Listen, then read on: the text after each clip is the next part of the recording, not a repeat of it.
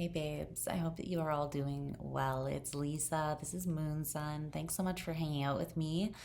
And I'm going to do an all signs tonight for you on the topic of your truth, someone else's truth, and then something more like the objective or the ultimate truth from Spirit's perspective.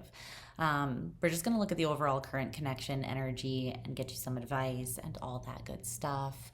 And there will be timestamps in the pinned comment as well as the info box below if you want to skip right to your signs. Because I'm just going to hang out and take my time and like talk a little bit at the beginning in this intro. So if you're an impatient person, bless you. I still love you.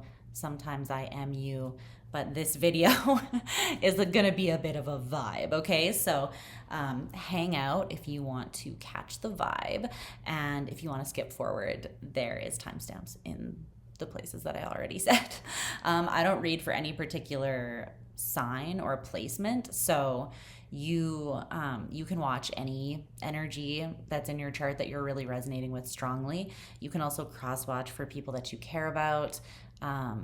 Make sure that if the roles feel like they are reversed to you, then you just take it how it resonates, okay? Because that can always happen in like a general reading when there's more than one person. So yeah, you guys, I half moved today. Like I did the first load of my stuff. So I'm sitting in literally a pretty much empty apartment surrounded by a couple other boxes, and I'm in my feelings.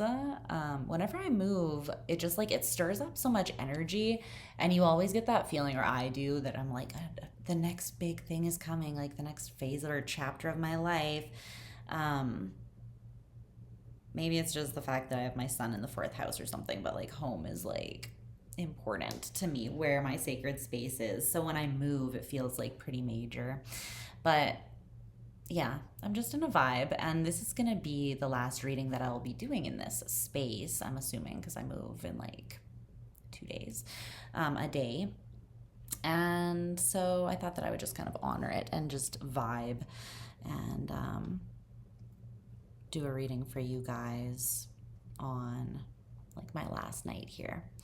Okay, so I am just gonna freaking chill. I'm gonna cleanse the space. I'm gonna smoke one of my little, I don't know if you'll be able to see, but oh yeah, you kind of can. There's like 9 different delicious things in here. If you wanna know what is in these, you can go, I made a short on it, so you can go check that out. But there's lots of good things in here. And it's very relaxing, the mix that's in here. So we're just gonna chill. It has like blue lotus, lavender, rose, a bunch of good things.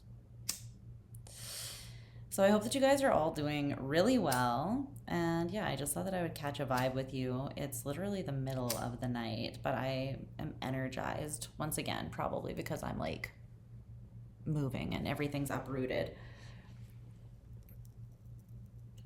But that's where we're at. And I appreciate you being here. I hope that you're all doing well. Welcome to Leo season. I guess we're going to be having that new moon briefly here. We're also, I think, almost in Mercury retrograde. I guess I'll just preface this video by talking about the energies a little bit, because these energies could definitely impact where you're at with your relationships and things like that. Mercury retrograde generally is a time of like making edits to things, going back, checking on things, seeing where you can improve, or else just things being in a bit of a state of like disarray, or out of their like normal place, if you want to see it as that way.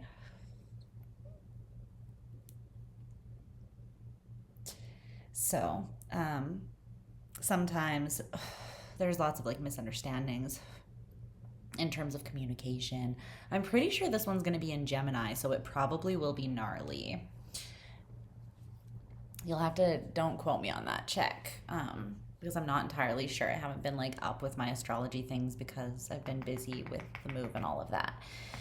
Okay, so let's get started with Aries. We're going to go from Aries all the way down to Pisces.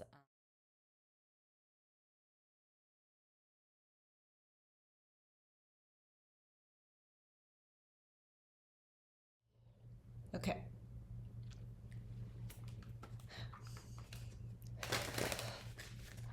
Aries. My playful, fiery, spicy little troublemakers. Where you at? Where you at?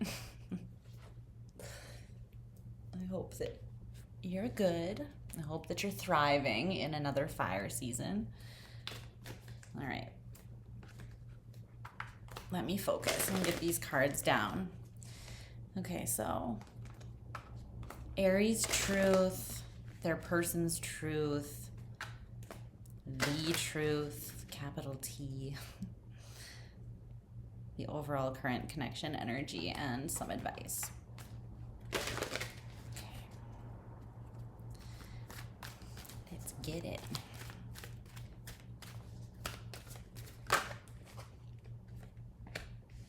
Okay.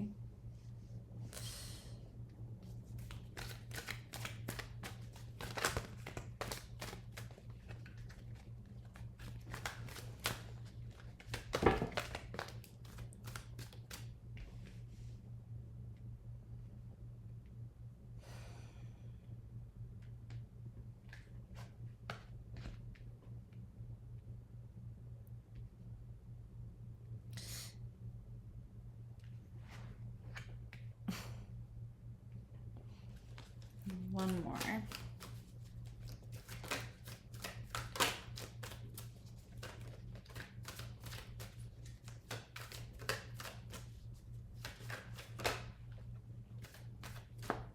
Fine, two. Okay.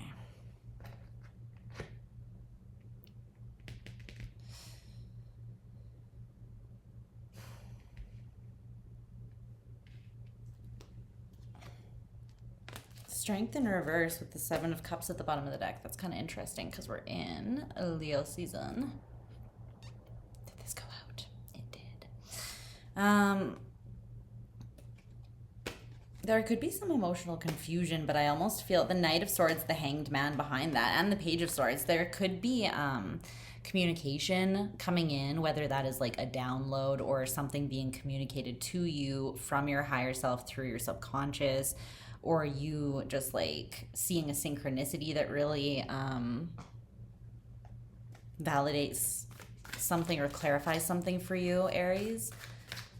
I feel like it's sort of saying that in Leo season with that Strength card, something's going to be broken down and made vulnerable. And it's something that has been hidden thus far. It hasn't been clear.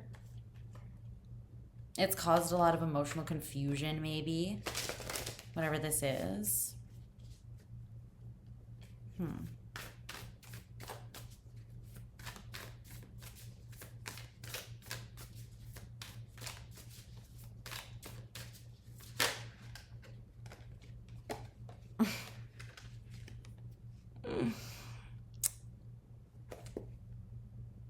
Word up, Angel Gang. We tapped in, all right.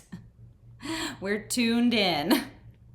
Right after I said something, did I say soften exactly, or did I just say something's gonna get vulnerable? Same thing.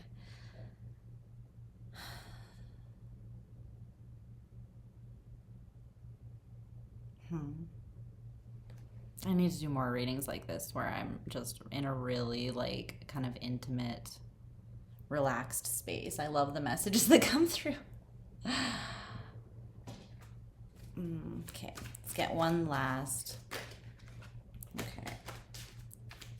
Damn. What's that? Aries. It's a little spicy. Okay. Let's see.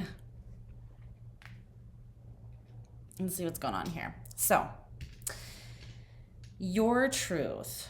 So we're going to look at your truth first, then the other person's truth, and then the ultimate truth. And keep in mind that the roles can be reversed. So if their side sounds like you, then just use your intuition, trust your intuition, make the choice that is obvious to you, and just go with that flow, okay? Try not to overthink it. I feel like too many people overthink these readings and then they get really confused. It's like you're not trusting yourself enough because tarot is not ultimately supposed to be giving you the answers. It's supposed to validate what you already know by resonating with what you already know, right?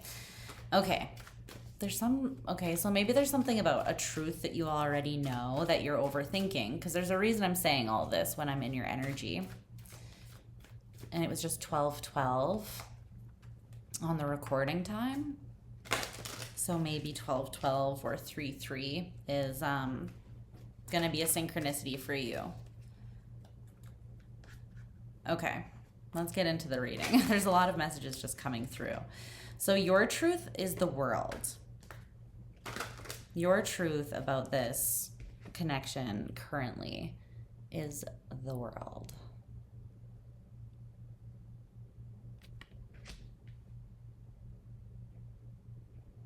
Yeah, it's again, it's the energy of something being resolved, right? Like,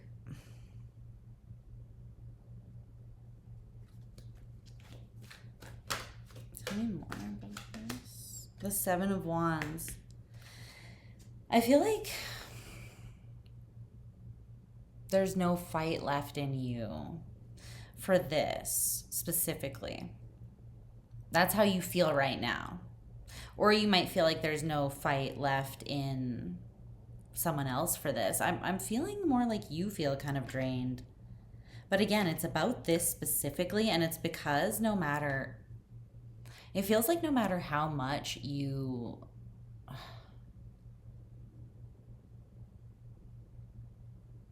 have tried to soften towards this in the past, but in a different way. You tried to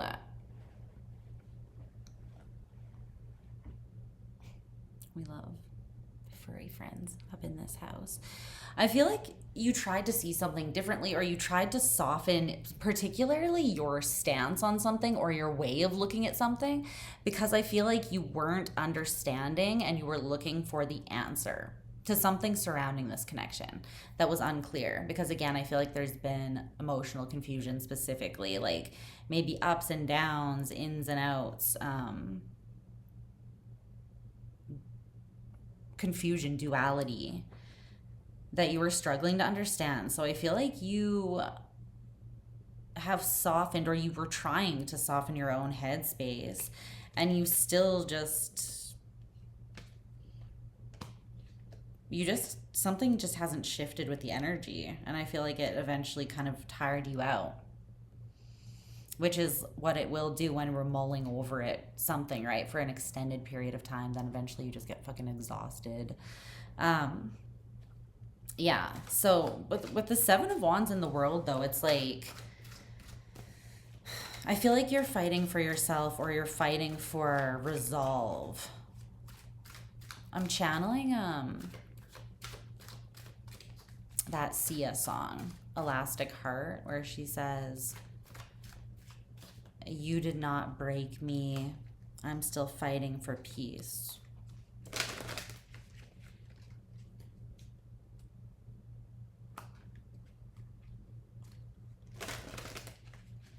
So I feel like you're fighting for peace by finding some sort of resolve, or you're reconciling something. And I feel like you're doing this mostly within yourself. You might be looking at the connection as, the Five of Coins. I feel like you are coming to you're finding these answers with the Knight of Swords out on your own about the connection. But it's almost like there's this sense of, according to you and your truth anyways, you can't rely on this person. They haven't been there. Maybe they bailed. You got no closure. And now it's like you're fighting for peace. You're not letting it break you, and you're still seeking some sort of understanding.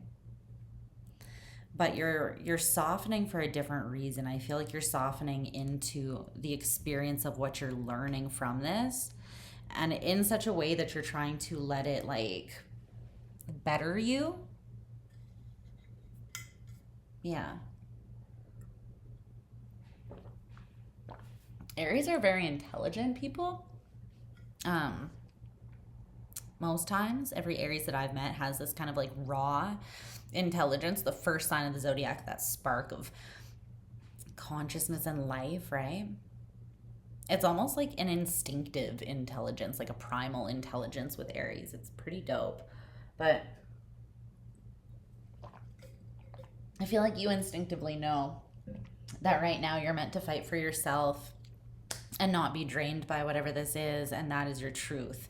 It's very strong truth with the Seven of Wands in the world. This is very powerful energy. It's like Saturnian energy with the world, and the Seven of Wands very much tapping into your spirit, your fire, and what's needed for you right now. So your truth is quite airyish. It's quite Aryan. It's Martian. What it is. It's masculine, it's assertive, it's confident, and it's like, this is what I need to do to take care of me. I'm going to close out, put into action, like fight for myself in order to close out quite a large lesson that I've been learning, that I feel like I'm at the end of, I'm ready to close it out now. So this could have been like a bigger, like a longer thing for you, like more of a pattern, but something about this, your connection with this person, has put you into the place where you're ready to fight for yourself through closing out some sort of way of existing in connections, I want to say. This is kind of interesting. Okay, so your person's truth is the Page of Wands in reverse. Well, they ain't feeling too hot. They ain't feeling too hot.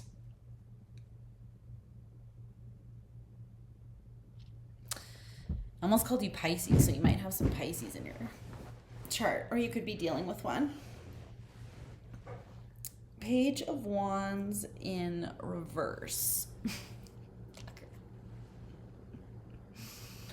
You stinky butt.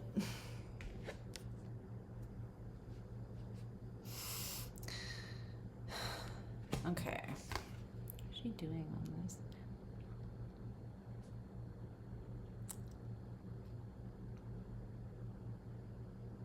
She's like lighting a paper airplane on fire. Or she lit it on fire. There's writing on it. Can you see that?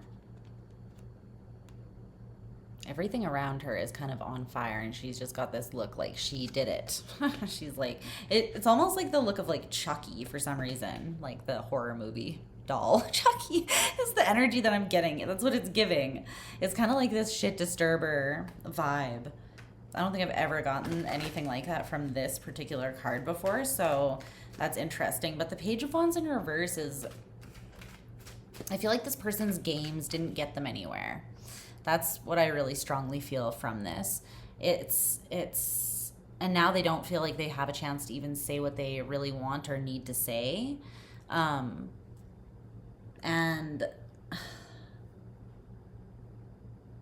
it's like they did it to themselves, I feel like. Justice. They did it to themselves. Karma's only a bitch if you are, right? That's how it goes. And I feel like this person's finding out. They fucked around and now they're finding out. Tell me more about this Page of Wands in reverse. So they feel deflated. It's the Page of Wands in reverse is an energy of not having hope for something. The Magician. They're trying though. The Page of Cups, the Star in reverse.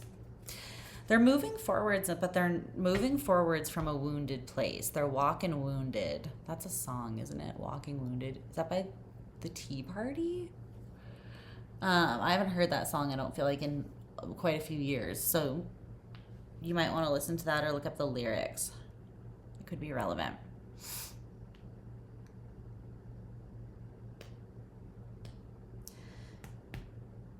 During this Mercury retrograde or Libra season might be important, or Virgo season for this connection. something could be shifting. There could be communication that shifts things. But as of right now, this person, they're feeling honestly like they manifested their own karma, and they're smart enough, they're intelligent enough to know this, and they feel bummed out. But this person also has this side of them that I feel like is very devilish, you know? They walk the line, they dance with their demons, they are well acquainted with their shadow, and that's not a bad thing. Most intelligent and evolved people are very intact and connected to their shadow, right? Because that's how you keep it integrated and you stay conscious of it, so that it's not like pulling the strings behind the scenes and controlling you from your subconscious anyways, right? Which is worse, because then you're not even aware of it and you get all defensive and self-destructive and all those things. So I feel like this person, they sometimes do use how well acquainted they are with their shadow to self-destruct, though. And when they do, I feel like they have a tendency of just burning everything down. But for some reason, it feels like this feels heavier than it does normally when this happens. Like, they want emotional communication with you. They want an emotional or intimate opportunity with you to connect from a feelsy kind of vantage point. The devil in reverse. Speak of the devil, and the devil shall appear. Told you, this person's acquainted with their demons, man. 6-6 at the bottom of the deck. Spirit has a sense of humor, you know? You know? So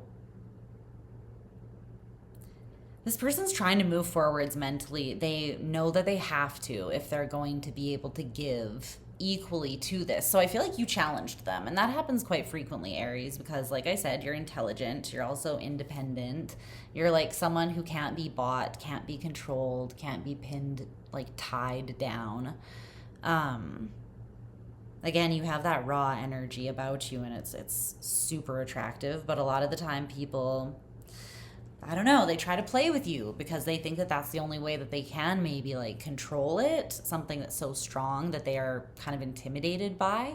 And the thing is that they don't get far with you with that, you know, because you have self-respect.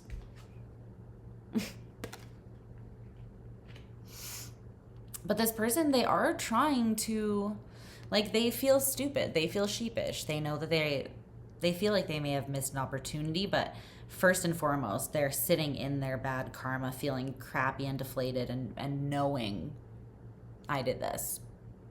This is my bed. I have to sleep in it because I put myself here. Like, I tucked myself in, you know?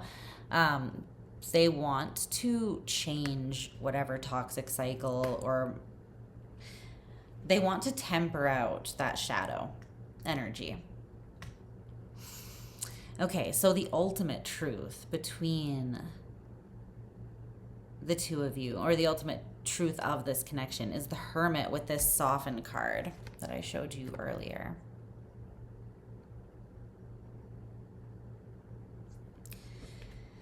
The two of you definitely have an influence on each other. It's a specific kind of like impact or effect that you have on one another.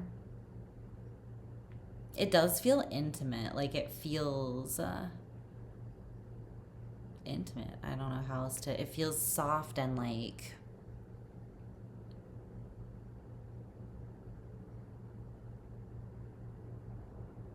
it's like that feeling when you are in like a dimly lit or a dark room and you're sitting really close to someone and you're like whispering to them in the dark kind of thing. It's like a very like intimate moment. It doesn't even have to be sexual. It doesn't even have to be with a romantic partner. It could be with anyone, but it's like that little spark, you know? The spark that softens, melts you a little bit, puts you in that place. I think that's what I was saying when I said that I like doing readings when I'm in that energy.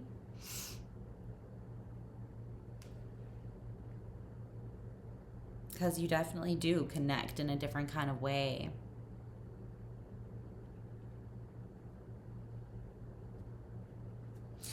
But there's something about this this connection and the way that the two of you impact each other, Aries, that it pushes you into yourselves in such a way it like betters you. And that might be through challenge, it might be through difficulty, it might be through disappointment, it might just be through this person and yourself being like quite clear mirrors to one another. And so essentially you show each other the good, the bad, and the ugly. You show each other, all of you. You're a clear mirror, right? So that can be very validating and beautiful when you're looking at the most beautiful parts of you that you see reflected back, but it can also be really challenging when you get triggered by the parts of you that you're less comfortable with, when you see them in the other person, and you realize that you're a hypocrite if, you know, you're sort of forced to look at something through someone else. It's interesting. I feel like this connection does that for you guys. Anything else about the ultimate truth? So that's the truth of the connection. Spirit is saying that is the kind of connection this is. The Hermit, Virgo energy. It's it will affect you in like a, I'm hearing like a cornerstone of your life, or a cornerstone type of way. So something very important, I guess, that kind of like holds you up. Like the Hermit is about going within yourself and looking through kind of like all of your past experiences and feeling through them and seeing what has brought you that far, having that respect for yourself, that knowing that you're capable, honoring yourself in that sacred place, everything you've been through, everything, you know, how far you've come. And then finding that light, pulling that light out of the core of you and lighting your own way through any path, and knowing that because of how far you've already come and of who you are innately, you can lead yourself out of any darkness. That's the power of the Hermit. It's quite deep. And so for this connection, the truth of it to be that it softens the two of you and puts you in that space. It's pretty powerful. And they're both in the upright, so it's positive even if it feels difficult. I feel like this connection is a blessing. It's a gift, a divine gift. Even if it's a pain in your ass. Okay. The overall current connection energy, though, is the 9 of Coins in reverse, with this very specific oracle card. Now, what is this?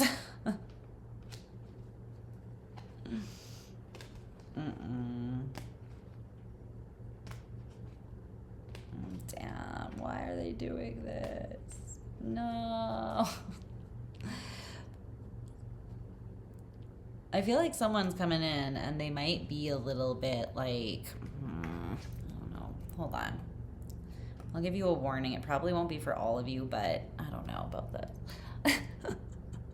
Okay, so we have the 9 of Coins in reverse, and then this card says day and night. And the day they're holding hands, and the night she's being choked. So, different vibes, you know? Different strokes for different folks, but find you one who can do both. Am I right? So anyways, there's something here about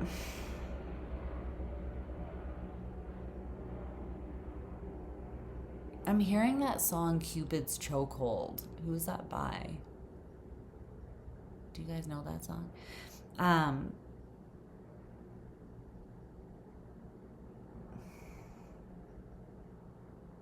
Cupid's Chokehold. I feel like there's an unstable energy with this connection right now with that 9 of Coins in reverse. And it's like you guys might get through the day feeling unified and harmonious and like things are good, you know, not necessarily with each other, but just independently. But then at night, it's like I'm seeing this as like each of you independently, and then Cupid having Cupid has you in a chokehold. There's something about the night where maybe you do get into this intimate energy. There's probably a reason why I've been talking about that so much with you in your reading, in your energy, Aries. I mean, nothing is really a coincidence. So that could be a thing. There could be something very interesting or special about the way that the energy shifts between the two of you. You could be softer towards one another generally in the evening, or there's some sort of like intimate vibe, or the night is important for this connection at some point, or it has been. The only thing is I'm also seeing another message, and this is just probably not for all of you, but for some of you.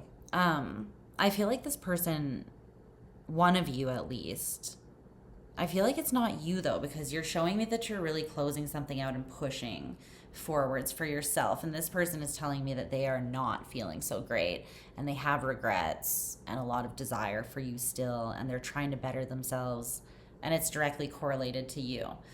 So I feel like it's this side, like your person, that's coming towards you. But with the 9 of Coins in reverse, it's like they don't want to be independent anymore. They don't want to be alone. They want you. They want all these versions of you. They want you in the day when it's PG. They want you in the night when it's XXX, you know. They want you. They want all of you all the time, everywhere. You're mine kind of thing. And there's a lot of desire, and it's this raw desire. But the thing is, the Queen of Cups in reverse, the Page of Swords, the King of Coins in reverse.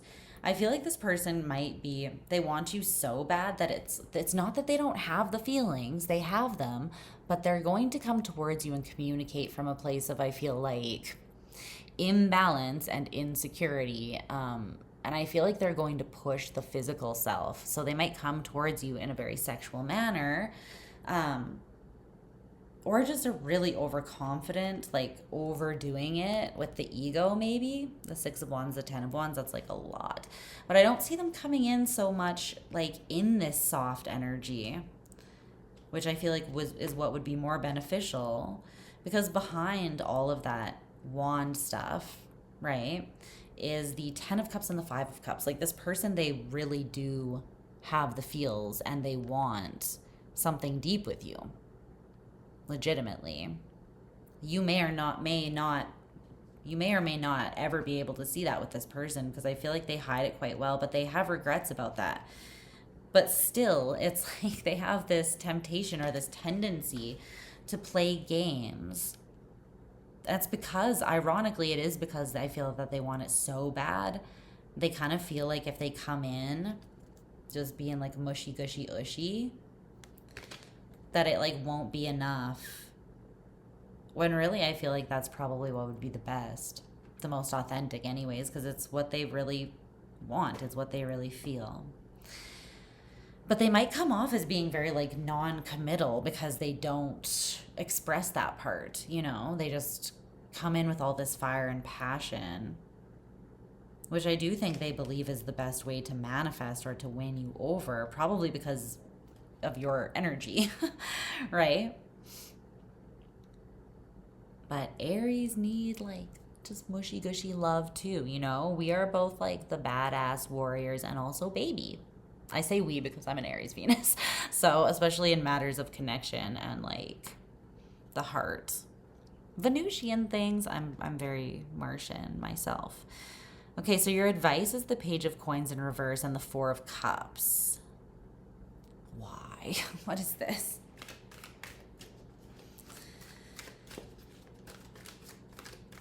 I'm feeling like Spirit is just saying if it's lackluster, don't accept it. This isn't something that you have to accept and then get drawn back into this state of emotional confusion that we saw at the beginning, right? This isn't something you have to take all the lemons and be like, this is so sour, but I'm gonna make lemonade out of it. It's like, or you could just leave and find something sweet.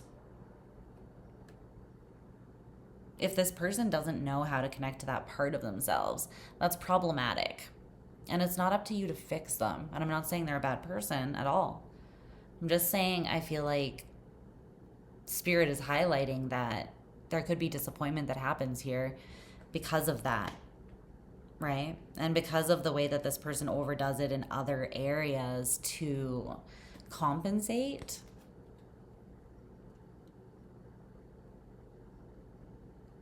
They're not happy, and that's why they act erratically, but it's something about it makes them feel like alive. Or they're like, well, at least I'm fulfilling this archetype of being like a baddie, dangerous, like living life on the edge, you know, whatever kind of. I feel like it's a stereotype, but the only thing is that it's gotten them like to a place where they're not happy and they're reaping the consequences of the way that they've acted, letting that shadow run amok or be powerful. But I just don't know if, like, I see the intention or the desire to want to shift that and to break away from it, but I don't know if they understand how or if they're fully ready or mature enough. But yeah, so your advice is the Page of Coins in reverse and the Four of Cups. It's basically saying unless it lights you on fire, unless it shows up in a way that genuinely does fulfill you, if it's not showing up as something that feels like the lover's connection, which is like the connection, like the Romeo Juliet without all the tragic shit, you know? And then the Chariot, then move away from it if it's not, okay? Because you deserve it. You deserve, like, as cliche as it sounds, Aries, you do deserve that fairy tale romance. You do deserve someone that loves hard, just like you do. You deserve someone that loves you with an unconditional, reckless abandon. And if that's what lights you up and that's what you want, then don't settle for anything less. That's what Spirit is saying. Okay? I know that sometimes you get caught up with fighting for those things, but you do get tired eventually when you're fighting for the wrong things, right? Because you can fight and fight and fight and it doesn't go anywhere and it's exhausting. So make sure that you give that big warrior, brave, courageous love and heart to. Like, if love is a battlefield, then that's cool. You're brave enough, you're courageous enough to dominate that battlefield, but make sure that you're on the right one, fighting for the right thing, you know, for something that actually matters, that's going to mean something when you come out the other side. And someone that would do the same for you, for fuck's sake, honestly. Okay? I love you, Aries. I hope you're doing well. Check your other placements, and we're going to move on now to Taurus.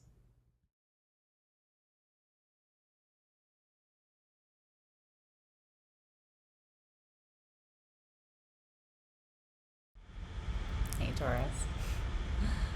So the Lovers on the Ace of Swords tried to fall out during your pre-shuffle. What you got going on? What you got going on over there? Let's see what's happening. There are worse things that I could see. Okay, what's going on for Taurus and this person, Spirit? Yeah.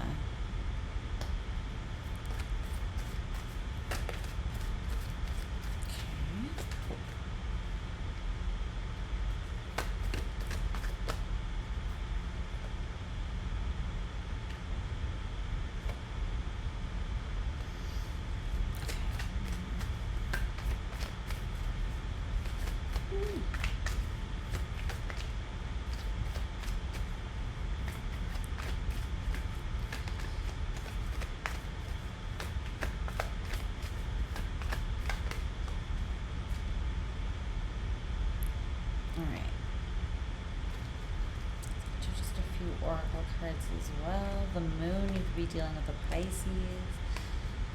Or you could have Pisces in your chart. There's also Gemini energy here. The Lovers did come out again. Okay.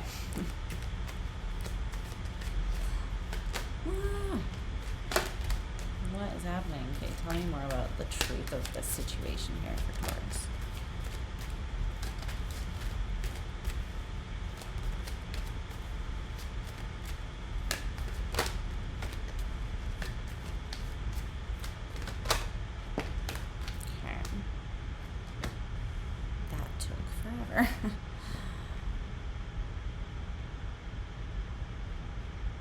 could also maybe want to watch the Aries reading, because I feel like there's a similar theme here of like softening or vulnerability.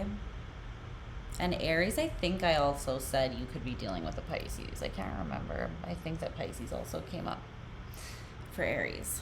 Okay.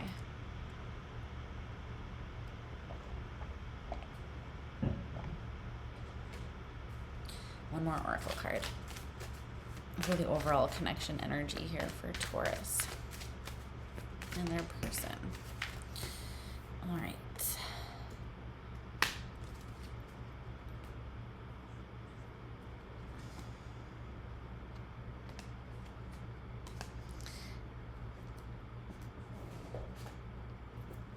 So let's see what's going on here. So we're going to start with your truth, go over to their truth, and then the objective truth or spirit's truth of the situation currently. Keep in mind, again, that the roles can be reversed, okay? So if this sounds more like your person, then just reverse the roles. So your truth, Taurus, currently is the Maiden or the Page of Cups. It's cute.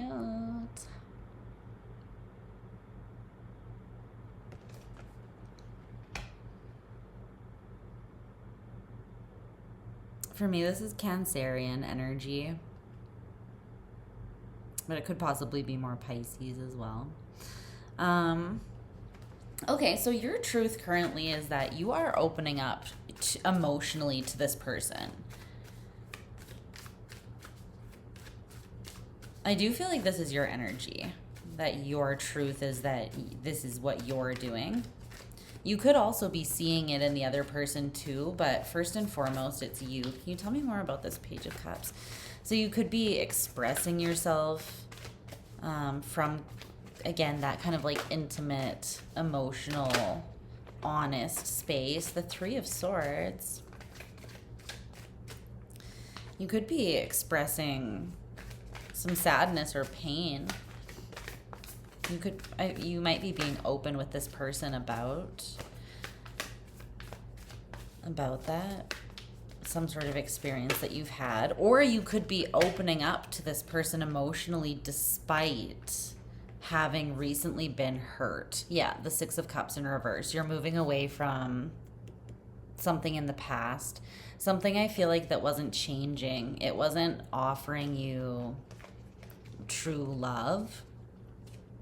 And this did hurt you, but you are choosing to walk away or move away from it. You could still be hurt, though. You might not be fully healed, but I feel like that's why there's this somewhat, like, see how she's hiding her face? Even though she's making the symbol for water, right? How can I do this? The symbol for water is the upside down triangle, right? But she's hiding her face. There's just one eye showing. And it's her right eye,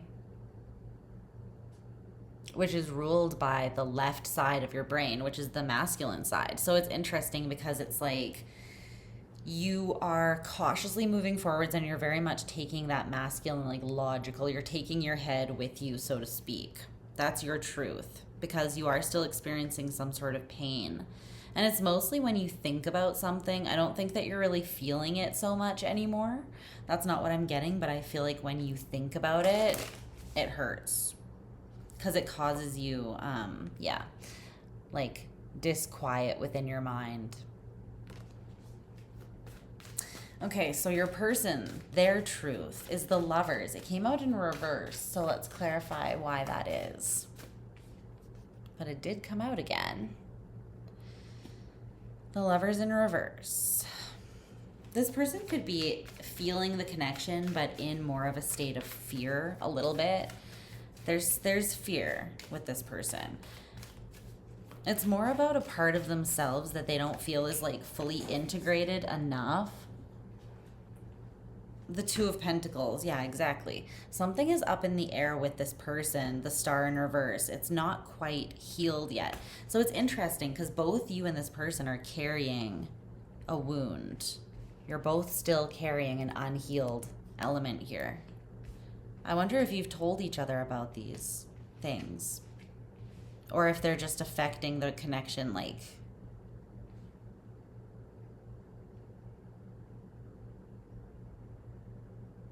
in between the lines sort of thing. You know, like, is it on the table or is it under the rug kind of vibe? Maybe it just hasn't been addressed yet. So this person's energy is that they feel, their truth is that they do feel the connection of the lovers with you. They are not as open as you are. And you're not super open. So that's kind of saying something. You're both like, you know? And I feel like the genuine feeling is there. The desire is there. And even the effort to, or the knowledge that you want to make an effort to connect. And you're both acknowledging as well that you want to move forwards from the past, or that you're doing something to move forwards from the energies of the past. This person isn't saying so much. Let's get one more on that. They're not showing me necessarily that they are fully moving on from it yet. With the Two of Pentacles and the Star in reverse, it's like,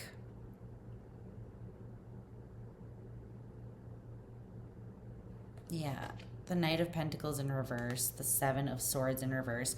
They're just seeing something now. This person is kind of just processing a truth about something. And it's like they're standing still for a moment and everything is almost suspended. It's kind of like the Matrix when everything slows down and freezes. This person, I'm hearing that U2 song, which is so weird because I don't listen to them really, but I think it's called Stuck in a Moment. I'm just hearing, you got stuck in a moment and you can't get out of it. I feel like this person, what else does he say? You've got to get yourself together. You got stuck in a moment and you can't get out of it. So this person is in a bit of a rut. Like everything is up in the air, but it's like they know that they're standing still, and they are standing still on purpose. So as long as they don't actually get stuck in this moment, they're going to be fine. It's like this is part of their healing process, right? They are on an intentional, purposeful pause to see the truth of something and to process it so that they can make a choice and then move forward. So they might be like a step behind you, essentially, right? Because you are saying, like, still got the pain, acknowledging the pain, moving forwards anyways, with caution, taking my head with me, and just kind of trusting, letting my heart lead with the Page of Cups, but still trusting that the healing will keep happening as I go, and I'll be able to offer more of myself. Yeah.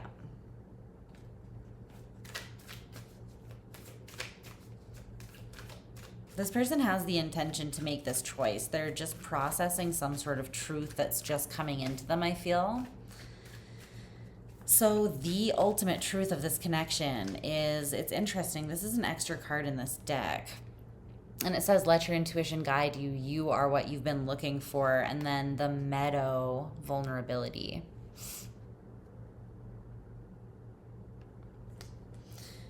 Okay, now I'm hearing, it's like a country song, and it's like it's called Wide Open Spaces. Wide open spaces. Room to make your big mistakes.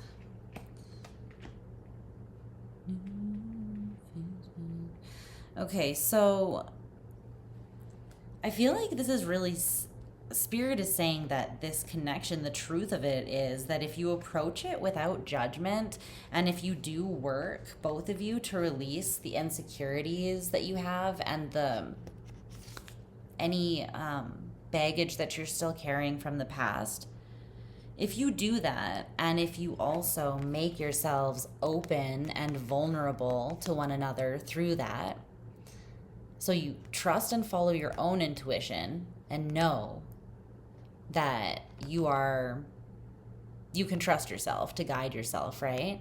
But then also be very vulnerable and open with this person or with one another about where you're at and like what you're doing and the pain and the process, like where you're at in the process. I feel like if you guys are open and intimate with one another and like committed and supportive in this way, where you can be completely kind of disarmed and real with each other about where you're at, you can support each other in that, and you will put each other at ease as well, knowing, I feel like, that you're both kind of on very similar journey or path. There's something about like softening and being, again, creating a wide open space between the two of you. And there's two different kinds of flowers in this like wide open meadow. I feel like one of them is you and one is the person. I feel this is your person. The crown chakra is signifying them, and you, I feel, are signified by the solar plexus with the yellow sunflower. You have a little more confidence than this person, but they really trust their intuition.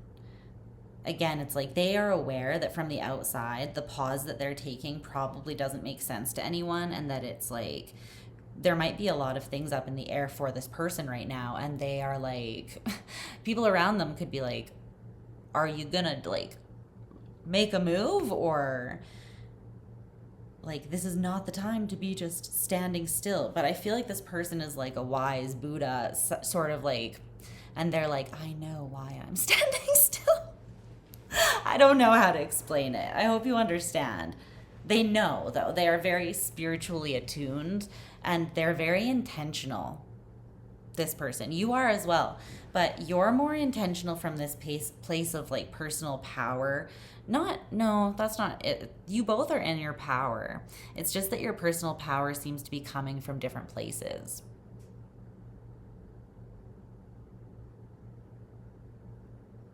The truth of what this connection could be is actually quite beautiful, though. But you have to be vulnerable with one another. You have to grow together in this big open meadow and witness each other like blooming, and go through those seasons together as well, though, because there's going to be winter seasons as well. And you're just sort of, Spirit is really saying, as long as you let your intuition guide you through this and you trust yourself, you both trust yourselves independently and maintain your independence, but also like, it's like you can grow together in this meadow, but you still have to give each other the room needed to grow independently. But something about this connection, the truth is that those two things can coexist. Yeah, the Two of Cups. I love to see it. It's cute. It's cute, Taurus. Okay. The overall current connection energy between you and this person, though, is the Six of Swords in reverse, and you got the Trippy card. The Trippy card. Okay, the Two of Cups is still at the bottom, so that explains that. You have the Lovers and the Two of Cups. So, yeah. The Trippy card. That basically sums it up. So these kinds of connections, they feel very like, I'm in the twilight zone. What is life? Like, what is real? What the hell? And it's not even you or them. It's not anything that anyone's doing. It's the energy of the connection. So with the Lovers and the Two of Cups energy,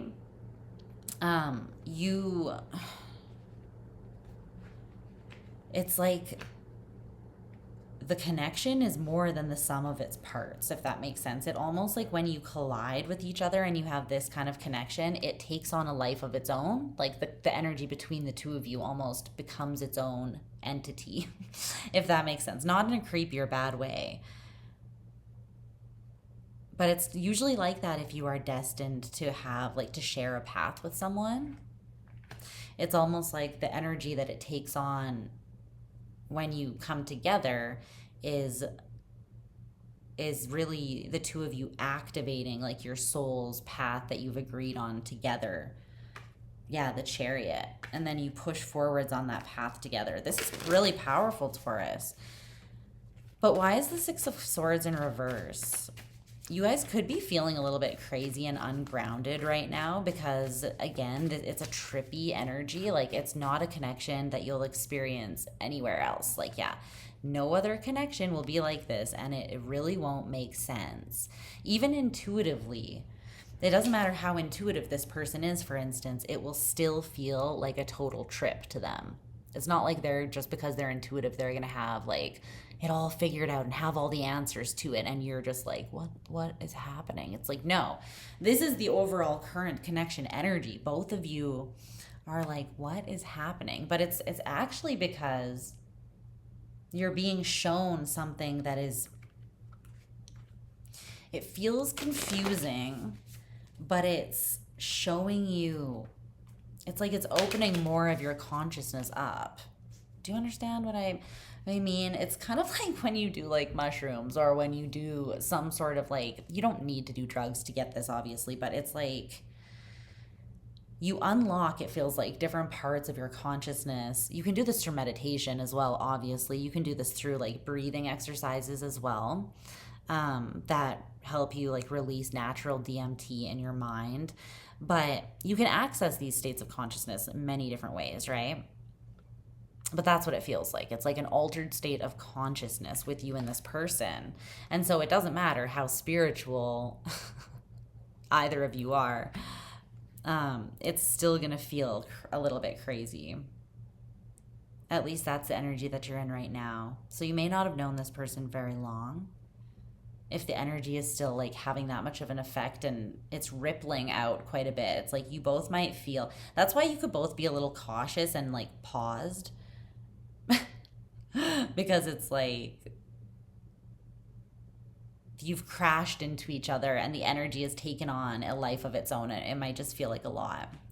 So your advice is the 9 of Wands in reverse. Yeah, just take your time.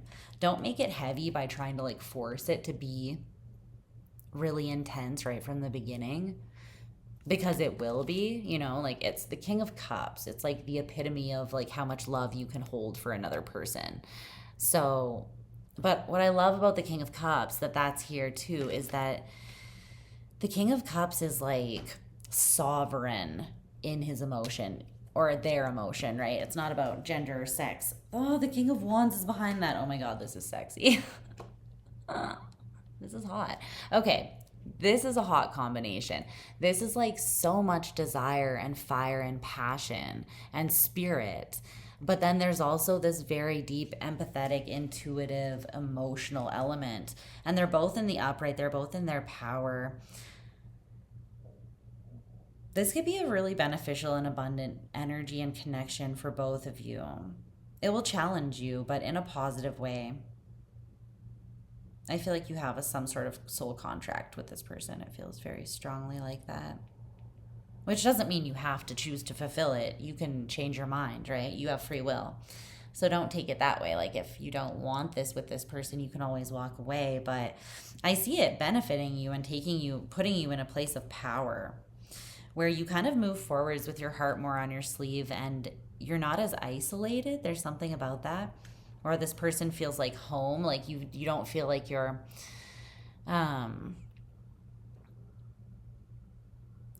moving through life all by yourself anymore, or like,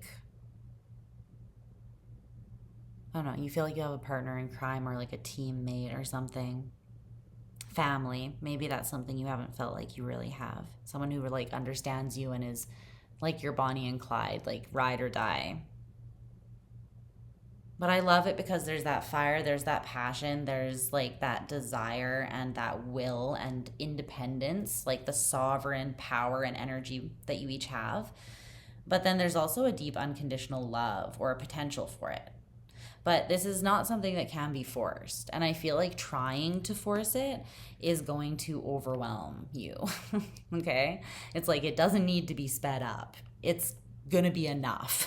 Don't worry. You don't need to speed it up. It's like just let it unfold at its natural thing. Don't try to force any part of it because you will get overwhelmed. You're both healing. You're both just move at like a natural pace and trust it. Let your intuition guide you, okay? I love this. It looks really good, Taurus. Good luck with this. I hope that it resonates for you. Like the video and leave me a comment if it does. Let me know. I love hearing from you. Check your other placements, my loves, and yeah, we're going to move on to Gemini now.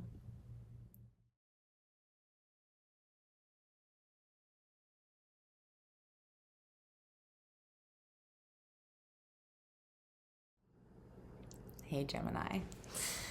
What's up, babies? I hope that you're doing so well. Let's take a look at what's happening with you and this person. So I did feel called to listen to a song and like get some shufflemancy messages for you guys.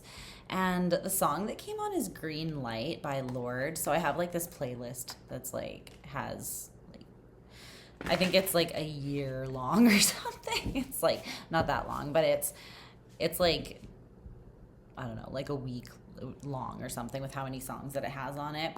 And it's all just like random songs that I added. And so when I go in and shuffle, I get messages, and some of them are songs that I know and some are ones that I don't. And when I put Smart Shuffle on, they add even more songs. So the one that came on for you out of all of that is Green Light by Lorde. This is such a good song.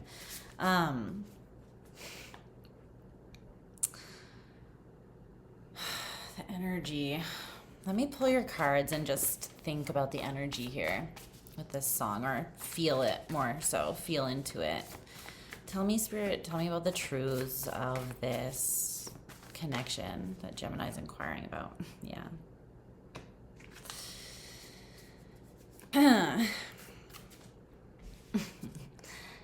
Those great whites, they have big teeth. Hope they bite you. Thought you said that you would always be in love, but you're not in love no more. Did it frighten you? Did it frighten you? What did she say? Did it frighten you when we kissed?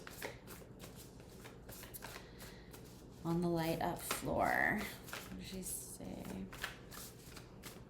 So there could be someone here, Gemini, that you are, I heard final judgment. Final judgment? Okay, that sounds intense. You're giving something like a final judgment call. Okay, I see why. I mean, I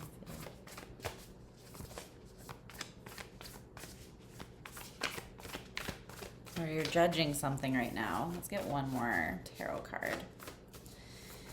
What does she say in that song, though? Honey, I'll come get my things, but I can't let go. I'll come get my things, but I can't let go. I'll be seeing you wherever I go. So she does talk about like wanting to let something go, but also like not really, you know?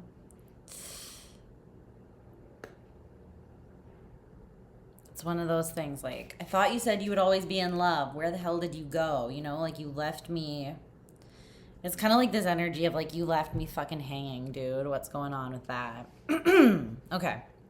Let me grab a couple oracle cards for you. That's what I'm getting from the song. The song that came on right after that was I Like It by like Cardi B and Bad Bunny and that bunch. So I almost feel like, and from what I'm seeing in the cards so far, you are moving out of whatever that disappointment is pretty rapidly. I think you're fueled by just like annoyance, to be honest. Like you really did get to the end of your rope here with something. And you no longer have like the patience or the desire, I feel like, really to hold on to it. Yeah. You did make this decision from a place of wisdom, though. It's not like you're just making like a rash decision, you know, to just, I don't know, kick something out of your life. I feel like you have a lot of reason. So let's get you one more oracle card and get into this.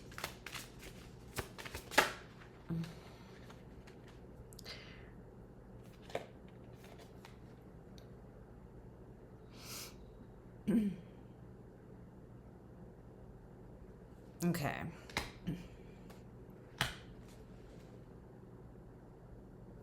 Yeah, I've healed and moved on to something else. Is this it's interesting because this is at the top of the deck and this one's at the bottom of the deck. This is the hands that are like kind of letting go of each other or barely holding on, and then this one has a message. The number 4, it says, I've healed and moved on to something else. So on the backs of some of these cards, I put like direct messages meant to be taken as direct messages, like from people. And that's there. So I do feel like that's you. I feel like you have had it kind of with something, and maybe you are like, okay, well, another one bites the dust, or like it's time to continue moving forwards because there's something here I feel like that just wasn't changing or shifting for you, so you had to make a judgment call on it. Okay. So your truth, Gemini, is judgment. The judgment card. This is Plutonian energy. There's also Cancerian energy here on the table. Tell me more about why is Gemini's energy or truth in the situation judgment. So this is what I was talking about, where you're making that call, right? But judgment is also about like the call, that very, very, very deep call at like the core of your spirit that pushes you forwards. It's the call to expansion, to rise. It's what pushes like humanity forwards as a race, like that kind of thing. It's quite deep, right? Judgment can be about that. It's like answering the call, making a decision, a judgment call to move towards something that is going to ask a lot of you, going to ask you to shed your old skin and turn into something else altogether, maybe. In a lot of ways, judgment is about death and rebirth as well, because, right, Pluto is the ruler of Scorpio. And the judgment card in the original Rider-Waite has a picture of people coming up, rising up out of their graves, right? Literally coming back to life. So there's a connection there. So I do feel like you're almost going through a rebirth. The 7 of Cups in reverse, the Ace of Swords. Yeah, damn.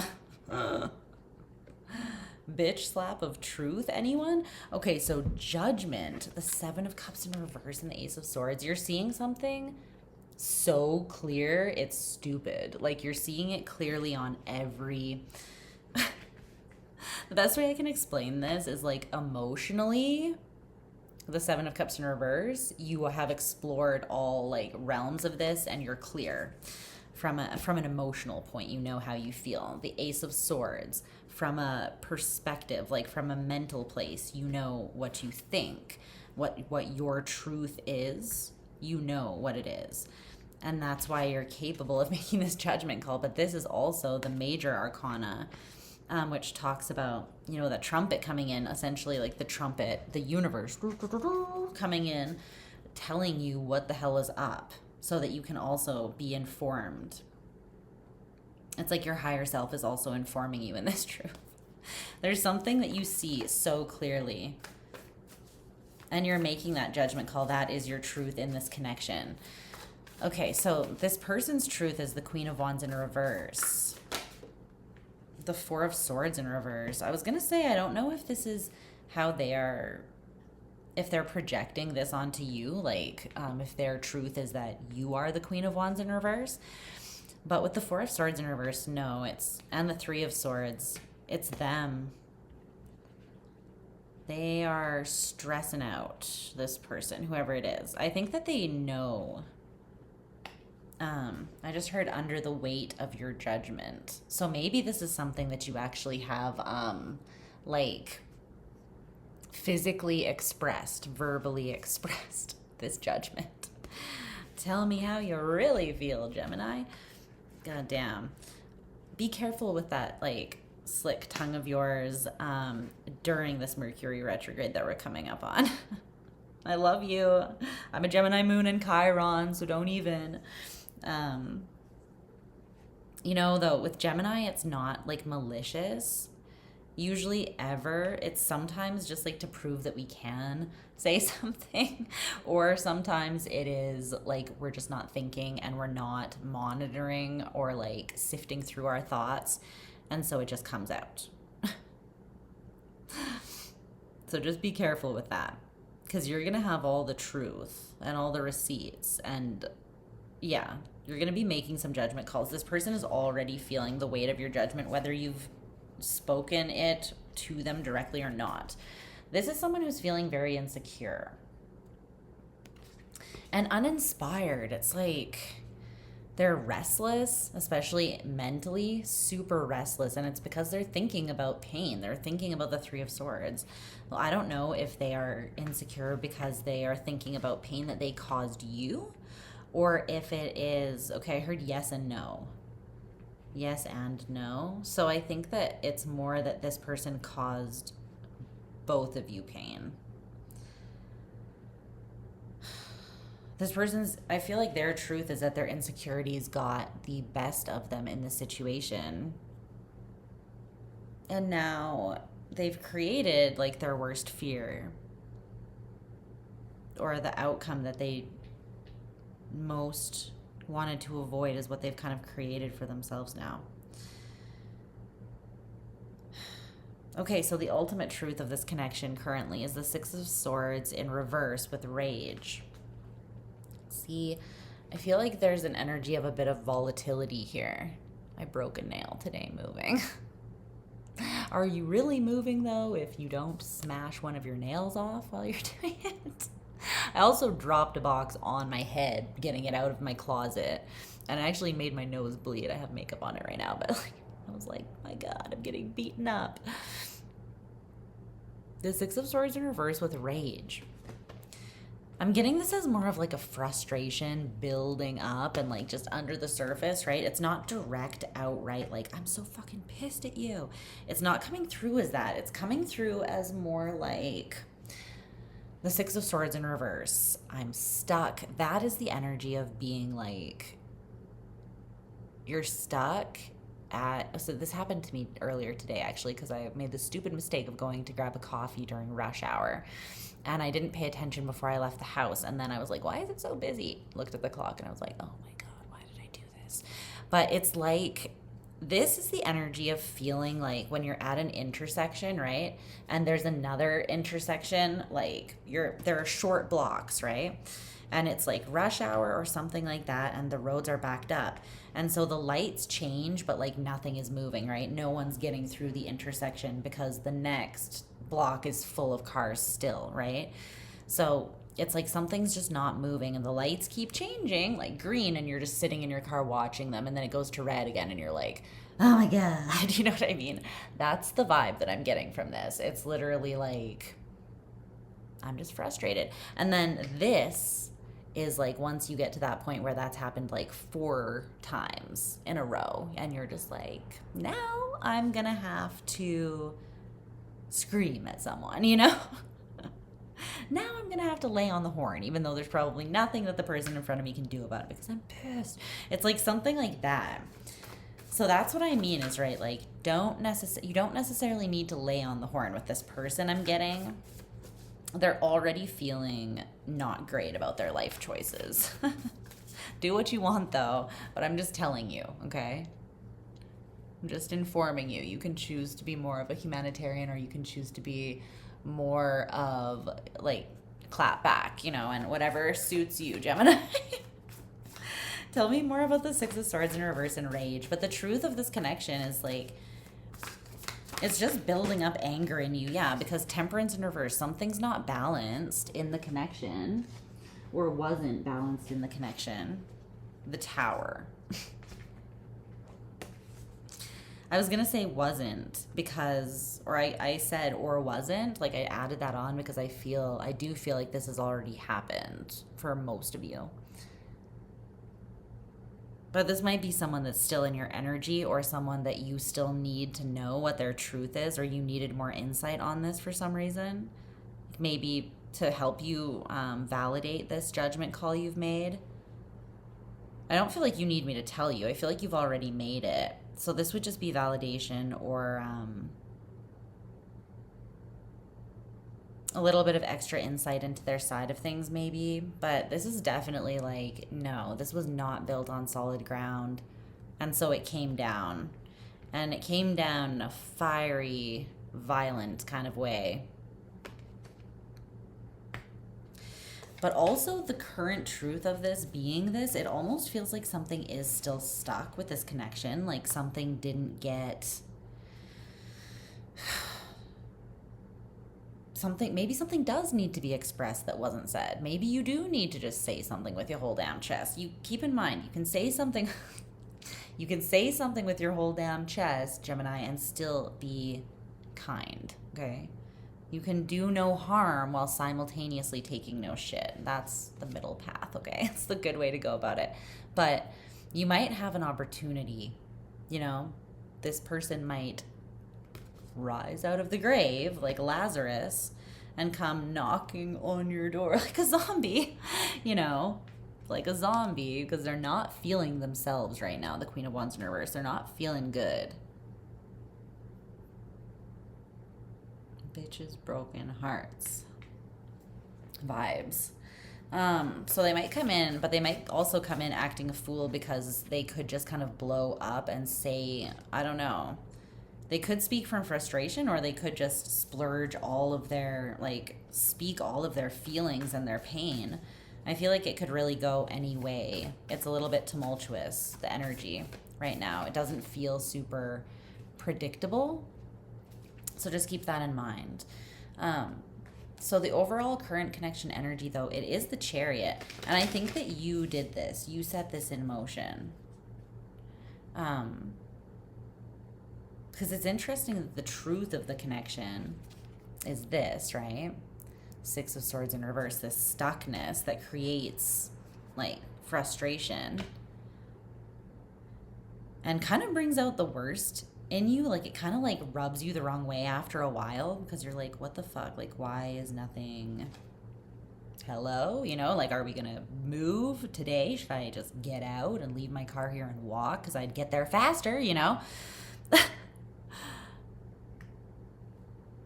But that's a far cry from the Chariot. The Chariot is the opposite of that. The Chariot is like you have open highway in front of you and you're driving a Lambo, you know? It's the opposite energy.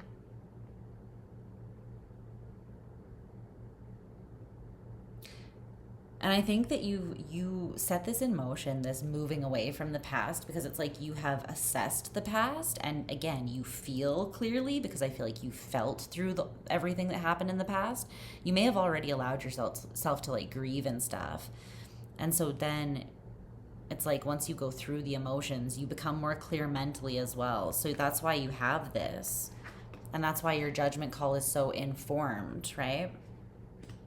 You've done the homework, you've done the work, you've done the assignment. You revisited the past. Yeah, exactly. The Eight of Coins. Literally, you've done the work. Spirit. Now you're ready for a new leap. The Fool. So you're like, anyways, I'd love to stay and chat, but you're a total bitch. And then you peace out. That's a Family Guy reference. Stewie, by the way. So I'm not trying to be rude, But I think that this is fueled by this, right? This is the card that came out to clarify this. And I think this is you. It's this faceless girl. People think I am who they think I am. So I feel like this person may have misjudged you. And eventually it just annoyed you. It's like things may have not been moving forwards because they either thought they couldn't trust you or they thought that you were something or someone that you're not really. And you could have been stuck in a loop of trying to show them, like, are you an idiot? Like, no, hello, I'm cool, I'm dope, I'm like, whatever, this is all the things that I am. But eventually I think you're just like, nothing is changing. This person's mind maybe isn't changing. Because this is like a closed mind. The Six of Swords is Mercury in Aquarius, which is a very open-minded energy and a humanitarian energy, an energy that wants to make up its mind, fixed air, but it wants to do that through like hearing all the opinions and taking everything into consideration. And it genuinely does care about everyone else's perspectives because it knows that hearing them is like making it more intelligent And it also has a respect for everyone's way of being and thinking, so long as it's not hurting anyone, right? But with it in reverse, it's like not willing to see anyone else's way other than your own, very close-minded, stuck, a little bit paranoid, honestly, but mostly just very stuck. And honestly, I think it's because this person, they're stuck in their own insecurity and mental turmoil.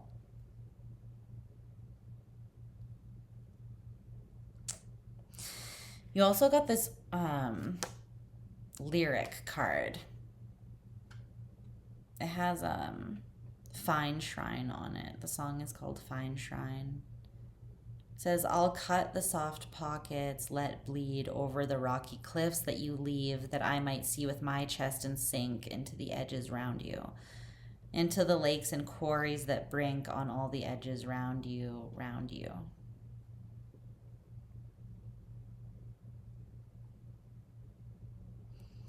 The message, the direct message on the back says, I'm comfortable with my feelings and leaping into this adventure with you.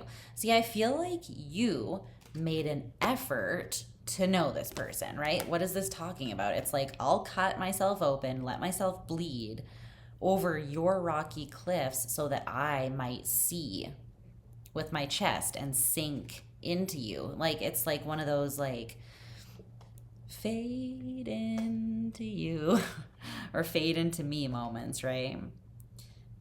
Where it's like, I just want to know you kind of thing. And I feel like you're comfortable with your feelings and you were comfortable with expressing them and leaping into this with someone. And in what you got in return was like this closedness that feels very like rigid and harsh. So I think you're like, well, fuck that, you know? And I don't think you made this decision lightly or you made it quickly at all. I'm not getting that energy. The Knight of Cups in reverse is your advice. The Ace of Coins is here at the bottom of the deck. I feel like it is saying the correct move is to continue closing your heart down to this and just healing and kind of taking your energy back, pulling your emotional energy back and grounding it back into yourself. It's not necessarily like a shutting down of your heart, but it is like a revoking of that energy to this person, if that makes sense. That's what I feel. Yeah, the Page of Cups in reverse. Yeah. Trust what you're seeing because you're seeing it clearly, right? And you're making a strategy that is like, you're not in your head, you're not playing games. You have crystal clear vision here, okay? This person does not. So if they do come back in as well, trust what you already know, okay? They could come in very emotionally volatile. But it's weird. They have so many emotions, but they're almost coming in like trying to be completely emotionally detached. I think it's because they're able to do that or present that way because they're so in their head. And then what happens when you've been in your, like, really in your head for a while and you haven't really touched grass, right? It's like you start to lose it. So this person could come in like a little bit like, woo, you know, like, all right, space cowboy, like simmer down. So just, they could come in very rapidly too. But I do see there being movement in this connection, and I see it mostly being you pulling your energy back and then propelling yourself forwards in a new direction with this beautiful clarity. But I do feel like something about this energy with this person wants to put up a fight. And I don't even know if it's a fight for you. I think all of them, for you guys, they might come in differently. Like, you know, your situations will be different. Some of them might present that way as wanting to put up a fight for you, but I don't feel like this person is prepared or even knows what that would like consist of. I don't know. They're not in a great place, and I feel like you've assessed the situation from like an empathetic but also a logical place, and you've also allowed yourself to feel everything so you can really see things clearly. Like, you've looked at things from the whole spectrum, like you do. You're mutable air. So I feel like you've really considered every perspective of this, and now you're making that judgment call. The universe is validating and backing you up, and you are on to things that are more on your level and able to honor you. That's what it feels like. Okay? I love you. I hope you're doing well, Gemini. And yeah, don't forget to check your other placements. Cross watch for your person, your peoples, and I'll talk to you again soon. Okay? We're going to move on now to Cancer.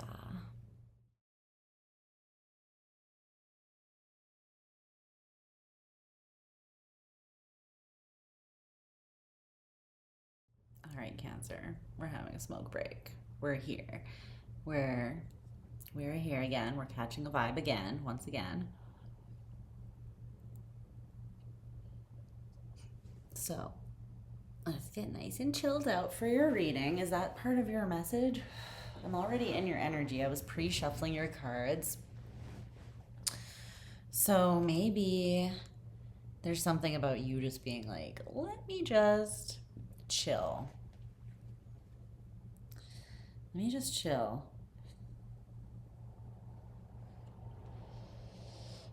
Let's get your cards though and see what's going on.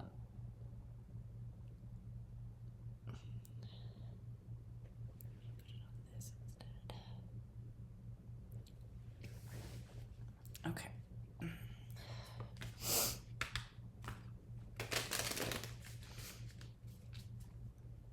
What does Cancer need to know about the truths? The truths between them and the person that they have on their mind. Let's see. There we go.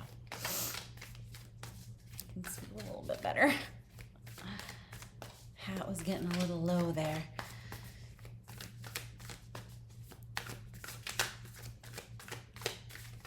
What's going on for my crabby cakes? My little crabby cakes. You know what I think of when I think of, I see a crab or a lobster. I think of that little French crab from The Little Mermaid when he's singing that song. Then I cut off their head. It don't hurt cause they're dead. Oh my god. Sebastian. Okay. I hope that you all had a great birthday season though, for real. 3 more cards. Okay. They just want me to shuffle them and like pull them. They don't want to fly out on their own. Why are you being difficult, Cancer? Okay. 3 shuffles then.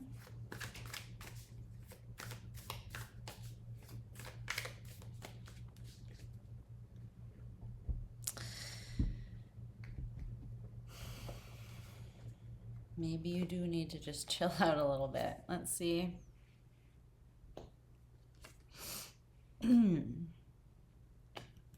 Not saying that you're like being too much, but maybe the situation is like a bit much, you know?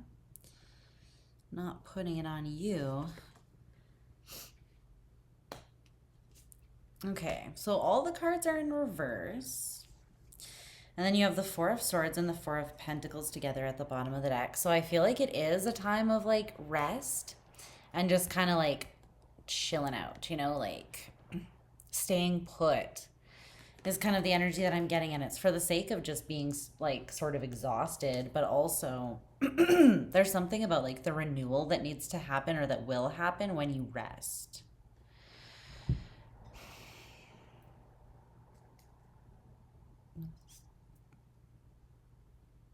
Make sure that that's actually out. Let's get you some oracle cards here.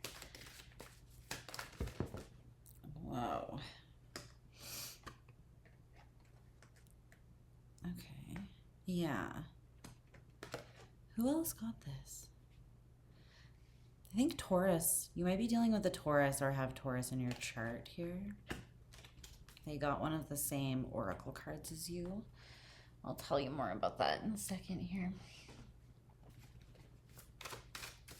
One more card. Just tell me about the overall current energy between these two.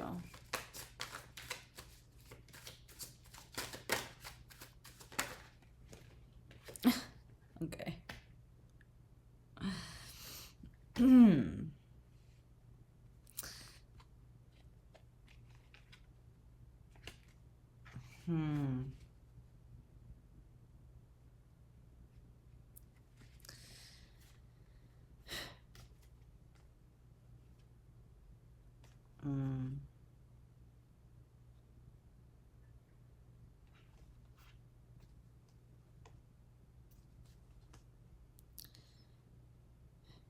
Okay. Okay, so let's get into this. Let's get into it. So, your truth is the Knight of Cups in reverse. But as I was saying, though, first of all the cards are in reverse, right? So there could just be kind of an energy of something not moving right now or being a little stuck overall, even like independently, but also within the connection. So your truth being the Knight of Cups in reverse.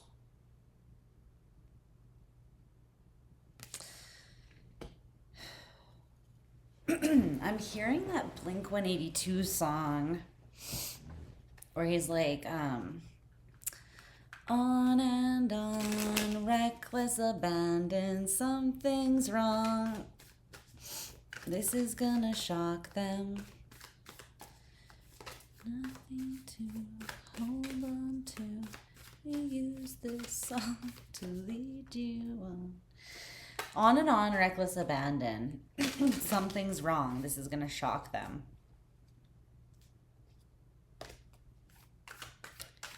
Yeah, the Knight of Cups in reverse for you, for some reason, is coming through as very, like,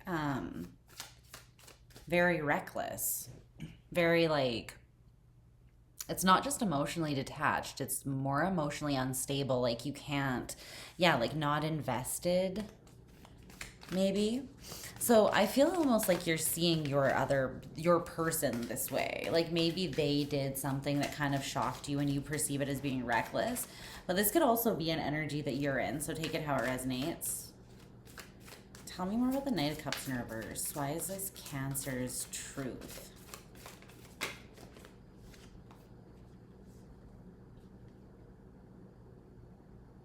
Yeah, you didn't have the best experience with this person. You tried to give to them. You now feel like you see the truth of it and you're like letting yourself in from out in the cold, which I feel like it was just a headspace that you mostly put yourself in here.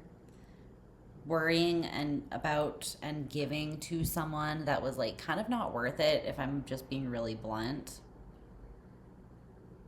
And I'm not saying that they're a bad person. I just feel like it wasn't worth you giving that much because it was apparent that for some reason it wouldn't like matter.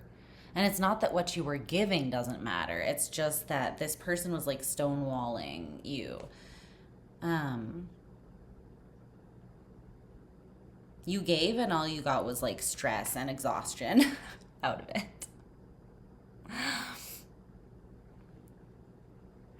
This is like trying to fill a cup. Meanwhile, the person holding the cup is just like this. And you're like, what? And like nothing's actually getting in the cup. You know what I mean?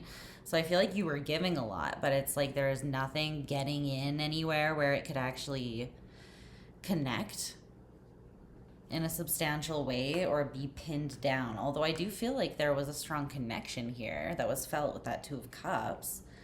So it could have been confusing for you because you could have been like, I see and feel and know intuitively that there's a strong connection between me and this person, yet this person is an idiot, you know? Sometimes it definitely be that way. Let's be real. Don't you love learning lessons that way?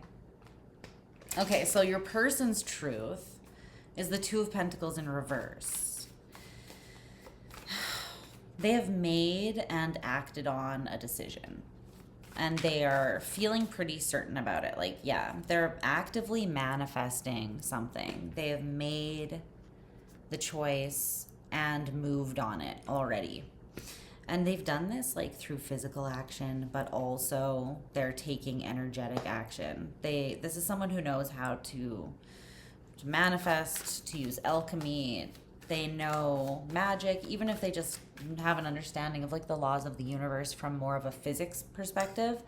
They're smart, they're in tune, and they also know the strength of their own will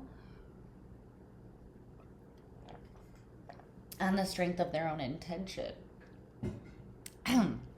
The strength of their own will and intention when they are present with themselves in a moment, and when they're willing to release what is not meant for them. So this person, okay. Okay, so maybe your truth is that there is a Two of Cups connection here. And this person's truth might be that there wasn't, and that's why they're releasing it. Let's move on to the ultimate truth, because I want to know. I want to know. I feel like you saw this as being something deep with a lot of potential, and that's why you poured into it the way that you did, but you see this person as having been like very erratic and not actually connecting with what you were trying to give. I feel like you kind of see that as being like by no fault of your own, you know? Just the way that this person, you're kind of putting it all on this person, and it might be all on them, but that is kind of your truth. You're like, I was a saint, you know? Saint Cancer the first. I was giving, and this person was crazy. That's kind of how you're seeing it. It might be because you're a little bit hurt too, though, you know? Yeah, your recording was just at 11:11 when I said that, so not to be cliche with the 11:11, but, you know, that could be something that you're sort of projecting a little bit onto this person because you are hurt about the dissolution of something that meant something to you. So the ultimate truth of this connection is the Page of Swords in reverse with this Meadow vulnerability card. And then this card, Ocean, Ebb and Flow, it also came out, but they landed like this. So this one was upright, and this one was face down. So I feel like, you know how I said at the beginning, you might just need to chill, and your cards were like, we want to be laid this way very specifically, almost like micromanaging. It's like there is a sense of vulnerability, and I feel like you might not be wanting to go with an ebb and flow. You might be wanting to like control something here because you feel vulnerable. Like there's something here about this connection that does feel like it opened you up. It opened you up in some sort of way. And I think it was actually meant to move you somehow, to put you in this ocean energy. But I don't think that it feels comfortable for you. The Page of Swords in reverse is an energy that kind of feels incapable of really, I don't know. This is the ultimate truth of the connection. I think the truth of this is that you both had to choose and commit to it and be vulnerable. And if you both did that and went with the ebb and flow and allowed things to be, then this connection could have been something, or still could be if you both choose this, right? It could be something quite powerful and beautiful, but it requires that of you. It requires like you both be at peace with yourselves. You both be open with yourselves, and you offer those deep parts to one another. It's the Page of Swords in reverse. I feel like that didn't happen for whatever reason. There's been like assumptions and misunderstandings about one another with this Page of Swords in reverse, I think.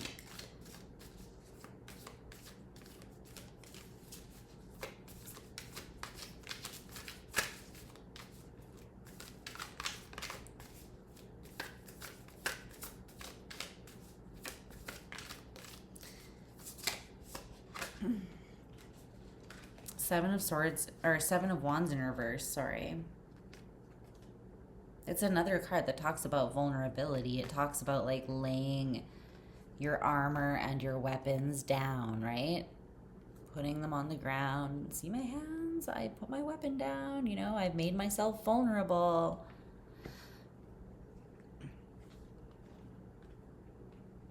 That needs to be here. It's required. It's like they are really pointing that out. But there's communication that's not happening here. There's a lack of communication. And I feel like it's the communication that is required. It's like honest, vulnerable,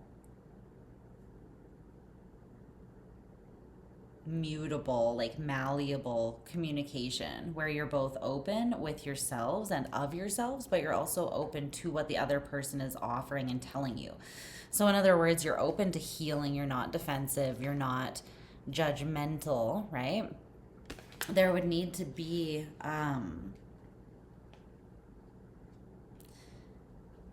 this ability to like really hear the other person, like really listen to them, not just hear them, if that makes sense.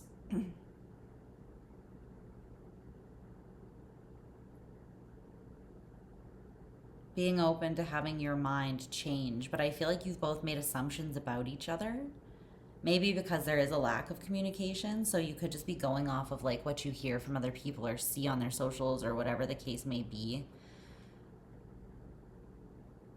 And I feel like whatever you see, it might trigger you a little bit. And so then triggered you, maybe both of you, right? You're in this defensive place where you're making assumptions. And it's because of this lack of communication. But if there was vulnerable, empathetic, open communication, I feel as though there is potential with this connection. So the overall current connection energy between the two of you, though, is strength in reverse. So there's Leo energy and Mercury energy here. I think in Leo season we are having a Mercury retrograde. So this could be coming up again. Maybe you have an opportunity to talk to this person and to soften. And perhaps Spirit just wanted you to know that, like, if you approach that conversation in a certain way, there is quite a bit of potential to, like, yeah, see? There's still potential for literally this to transform and be anything. But if it is emotionally confusing, then don't pour into it at the same time. Like if you're the only person making yourself vulnerable and then you're more confused, right?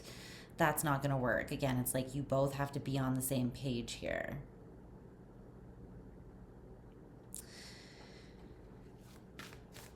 Strength in reverse, though, is also about vulnerability. It's about a disarmedness, like being unguarded,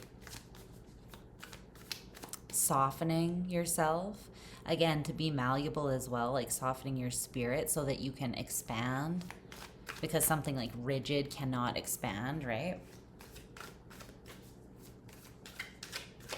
You also got this card, a blunt a day keeps the drama away. So for some of you, like you are in chill out vibe, or you're trying to be. You're trying. It's like you're trying maybe to, for things to not be so intense. But this is the overall current connection energy between the two of you. So I feel like you're both kind of taking a time out, you know, to de-stress, to just kind of like breathe. Yeah, to not work on this maybe, and to tap out of the drama. So there could have been drama. There could have been a lot of like, I feel this is quite emotionally fueled and like passionately fueled, this connection. You both have strong minds though, and you've both also made like I said before, assumptions about each other. And then so you've stuck to those stubbornly. I feel both of you have done this. So it's, of course, that's going to create like, and when you're triggered with someone, but it is because you care so much, right? But you're also like, but I also am pissed off by you. It creates like that perfect storm of a shit show to take place. There's something here though about also Not doing something, not stirring up shit just because you feel vulnerable and you're bored and wounded. So you want to like incite some sort of, you want to like get a reaction out of this person. There's something here about not doing that. So just, okay. I don't know if, I don't feel like that's for all of you. That's just a side note. But there is a softness overall in the connection right now, in this energy. You have 3 cards very strongly that speak of vulnerability. The thing is, I don't feel like it's like an open-hearted vulnerability. I feel like it's more like you feel as though you've been weakened in a way. And that's why you're taking a time out, because whatever this is, it has been a lot. Yeah, it's not an emotional softness that I'm feeling. Why is your advice the King of Swords in reverse? The King of Swords in reverse. Why is this Cancer's advice?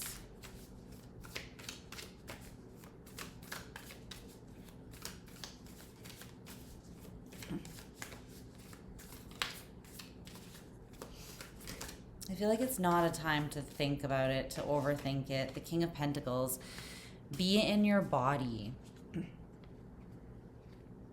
You're going to know what to do, not by stressing about something. Wow, there's a lot of swords here. You guys, don't get into this like hypercritical needing to like compartmentalize and decide how you feel about this before you are actually ready to, or before you actually have the clarity you need, okay? You might be frustrated and like tired and just like you kind of just want to be over it if it's over, you know? So you might be trying to take a bit of a shortcut by like painting this person a certain way, or letting your frustration take over and forgetting about, or like quieting that empathetic part of you that is such a big part of you. And when you leave that part out, you're not really being true to yourself. And I know sometimes you feel like you have to do it and get your claws out to protect yourself, but you can still be soft towards the situation and your feelings that you're having about it and your process of healing and grieving. Maybe you don't have to. The withholding of this judgment is mostly for your sake, not this person's, Cancer. Because when you're judging, it's coming from a defensive place, and so you're not really able to see the truth fully. The truth will become apparent to you, but it's not going to be through like chasing it with all of this swords energy, right? It's just going to cause more anxiety or stress, I feel like. So there's something here about your advice being like, get into your body at this time, get into your feminine energy. I'm hearing yoga, just working out, heating your body up, I'm hearing. So like that could be, I don't know, a sauna, a hot tub, just being in the sun. Just being in the sun. So there's something here though, for sure. I just shuffled these backwards into each other. See, I feel like that's kind of where you're at with this person. The two of you, there's been misunderstandings. I just shuffled the deck so that it was half one side up and half the other. I feel like your reading is done, but there's something there where like the ebb and flow with this person, just it didn't happen. Maybe because you guys did have these misunderstandings and assumptions about one another, and then you got worn down and just tired. Again, to the point of feeling vulnerable and wide open, but not in like a clear, empowered way. Not in a way that actually allowed the energy to ebb and flow and grow and be supportive and beneficial. It's like, it just tired you out and overwhelmed you. So I do feel like now is a time not to seek to like need to understand or to try to control or get the last word or whatever.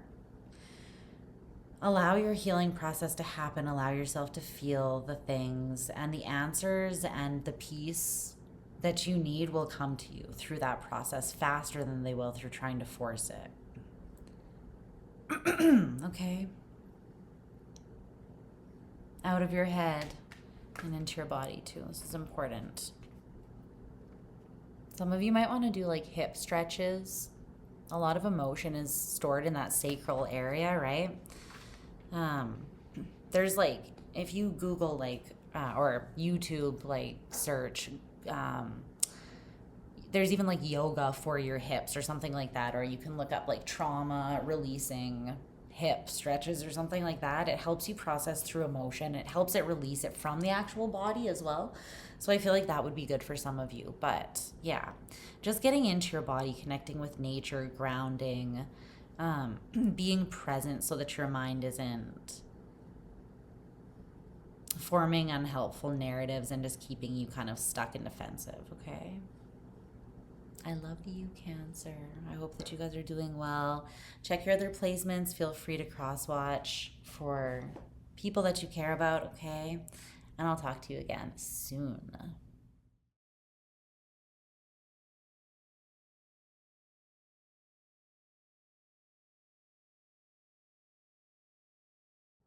Hello, Leo. Happy birthday, babies. I hope that you're doing wonderful. They were saying to just get right down to business with your reading, so I'm just going to really focus and get your cards down and not waste any time. So this could be part of your message as well. Let's see.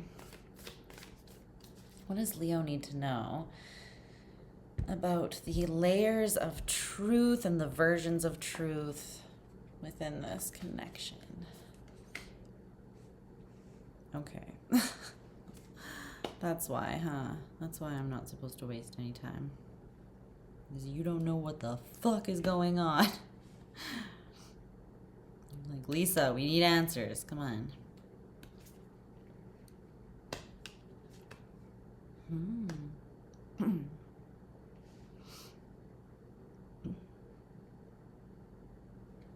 Okay. There's a very clear truth here.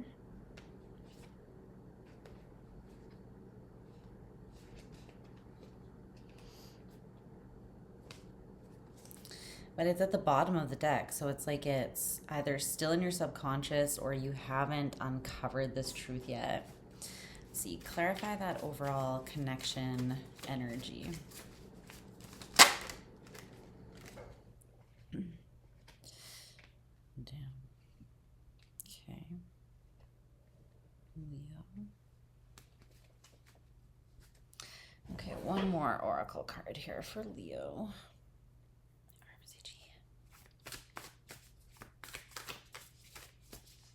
Tell me more about the truth between these two.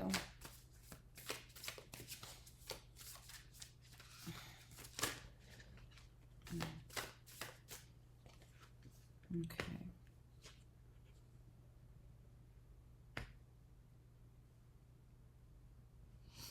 All right.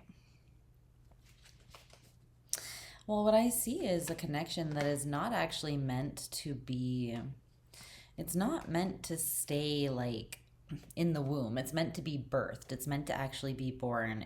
It's meant to like turn into something real in the tangible realm. It's not supposed to just be something that stays in your mind or in the 5D, like in the spiritual. Okay, so let's get some more information and dive into this reading. So, your truth right now, I forgot to cross off these ones that I've done. Your truth right now, Leo, surrounding this is the 7 of Cups. So, excuse me, that's definitely being at this place where there are many things that could be true. And it's like, it's kind of like this Alice in Wonderland energy where like,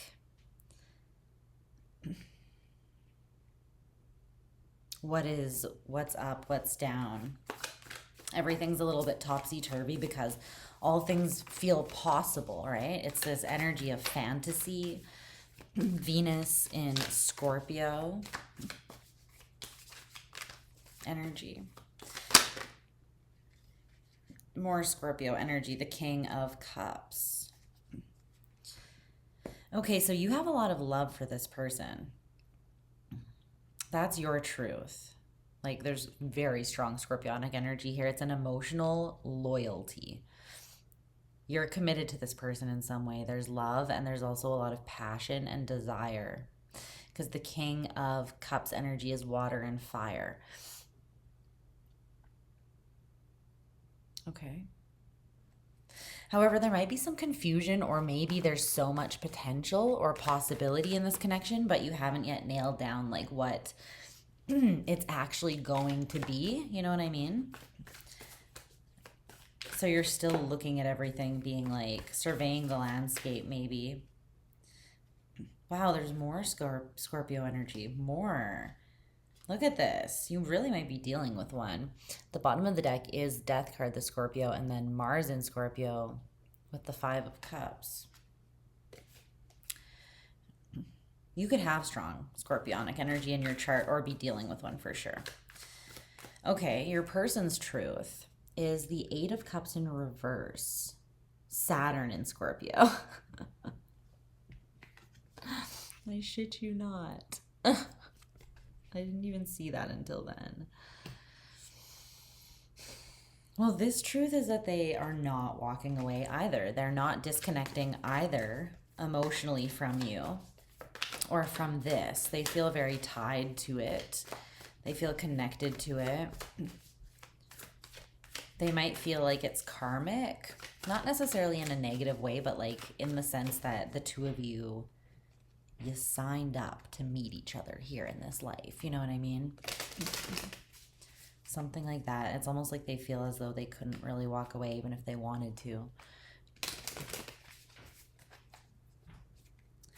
Tell me more about the Eight of Cups in reverse. More about this person's truth. The Lovers, Gemini energy. Okay. Tell me how you really feel. The Eight of Wands in reverse, though, with the Moon. Or with the High Priestess, sorry. This person's being very secretive, though. There's something they're not speaking. They're keeping it hidden and secret with the High Priestess. It's very intuitive. But Gemini, the Lovers energy, they also feel the way that you feel.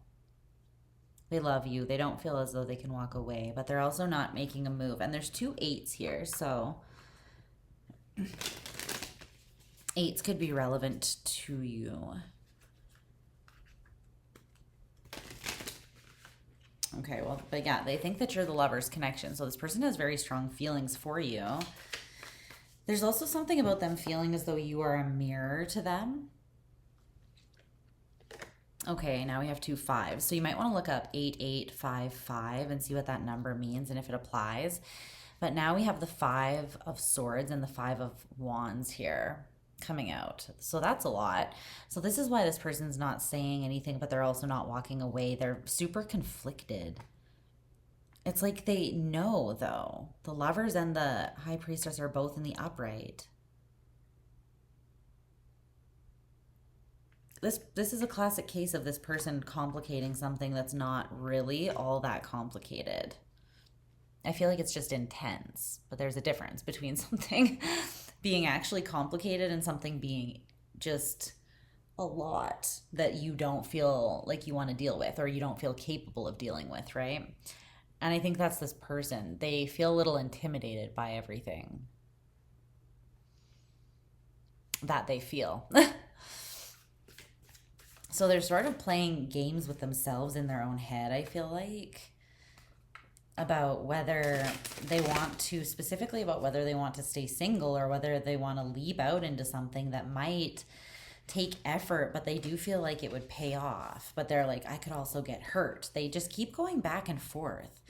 They're super drawn to you, like they're very attracted to you. But there's a part of them that doesn't want to put the work in. I'm not going to lie. There's a part of them that does not want to commit to the energy that it would take to make this, I don't know. It's like they know that you're worth investing in. They know that they have the feelings to invest, but a part of them is like scared to give up that independence. They're scared of the implications of a connection like this.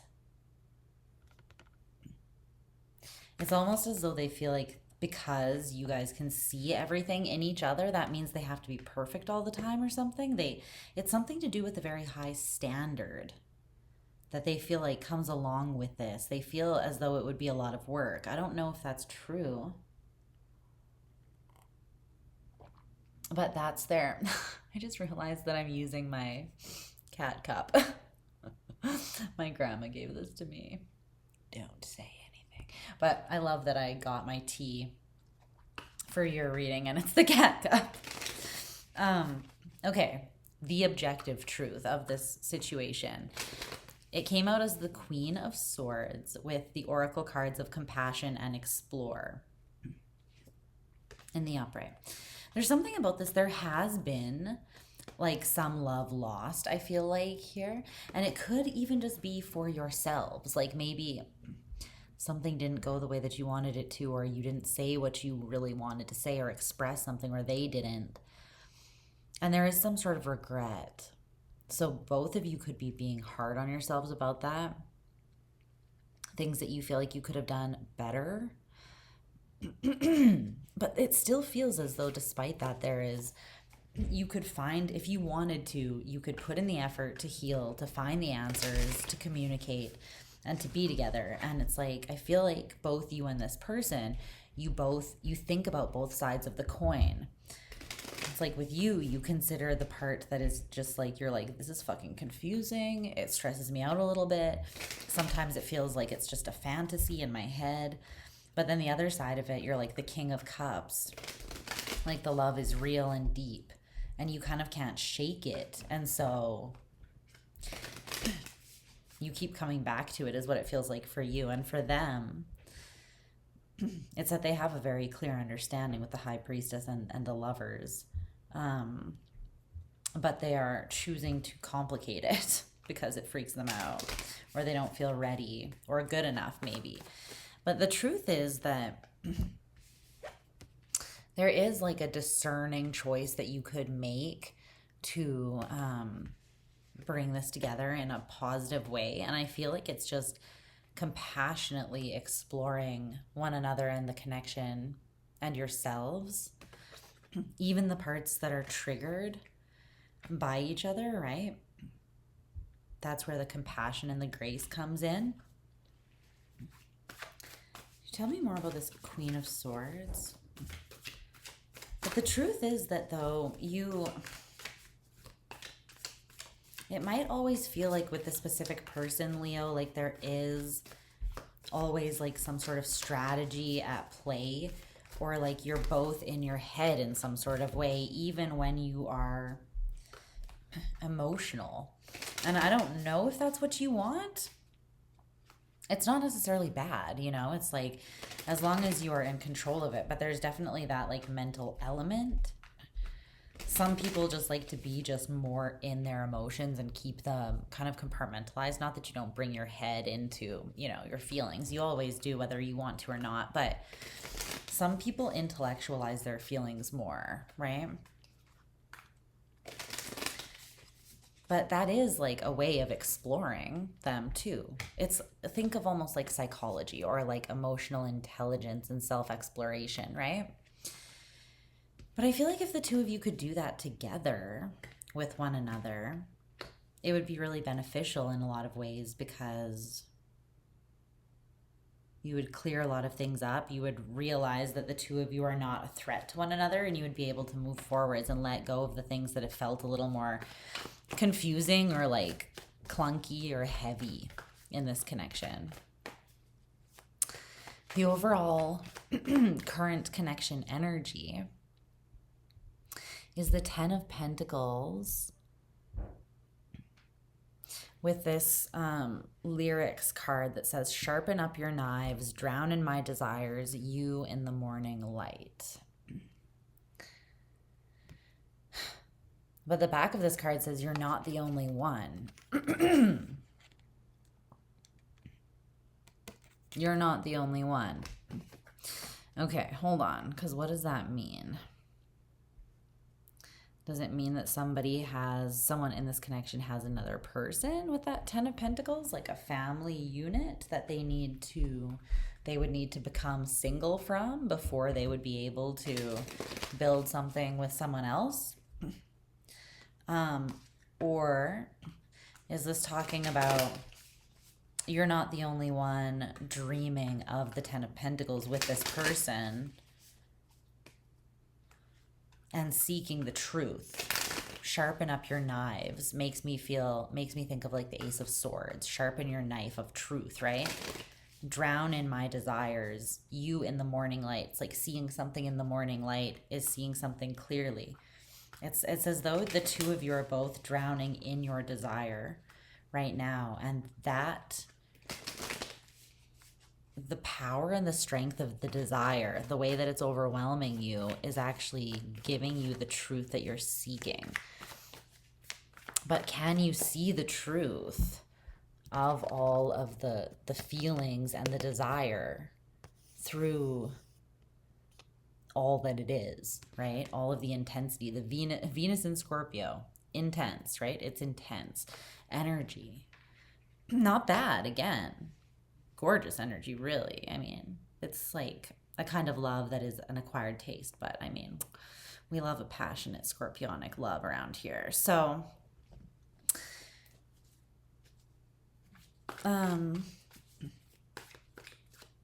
there's that, and then there's this person who's having the same thing, right? It's like they're very intuitively, intellectually, and emotionally aware that this is like the lover's connection.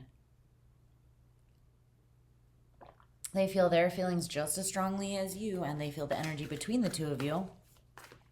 They feel their desire just as strongly.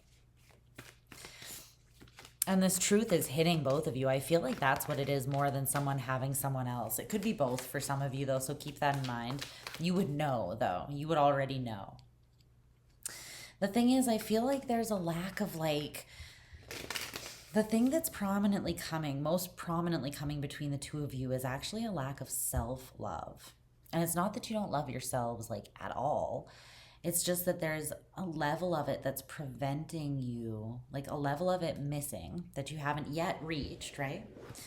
You need to build up your self-love so that you have a little bit more faith and confidence in what it is that you know. Because when you feel this way, you know. Like when you feel the King of Cups, you know. Part of being in the energy of the King of Cups is knowing how you feel. And it's here in the upright, so that's your truth. This person also has these very strong truths in their energy, but it's like those truths need to be addressed and then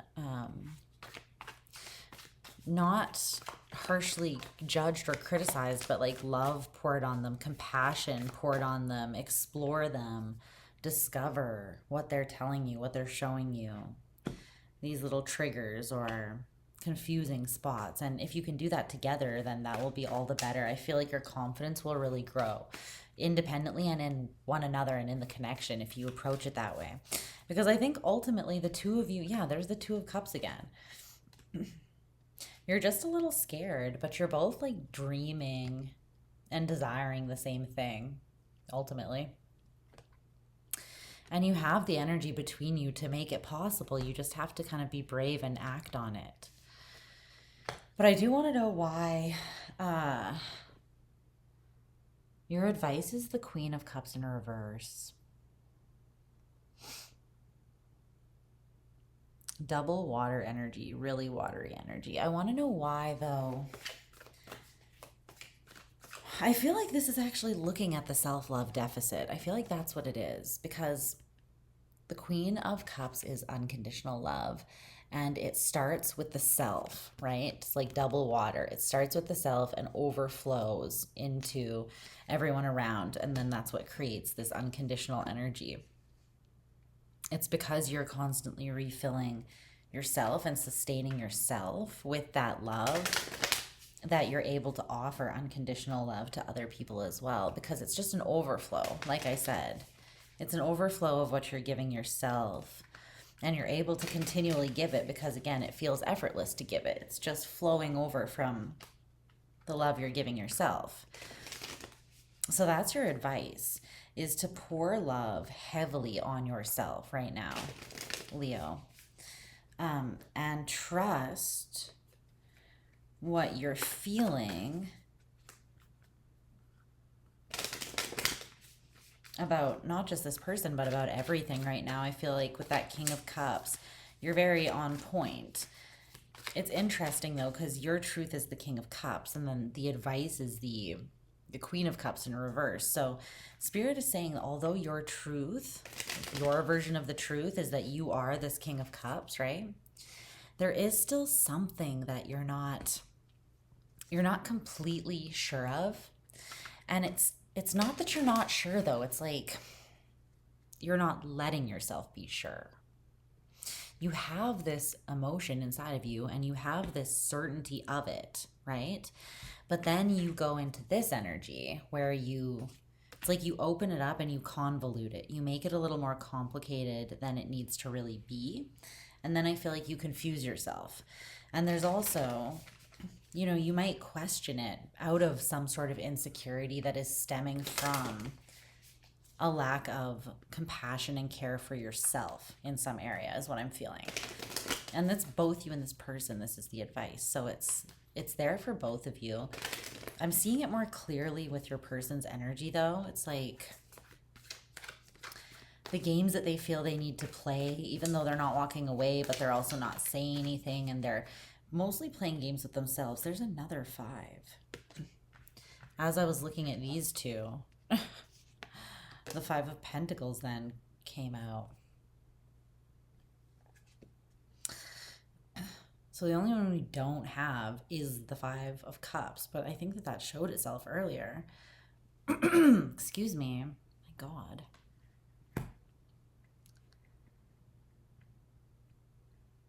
See, this person is really in a state of turmoil, and I feel like there's just a lot changing for them. But the way that they are approaching it, that change, is they're not really leaning into it and assuming the best possible case outcome.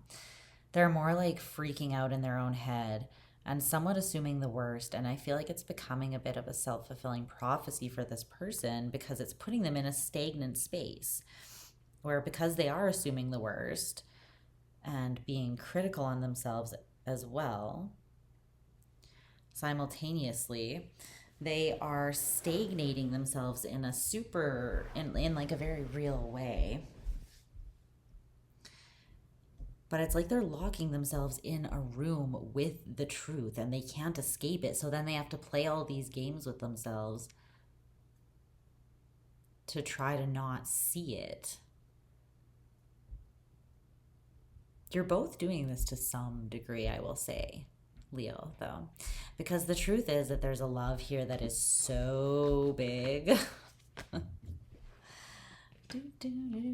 mean, the King and Queen of Cups, the 2 of Cups, the Lovers, the 10 of Pentacles. Like, come on, bro.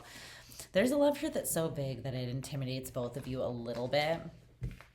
And so you kind of put it into this convoluted, confused space because just seeing it for what it is a little scary. And sometimes that's, honestly, that usually means that the love is worth it. If it scares you, if it scares the fuck out of you a little bit, but also turns you the fuck on, usually that is like the sign that it's abso-fucking-lutely for you.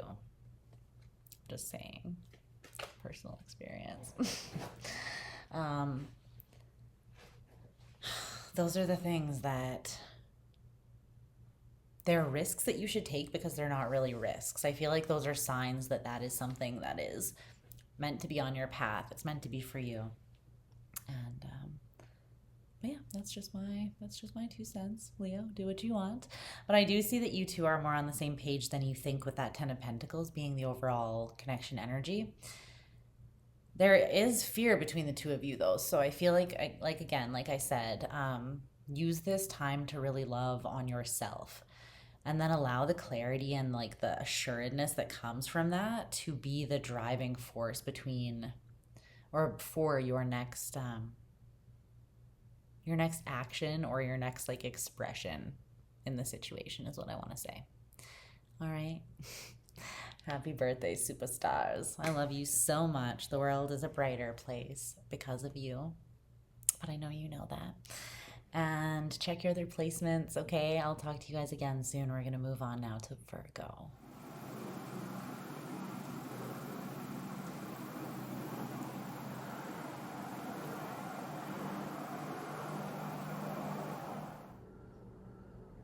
Hi, Virgo. Hi, babe. I hope you're doing well. All right, we're giving a little cleansey because we're almost at the halfway point. So just gonna give the energy a little refresher. Let's get into it and see what we need to know about the truths of this connection.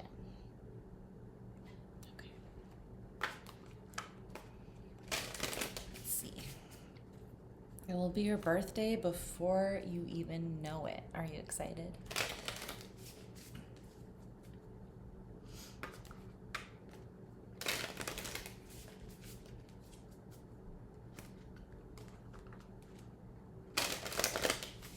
I think from your season to Scorpio season is like my favorite time of the year. I like it. I love the fall.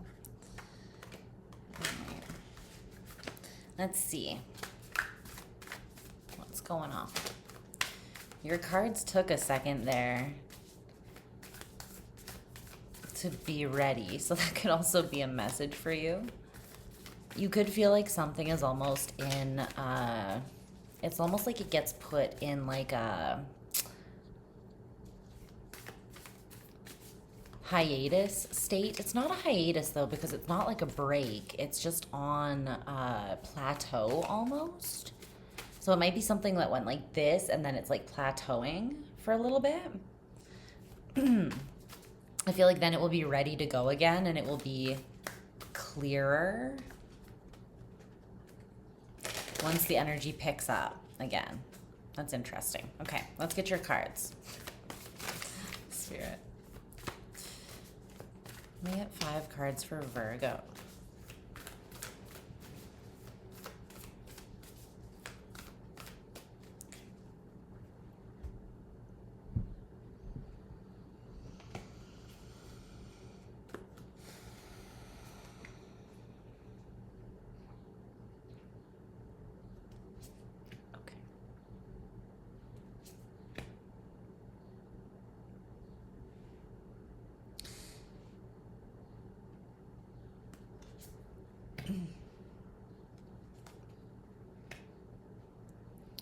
All right, let's see.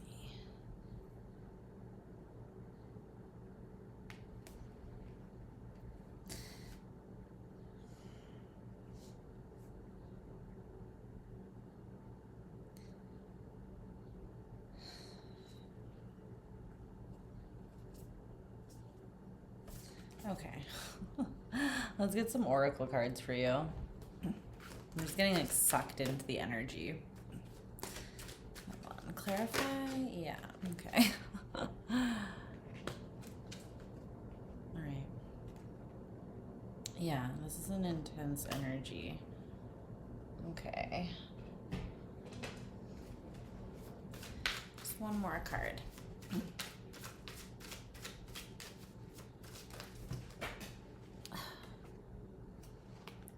Okay.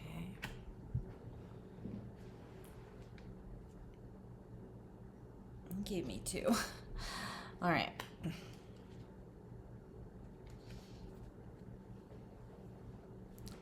So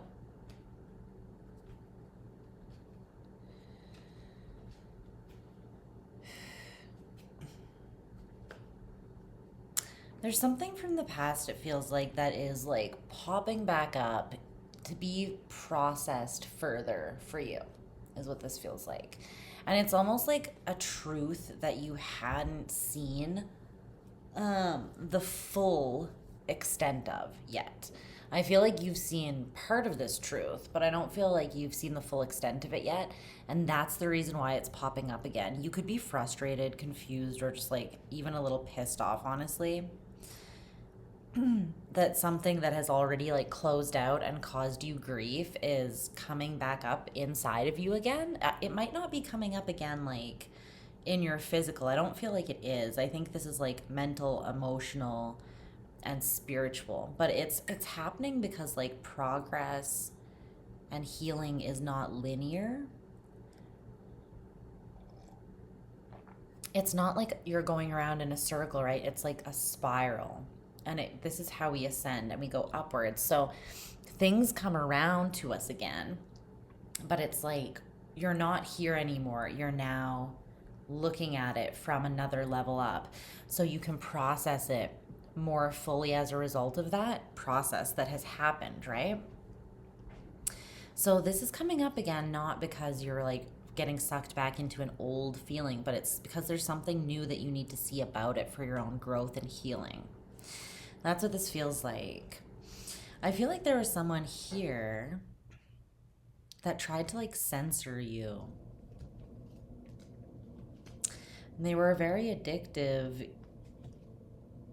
And I feel like you were addicted to them because they kind of had this like I could take or leave you energy. Like they may have dropped you very quickly, but it made you like want them more in a weird, like kind of a sick way, because I feel like it played off of your insecurities, or I don't know. I get a strong sense that you really wanted this person. You wanted, or you want still this person to see you. You want to be seen by this person, honestly, and I don't feel like they really took the time to see you. But it wasn't because of you, it was because they don't see themselves clearly either. They don't know themselves. They're not in a healthy energy.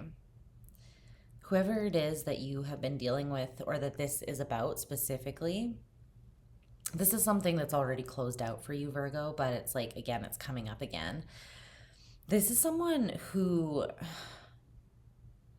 and I don't know why I'm feeling pulled to called over to their side first, but their truth is the Empress in reverse. For some of you, this is a feminine energy, but they're not in their divine feminine, really, not in the empowered state. So this would be like manipulative, especially like emotionally and physically manipulative.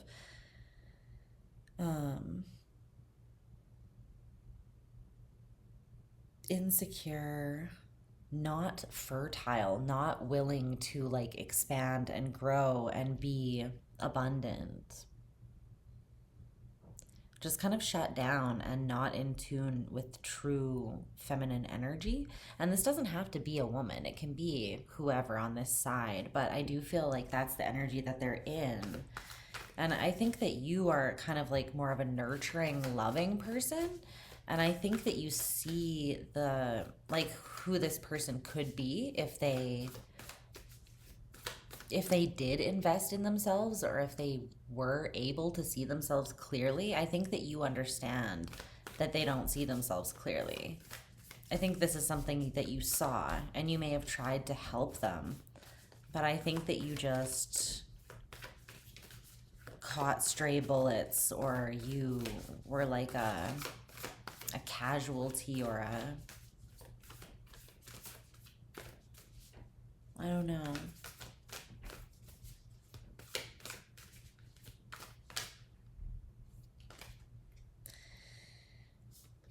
The Hermit in reverse, the Ten of Swords in reverse, the Ten of Cups in reverse. Yikes. And death at the bottom. The final nail in the coffin. Thanks. I got it, Spirit. I got it. The first 3 cards were enough. This is intense enough for me to get the picture, seeing as that's you. This is what I was saying. I mean, I feel like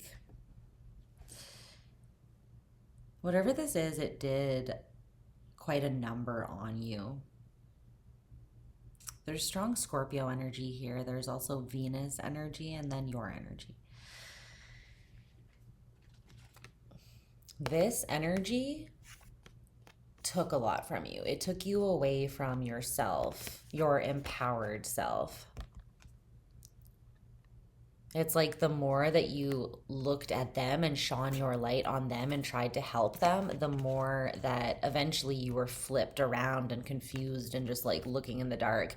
I feel like once you realized you were in this state, you knew you had to walk away, like use your own light to guide you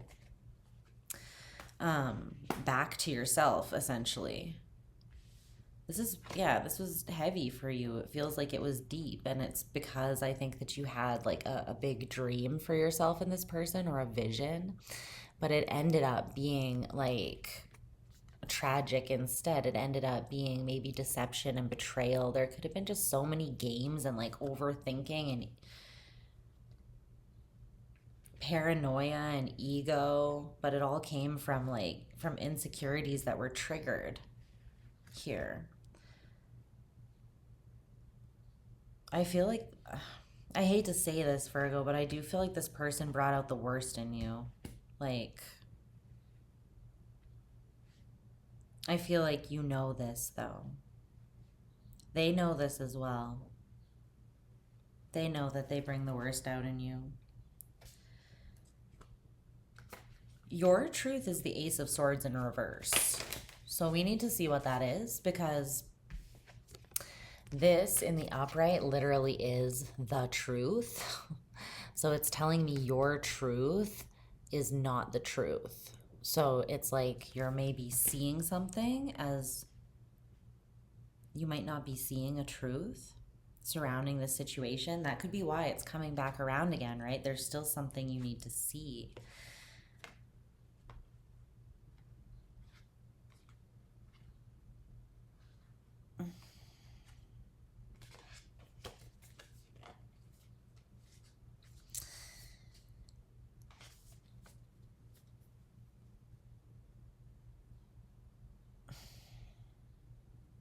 There's something that this took from you.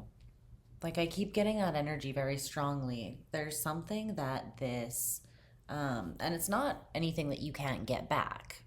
You can get it back, but you have to know what you lost so that you can call it back, right? If you don't recognize that something's missing here, and I don't know if you do. I think you might feel it, but you don't really know. It's almost like a part of you doesn't want to get sucked back into this because it was intense. And so it almost feels like you're avoiding it and you're trying to maybe deal with it in a very surface level way. I feel like it kind of stole your passion for building. It's like it stole your dream, right? Because you had this vision. There's 3 tens here. You had this vision. It ended this way instead. And now it's like you feel deflated and you're trying to get inspired to like create something again or to have a new vision. But I feel like there's something that you're struggling to find, like the energy, the inspiration, the certainty, the truth of what it is that you really want. So tell me more about the Ace of Swords in reverse for Virgo's truth. Even the fact that I went to this person first, though, I don't like this energy that much. I feel like it's quite like me first, me, like all eyes on me. I put myself first at the expense of other people is kind of what this energy feels like. It's a little selfish.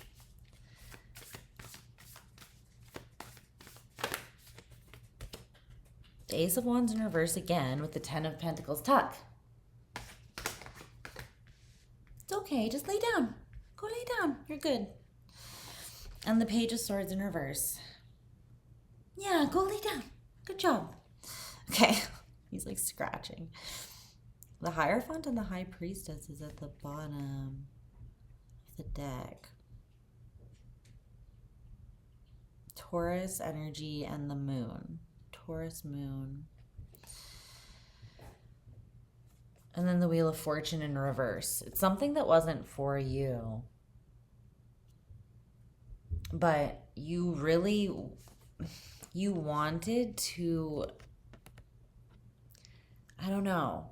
It did hit you in your feels though with the moon, and you might have had this intuitive hit where you wanted to commit to this. But I feel like it's, even though you knew that it wasn't going to end well necessarily, you still threw yourself into it. What's this Page of Swords in reverse? You might be spying on someone or like looking in on an energy, even if just through tarot or your intuition.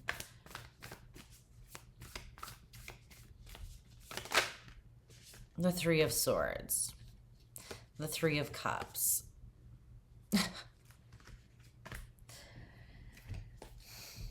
You might see this person with someone new, this person from your past. I feel like you are checking in on their energy. And I feel like it's doing damage. Like it's harming you in some way with the Three of Swords. And I think it's because you're seeing them, like what you perceive to be them living their life like you never happened, or like without a care. They don't seem to be hurt while you are. And it's like you're contrasting between the two of you. Like, how could they care that little is kind of like what you're saying to yourself. It doesn't have anything to do with you, though. It never did. This person doesn't think about anyone but themselves. It never had anything to do with you. You know? Like, I feel like you're taking it really personally, but it actually wasn't personal at all. And I know that it feels personal when you get hurt. Like, I know. Trust me. I know it's not that simple, right? But that is the truth, I feel like. But your truth is definitely being convoluted right now. So just be aware of that. And it's because there's an energy drain, and it's this person. So however you're still connecting to this person, the Devil in reverse. Yeah. What they said. Temperance. The Devil in reverse and Temperance. Tapping into this energy really throws you off balance. It drains you, and you don't have the will and the inspiration and the passion to put towards this new vision of what could actually be, right? It's keeping you in kind of a limited headspace as far as how far you believe you can go forwards. Okay, so your truth is a little skewed here. The ultimate truth of this connection is the Five of Cups with full moon completion, the Sun in reverse. This is very straightforward.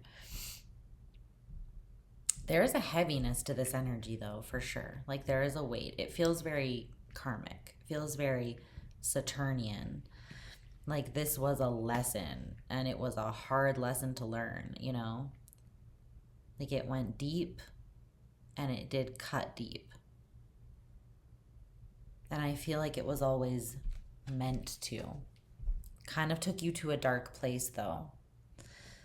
But it was, again, it was so that you could guide yourself out of that dark place and come back to yourself more so, ultimately. But I think that it felt really, really heavy. It might still feel heavy for you, but the truth of this is done. This is a cycle that it's completed, and there's just still some lingering grief. But it's over. The whole cycle has, you know, the full moon completion card, it's like the whole cycle has gone. So your contract with this person is complete. You're free of them. Like, you're free to go your separate ways. I feel like what you're feeling that's still skewing your truth, though, is just this this grief, and you just might not be fully addressing that you do still feel. You still feel it, you know. The overall current energy of the connection is the Tower. Yeah. So that's the connection energy. And then it's with these two cards came out. So there's this Venn diagram that says a good person capable of bad things, a bad person capable of good things, and then just a person, or what it is to be human essentially is to be both of these, right? We all have the shadow and the light within us. We both have the part of us that is the bad person, but that person is still capable of good things, which then can swing us over to this side. But then this person, we still have to remember that we are always still, we have this duality, and that is what it is to be a person. Then there's this volume 8, What I Was Gonna Say. It's this huge book. So I feel like a lot was left unsaid in this connection. It kind of feels like there was a very abrupt closure or ending to it. Something just like shook it apart. Something could have like come to light, something very shocking, or the energy just, something happened where you were like ripped from each other, or this connection was ripped apart. It's because it wasn't on solid ground to begin with, but it left like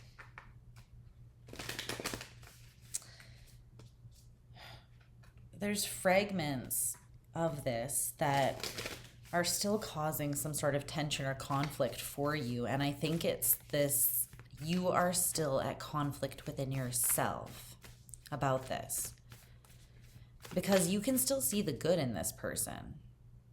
You also feel outspoken.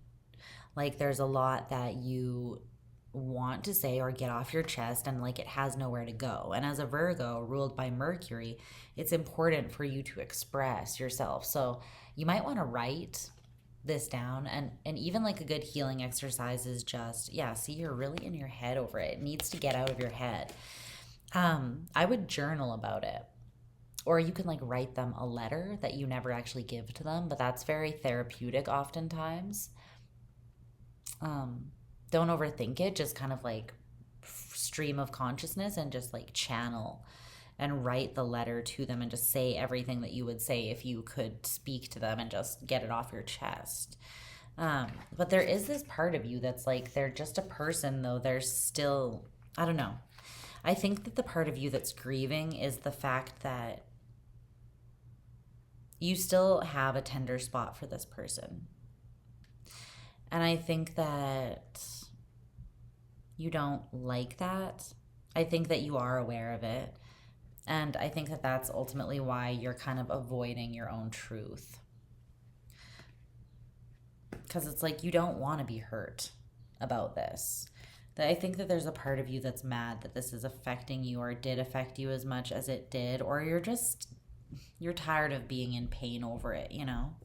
It's like you're ready for this to be closed out, completed, and it is. But it's just the healing from it that's not completed yet. The situation is. Nothing else is going to happen, you know? You don't have to worry about being hurt further by this, but you're not out of the woods in terms of your own healing process yet surrounding this person. So your advice is the 7 of Wands in reverse. Yeah. I feel like you're a little bit defensive towards your own truth, you know? Like I just said, it's like you're a little defensive, and your advice is to be vulnerable and really honest with yourself, to kind of like disarm. Can you tell me more about that 7 of Wands in reverse? So there's just still something you need to process about this. And I think you could be a bit defensive because of what we spoke about in the beginning. It's like you're perceiving yourself as being stuck in a loop, but you're not. You're spiraling up.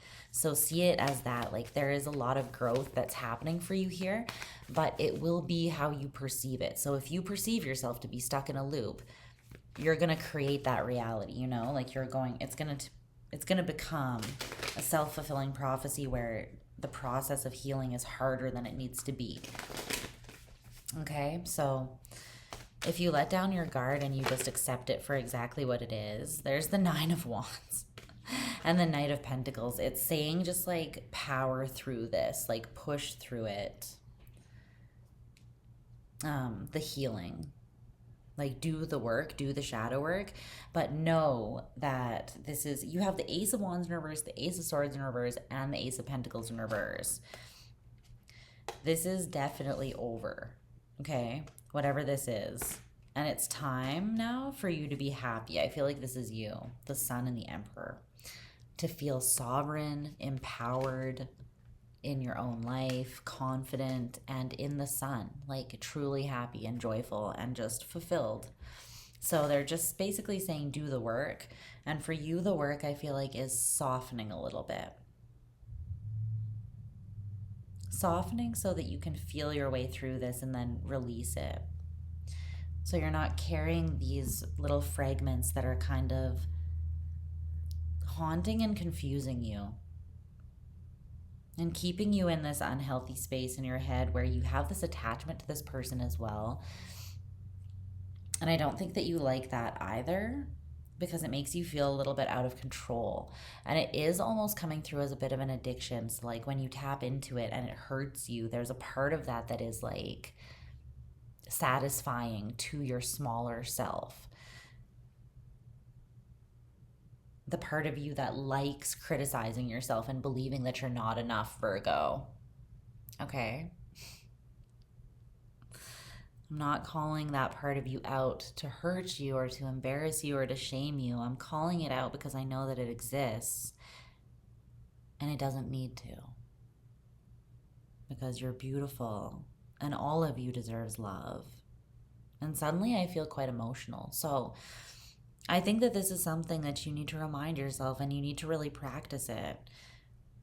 You still deserve love, even when you're grieving, even when you're mourning. You deserve empathy, perhaps then even more than, well, I mean, you deserve it equally all the time, but let yourself really process through this and don't shame yourself or be like, I'm so stupid for making this mistake. Now I feel this way, blah, blah, blah. No, you're learning a valuable lesson. You're healing. Just give yourself time to do that and try not to deny the truth of the reality, even if it hurts you.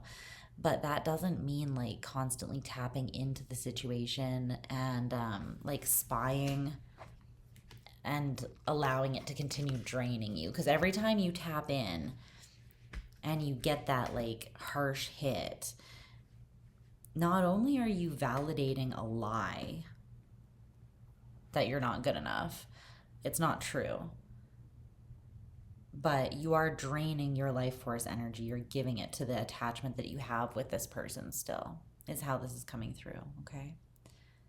So protect your energy. Do it because you know that you're worthy, you know, you're worth it. Have that self-love, that self-respect, okay? Don't use this painful thing as an excuse to hurt yourself more in the ways that you tend to be tempted to hurt yourself. Because when you turn this sword on yourself, Virgo, it gets gory quite quickly. And I've had really close people to me who are Virgos, one of my best friends in the world, and there's nothing quite as painful as watching a highly intelligent person use that intelligence to tear themselves to shreds. Okay. No one hurts you more than you hurt yourself. There's that Alanis Morissette quote where she says, like, to whom do I owe the greatest apology? No one's been, like, crueler to me than me, right? I see you and I love you, and that's why I talk to you about these things. Okay. All right, Virgo. Those are the messages that I got for you. I hope you're doing well. Stay safe and take care of yourself. I will talk to you again soon, but we're going to move on now to Libra.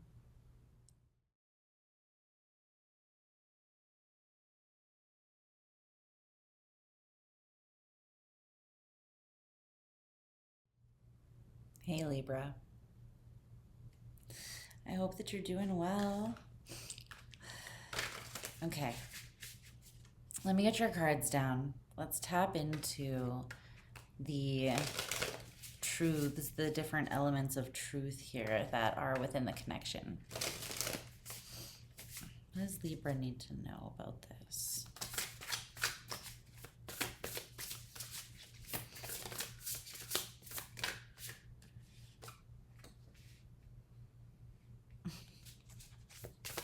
Okay.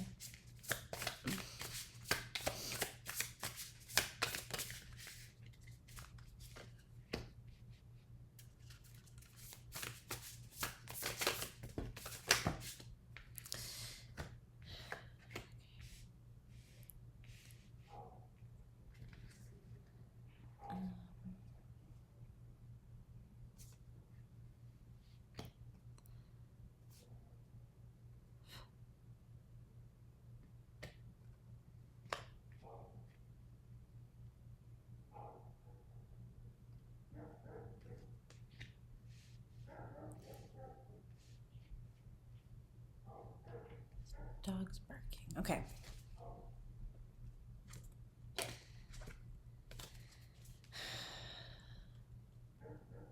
Let's get you some oracle cards here quickly.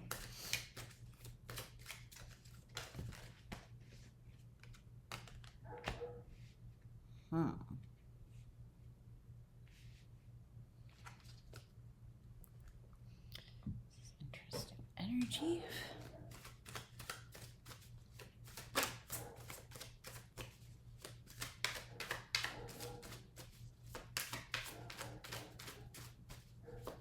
This dog's barking. Oh, heck. All right.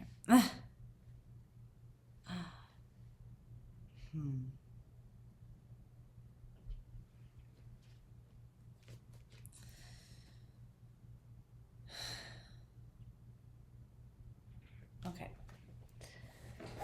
Let's see what's going on here. So, Libra, your truth. Keep in mind that these could be reversed, right? So if this does end up sounding more like your person, just take it how it resonates for you.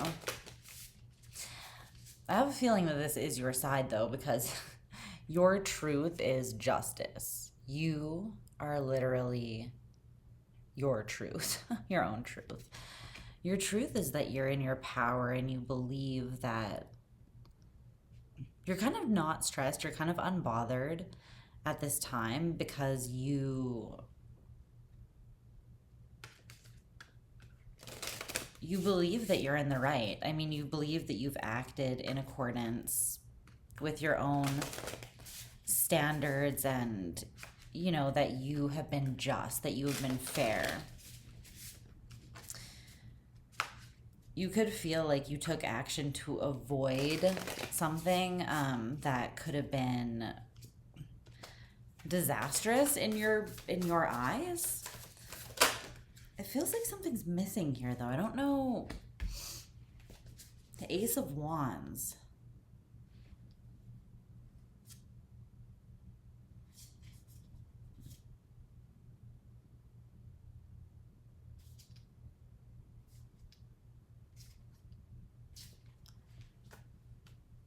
Are you straight up just lying to yourself? A little bit? Don't take this message if it's not yours, by the way. Just don't take it. Don't go there, please. Or go there, whatever. Whatever you need to do. You need to project onto me and get really mad and triggered, then go ahead and do that. But I'd prefer if you didn't. But if this is your message, I feel like you're not completely lying to yourself, but mostly, yeah. It's like you're trying not to focus on this at all, really. You're trying to focus on yourself. And you feel that doing that will bring yourself back into alignment and to this. It's like you want to get recalibrated with your ultimate truth. That's why your energy is in your truth, because you're pulling your energy back from this. Yeah, there's an alarm outside or a siren. It's validation. You're pulling your energy back from this. You're looking away, even in the way that it's faced on the spread. Their truth and the truth, the ultimate truth, are in the middle or are over here, and you're here looking this way away from them. So it's like they're on the table like this. It's like this. See how you're looking the opposite way from these truths? So I feel like you're not really even all that focused on what's, I don't know. I think you're focused on telling yourself or telling yourself what you need to tell yourself to feel back in alignment with yourself and doing what you need to do. But the thing is, you are looking at this Ace of Wands. And this is where I think you're lying to yourself a little, because there's a desire here that you're not admitting. You're like, I'm pulling my energy back to me. That's what I need. But then it's like, even when you pull all your energy back into you, within you, there's this desire for something, for this person, I think, or for this connection. This is someone you've had a falling out with, I think. And it's like you want a reconciliation. Yeah, the Nine of Wands is here flipped up in the deck. I didn't see it before.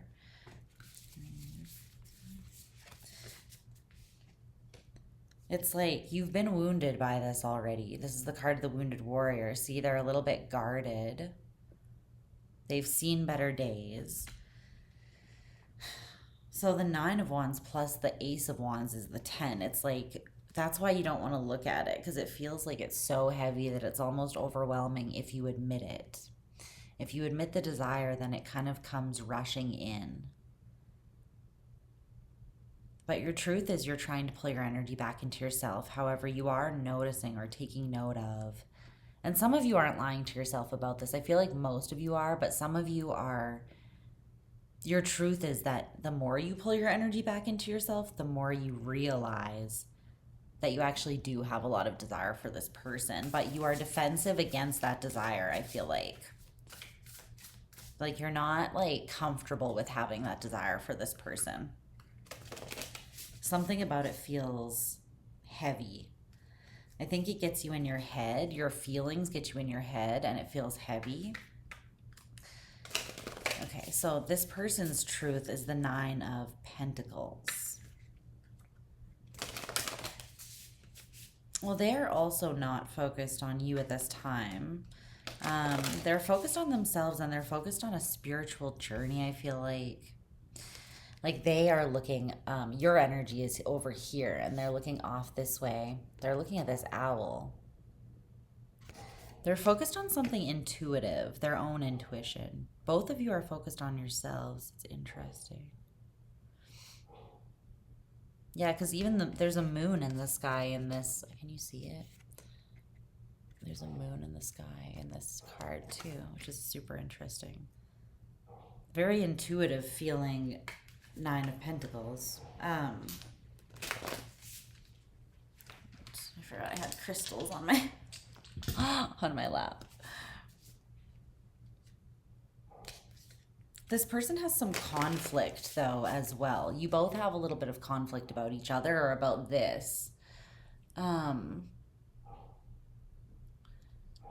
With you, you're conflicted by your own desire, is what it feels like. And with this person, they're conflicted because they get in their own head and then they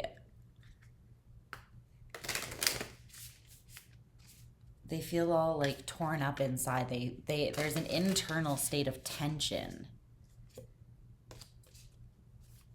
Because there hasn't been resolution surrounding you. And so this person's truth is that Nine of Pentacles, they are good on their own. But the Queen of Cups, they love you. They're good on their own. But see, they're also looking away from the depth of their feelings for you even.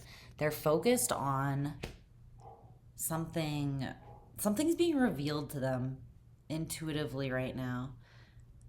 They have this... unconditional love though for you, and I think that I don't know. You definitely have a strong desire for them. And it feels so heavy that it makes me feel like it's more than just like desire, like your basic desire. You know what I mean? Um,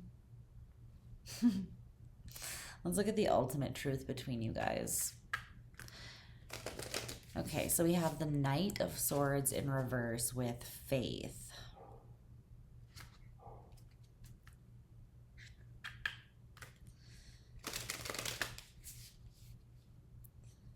I feel like if you both leaped out into this, like if you took the leap of faith, there's a lot of potential. I feel like, yeah, there's the Fool and the Star. The Fool and the Star. But this is something that's very much like written in the stars, I feel like. And you have to be committed to actually being confident in taking this move. Essentially, you have to be all in, is what they're saying, or else the Wheel of Fortune will not, you won't align with it. It's one of those things where it's like, it is everything that you think it is. It is like your greatest wish, or it is this big thing. But the catch is that you both still have free will, and you both have to choose it and be all in, you know? Committed to yourselves and working through the challenges and triggers that this might bring up, but also committed to each other. And it requires faith, because there's a lot that you don't understand or know with that Knight of Swords in reverse. And this is the ultimate truth. This does require a lot of faith, and it is a little bit confusing. Like, there's a lot that's unknown between the two of you. Tell me more about that Knight of Swords in reverse. It's very spiritual connection with this purple, this faith card. It's very Piscean energy.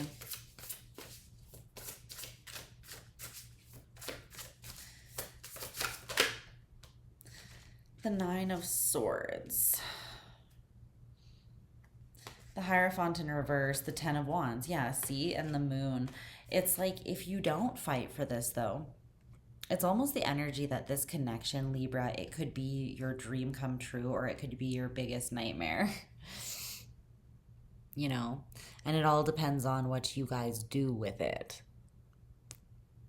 Whether you recognize and honor and commit to the energies here, or whether you guys choose not to, and you still have free will. You're allowed to not choose something, even if you signed up for it, right? Like, even if you have a soul contract.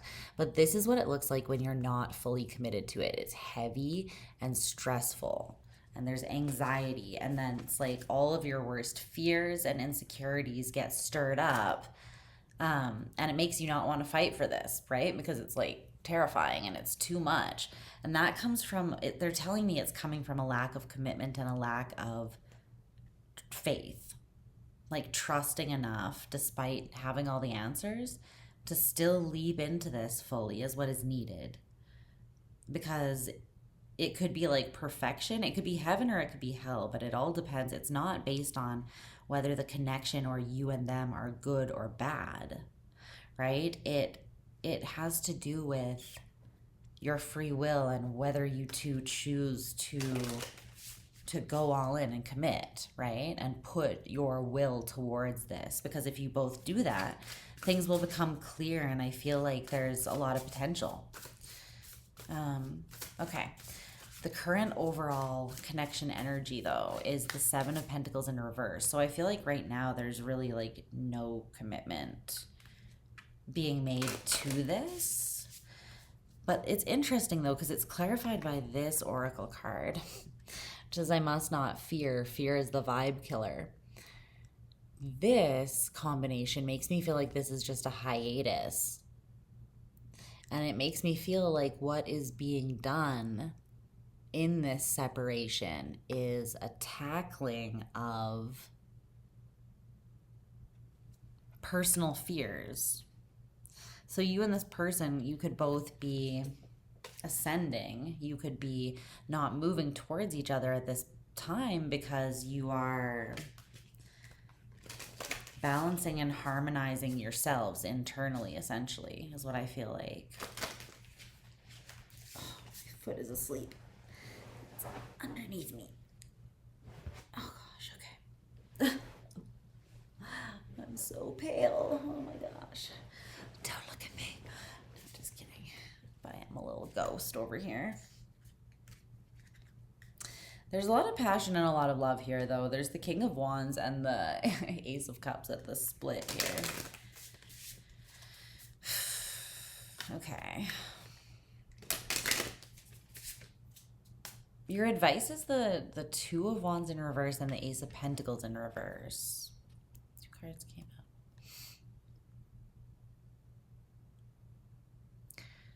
So there does need to be a path that is like picked. Your spirit needs to pick the path. And even if you're moving in a different direction from this thing, right? It's like wherever you want to be, put your energy there in full is kind of what Spirit is saying.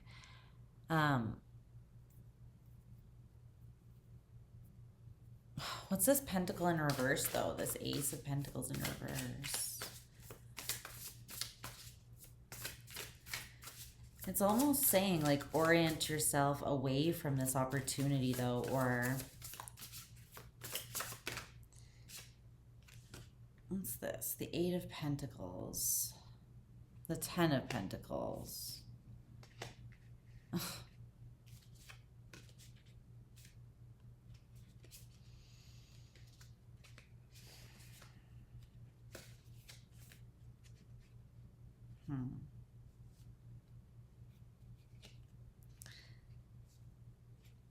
There's something you know about this person, or this person knows about you. I don't know which side it is. This person is very like intuitive and knowing. It could be this person that knows this. But take it how it resonates for you. But what I'm getting from this, Libra, is that someone is allowing there to be space within this connection because they do have faith. They know that something is going to come back around, and when it does, they're ready to put, I think that they're going to put effort into it. But just right now, they're sort of fostering or building up this courage within them. They're eliminating as much of the fear as they can from within themselves so that they don't miss an opportunity. And I want to say again, miss an opportunity again. I'm not sure. But this person has a very strong awareness that if they did go all in, if they choose the path of this and they put the work in, they do the solid work on themselves and this connection, it could be everything. The Ten of Pentacles, it could be their legacy, it could be, I don't know, something really solid that they build. They could build a family with you. All of this. They would need to, they're aware that they would need to not judge you, though, because whoever this is, right, I'm going to speak as if it's this person, but they're seeing you as not being fully in your power. And they're not seeing it as a bad thing. Like, they're not judging you in a criticizing sort of way, I don't think, Libra. What I'm feeling is more that they are, it's like they see that you're wounded in a specific place, and they see how that wound that hasn't been healed is, there's a fear surrounding it and like a defensiveness around it that they see. This person can read you quite well. They see this, and they see how it disempowers you. The Emperor in reverse. But they know that this is something you need to work through on their own, so they're just kind of allowing that to happen, and they're working on themselves, but they have this quiet but deep and powerful love for you under the surface, and they know what this could be. I think they really want you to get to a place where you see yourself clearly and you see this, what they believe is like clearly, so that you guys can come towards it in an empowered way and be together. And I'm not saying that this person is empowered and you're not. This person has their own fears and stuff to work through as well, and strengthening of their own faith despite not having all of the answers, right? You're both doing that. But this person does have a read on you. And again, it's not judgmental. It's not coming through as that way. It's just coming through as like they can see through you because, yeah, maybe because you're the emperor and they're the empress. Like there's something here where it's very mirrored, or you just get each other, you understand each other.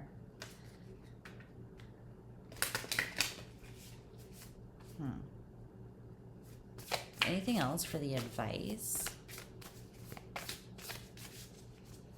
I feel like it's like have the vision and believe in it and just take it one step at a time. Try not to be too critical of yourself,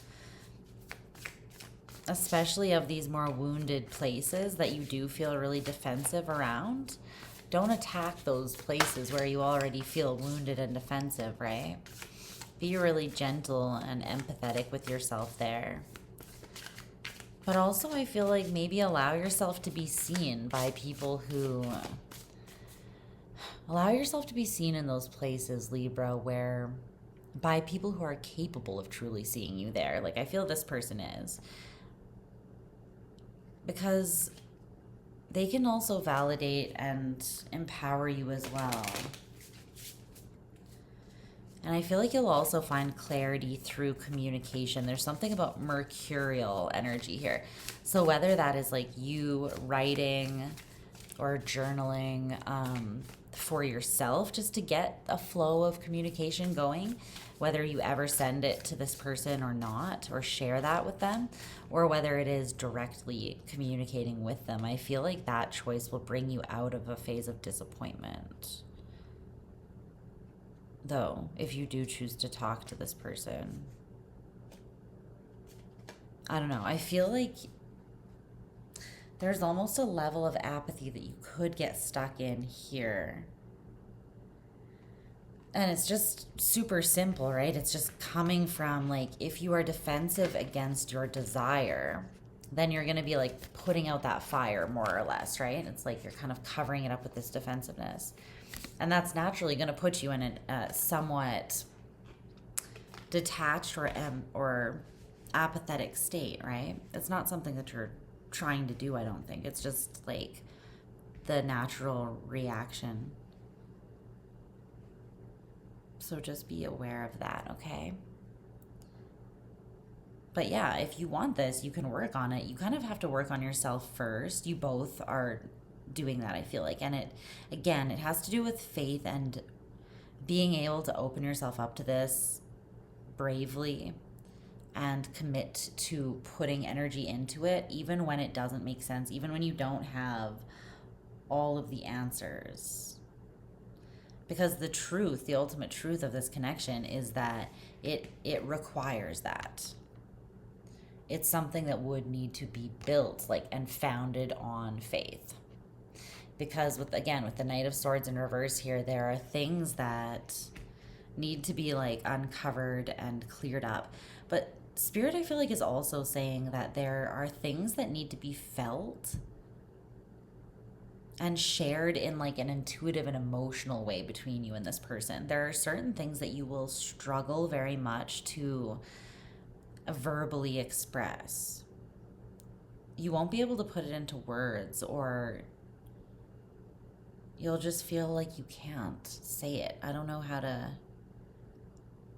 explain it. It's almost a block, but I feel like it's interesting. I almost feel like it's for a reason in this connection. Like maybe like you and this person put that there on purpose in like in your little contract. There's a clause in there. I don't know. But there's something, and it's to build faith. It's like this is something you wanted to accomplish in this life. You wanted to strengthen your faith. Maybe in your own intuition, your own feelings, the intensity of them, right? Because you both have these very intense feelings and this intense knowing.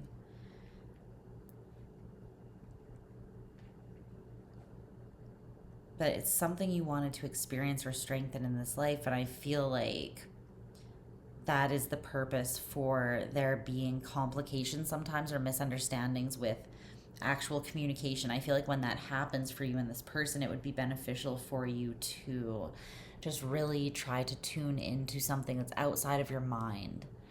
And like out of that, like very practical, like this is the box and we're inside the box and this is the definitions and the neat and tidy, you know, like staying within the lines. I feel like that crown chakra energy of faith is not always like that. And this is saying there's not always going to be like a logical, definitive answer, right? So again, it's don't be afraid to look outside of that into your spirit, into your heart, into your feelings, and I feel like you're going to find the answer that you're seeking there.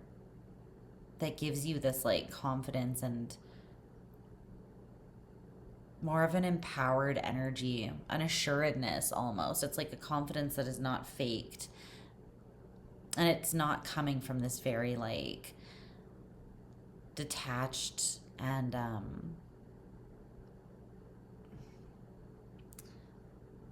like logical or analytical place. It's coming, it has fire behind it. It has like warmth and passion in it. It's like you know your truth and you are able to accept it and believe in yourself, and then you can put your will, you can point it in a specific direction and powerfully move towards that and achieve what it is that you want. Okay. I hope that makes sense, Libra. I love you so much. Thanks for vibing with me. And we're going to move on now to Scorpio.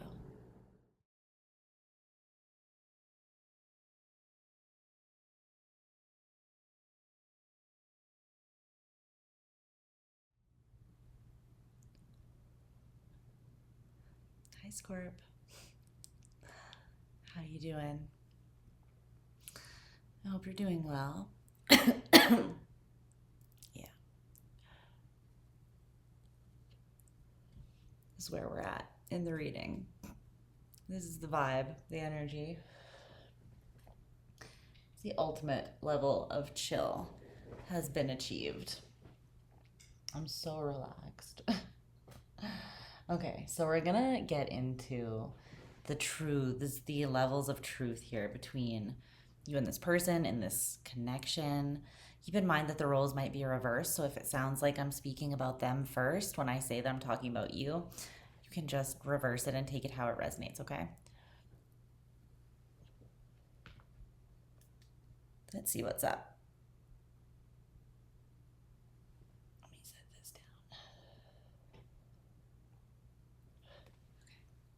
Okay. All right.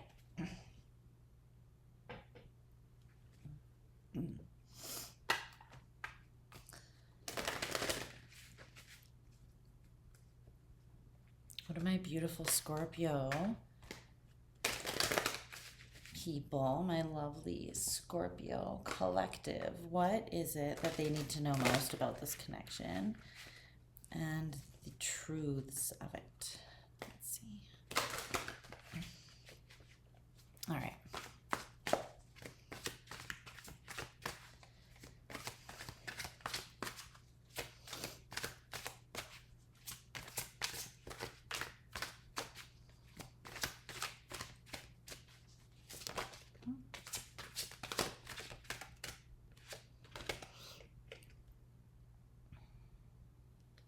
Okay.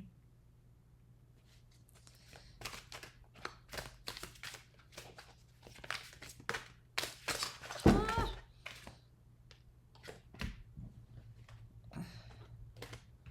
That's a lot. Okay. Well, let's get 3 more.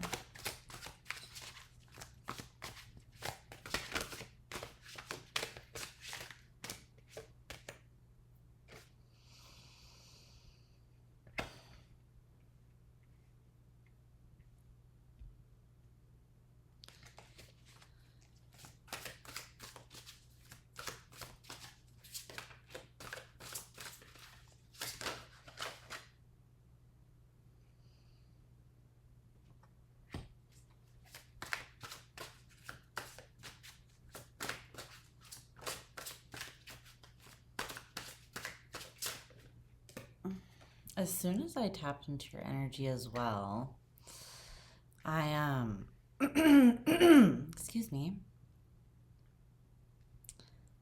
I almost felt like sucked out into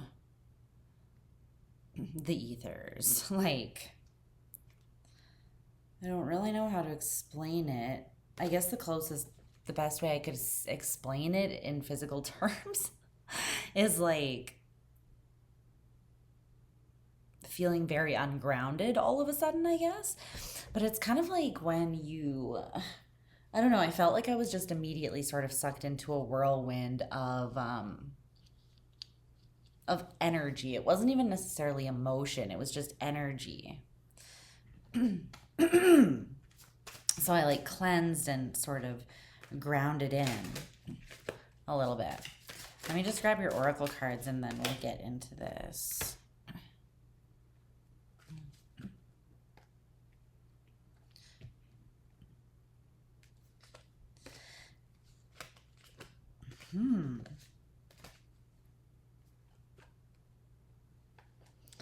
Wow, there's something intense here.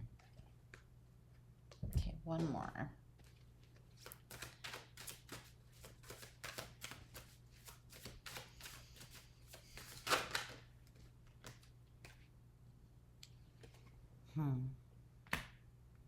Okay.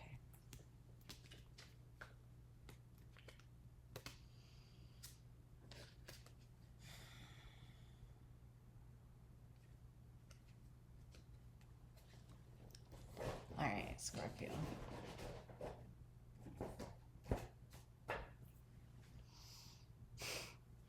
So, your truth in this connection is judgment.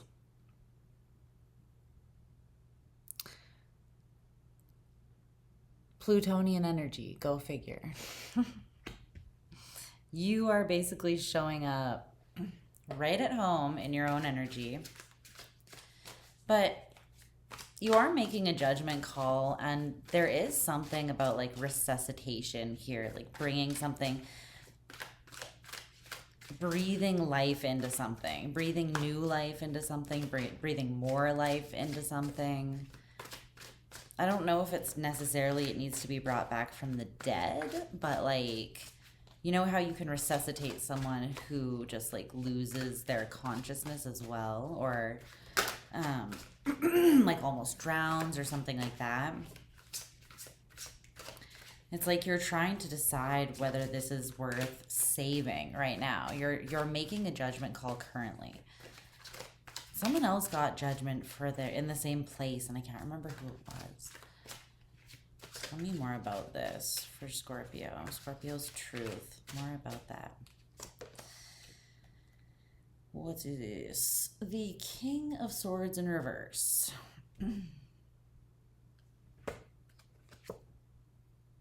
The Devil in reverse. I'm hearing that song. What song is that?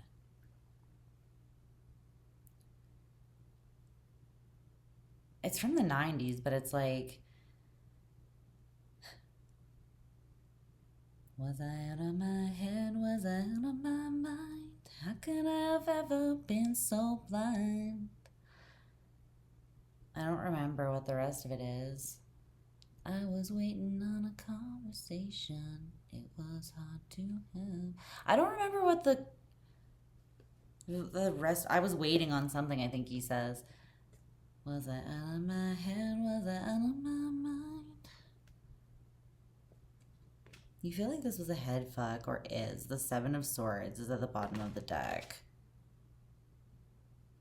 With the King of Cups in reverse, that's you. You are making this judgment call, and you're being really real with yourself, Scorpio. I think that someone deceived you, or there's deception surrounding this connection. It could be like a kryptonite type of vibe, right? Where you feel super pulled to somebody, but they're not good for you, or they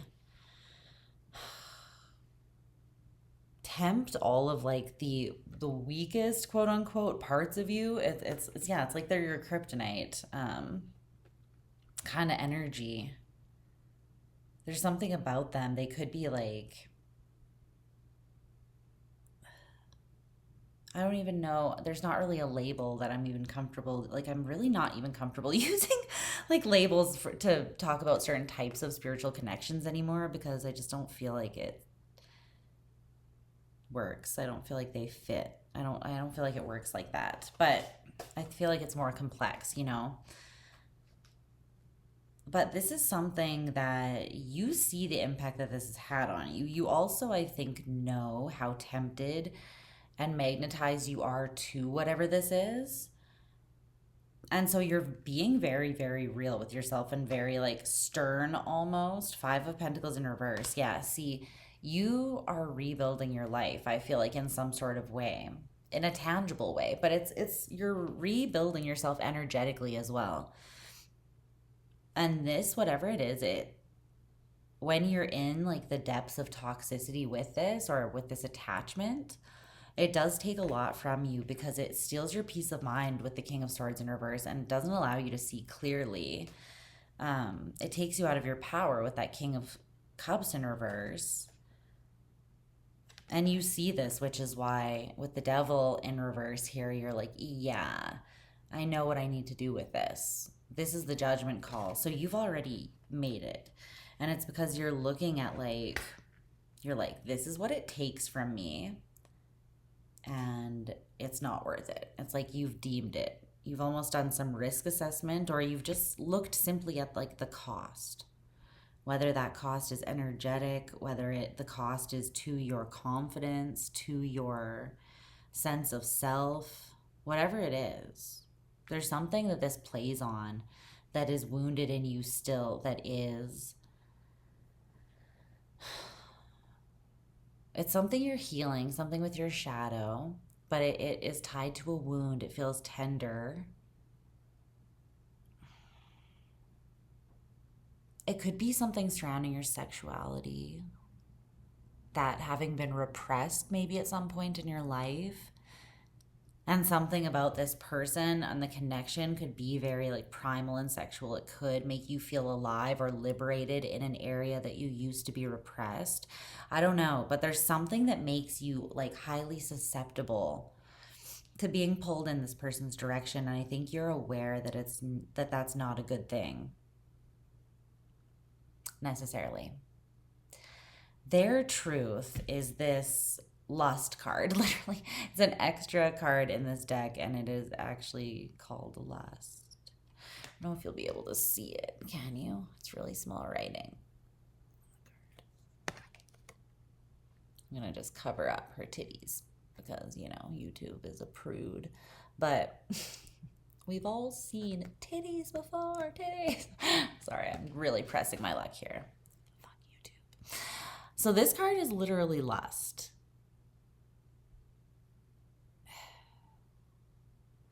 It's the energy of enticement. It's the energy of seduction. It's the energy of desire. But there's this quote that's coming to mind, and it goes, satisfaction is the death of desire. I feel like the reason that there's so much desire tied to this person or between you and this person is because there is no satisfaction. There is no actual deep fulfillment or satisfaction. So it's like it eats you and leaves you starving. I don't know how to.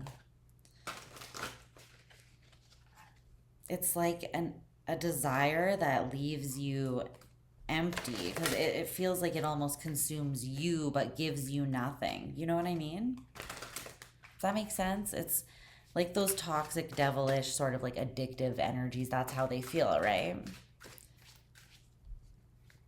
It's like they promise you the world that they're going to feel so good, and then all they do is take your power from you, ultimately. It's very like tricky energy. And it's because it's your own shadow being triggered and parts of you that you don't really want to look at within yourself because it's a really deep wound. Like this could be from very early in childhood or just something that cut very deep for you. Tell me more about this lust energy though. Why is this other person's truth? It might be that they quite literally, that is like all that they really want. And this person is kind of driven by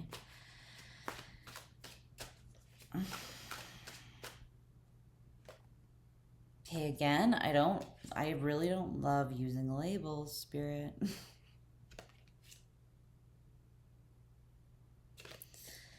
It's like I heard like the word succubus, which is it's just like a sexual entity essentially. It can be like an attachment, but it's like it forms a very strong like sexual desire connection between you and someone, and it does kind of like feed off of you in that like vampiric parasitic type of way. So if you feel called to like, if you've been feeling like your energy has been really drained and it's something that like you want to get out of, but you don't feel like you feel actually addicted, or you feel as though there's like some force that you really can't pull away from, then I would definitely like look into what that is. Just because if you inform yourself, then you can just set the intention not to allow it to affect you, because you're ultimately the most powerful. Your free will can cast anything out. So don't be afraid, okay? But if you become aware of something that might be influencing you, then you can deal with it, right? But this is kind of coming through as that sort of energy where it's like essentially something that is lost in desire itself. And so then what does it do? It goes and finds, yeah, the sun in reverse. This is kind of a dark and heavy energy. The Lovers in reverse. Scorpio. I feel like this is something that you're curious about, or you got pulled into because you were curious initially. And then it just blew up, and it's been quite intense. I feel like it's been intense because Spirit honestly has been trying to pull you away from this person and protect you from them. I'm actually getting that, and I don't get messages like this hardly ever. This is a warning. This is like Spirit very much validating that you do know what this is, and it is this. It is an energy that is going to take from you and pull you down and leave you starving, like I said before. Because this is really kind of dark energy. I mean, the sun in reverse is like choosing darkness or not believing in the light anymore. And it's because you're so consumed by this like lustful energy, which doesn't have to just be about sex, but lust, like I was talking about, right? It's like something that is never satisfied. It's based on the desire, the want, the need. So it's someone that is consumed by that to the point that they can't be in the fulfillment of the sun because the two contradict each other. So they kind of like give themselves to the dark. And then the Lovers in reverse, then because they do that, they essentially, not to be dramatic, but it's like selling your soul, selling your heart. And again, it's like we all have free will. Nothing can take that from us. But it's this person getting so sucked into that eventually it gets to the point where they kind of can't come back from it, or it's very hard to come back from it for them. It's possible. But it's just they feel stuck there because it is like an addiction or something that takes over, I feel like, for them. Okay, so the ultimate truth of this connection, Jesus, the Queen of Pentacles and this phenomenon card.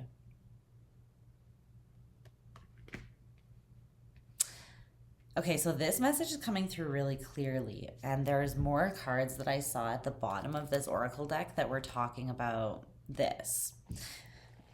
So with the the Queen of Pentacles, sorry, they were saying that there's something that's meant to come through to you, and it's kind of like a miracle. I feel like it's a grand scale blessing is what this seems like. It's something that you will perceive as being literally a phenomenon. And this is very much making me feel like see the two spheres of existence here almost. It's like the galactic, like as within, so without, as above, so below is what this feels like. And the phenomenon, I feel like, is when these worlds collide, or this manifests here. That's what I'm getting. You are this Queen of Pentacles. This person is an outside energy, but the way that it is on the table is they're here, right? Over here. So they're looking over at you. I feel like you've already made the judgment call and you know this is not good for you and you know the reasons why. You also know that you're very tempted by it. So I feel like you are working on right now getting back to a balanced and healthy state and just taking care of yourself. So we have release, and then we have gifts in reverse and anguish. And then memory in reverse. And water. This is like the core of who you are. Right? The thing is, there needs to be a release of this. Whatever this is, the energy is getting in the way. And it's like, unless it's released, I feel like there's going to be a blocking of these gifts that are trying to come in through this miracle. And it would be like choosing anguish instead of like these blessings that want to come through.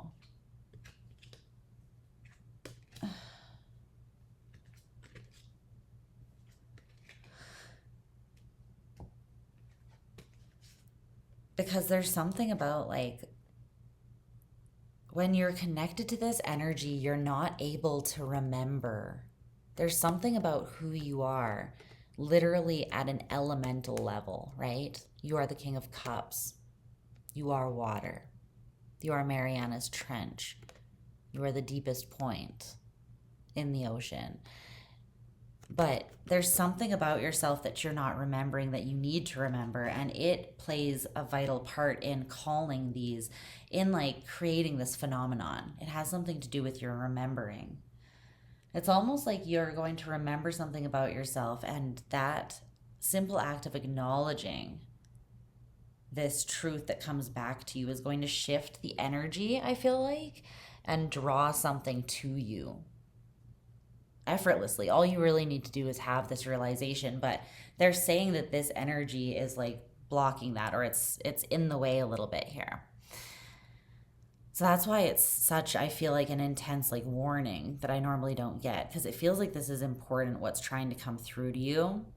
And it also feels like this is kind of a dangerous energy, not in like that you're always powerful enough to pull yourself out of or avoid, but it's dangerous in the sense that it's like a slippery slope, you know? And it would just, I feel like, be better off avoided. I think you know this. So the overall current connection energy is the Page of Cups in reverse, with this quote by Jenny Slate, which I love. It says, as the image of myself becomes sharper in my brain and more precious, I feel less afraid that someone else will erase me by denying me love. I feel like this is you revoking your heart space energy. You're pulling it back. It takes Scorpio a while to do this because we're very emotionally invested and loyal people. So it's a process.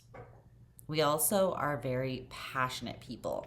So things that have a lot of desire, they pull us to them because we are, you know, that's Plutonian Martian energy. It's like assertive desire. Sacred, divine desire, you know, divine arousal. But this is that in its shadow form. So it's not really what you're looking for. And your reading is at 22 minutes, 22 seconds, right, when I'm saying that. So you might want to look that up, that angel number. I don't know if that will mean anything to you. But essentially, the current connection energy, I feel like, yeah, you're pulling you're kind of disconnecting your heart space, or you're disconnecting emotionally. And you're doing that by refocusing on yourself and sharpening that judgment, not judgment in a harsh way, but that sight with all three eyes is judgment, really. It's like a knowing that is so sure and true and pure and resonant that it gives you the courage to take the leap into the call, you know, whatever that is. So you are bringing this energy back to you by sharpening, like redefining your image of yourself. And you're gaining self-respect again by doing that. It's like you're looking at yourself, you're remembering all the reasons that you love yourself. And whatever fear was triggered by this connection, which I feel like this person denied you love in some way. They may have only offered you something sexual or passionate, or they may have been very like passionate, but only like really in and out, you know? And then it triggered a rejection or abandonment wound or something like that. But there was some sort of denial of the love that you were offering them from their side of things. And I think it triggered this fear that maybe you used to have, that if someone else didn't see you, you didn't exist. Or if someone else didn't see you, somehow you wouldn't be able to see yourself clearly. That's not the case anymore. Even if it was true to some degree in the past, it's not anymore. You're not afraid anymore that just because someone else rejects you, you will start rejecting and forgetting yourself. I feel like this is a lesson you've already learned. And it's another reason why you don't need to fall into this pattern or this connection again, I feel. Your advice is the Hanged One in reverse. I'm kind of just getting from this is like, there isn't really a higher perspective that you need to unpack. You know, Scorpio is very psychological, very emotionally intelligent, and deeply intuitive sign. And we like to unpack things. And a lot of the time, I think that we can like stay stuck on connections. I shouldn't laugh because I'm laughing just because it's so relatable. Yeah. We can get stuck on people that are like, that were the worst people for us in our life. And it's kind of like a Harley Quinn, the Joker type thing where we're just psychoanalyzing the person. We can even stay in connections with these people just because we're like, I'm intrigued by the level of darkness in you, you know? And it's like, because we genuinely are comfortable with that darkness, we can handle a lot of it. And it kind of interests us, you know? But just don't do it at your own expense. It's really not worth it, you know? Venture out into that darkness, the moon, and the Knight of Cups, but do it when you're safe to have your heart on your sleeve, not when there are like monsters lurking, demons lurking in the shadows, okay? Scorpio. I feel like there's nothing deeper that you need to psychoanalyze or unpack or ponder. You may have been digging in very deeply through like tarot readings or just your own intuition or even stalking them on socials or whatever into the energy, wanting to know, yeah, the 10 of Swords, the 10 of Cups, why it went this way when it could have just as easily gone that way, because I think you do feel the potential of this connection. But this person would have to completely... The thing is that you're drawn to this for a reason, right? There is passion and desire, and there is the divine within this person still. However, they would have to gain control over themselves because they've kind of lost that to this. Their desire or lust is controlling them.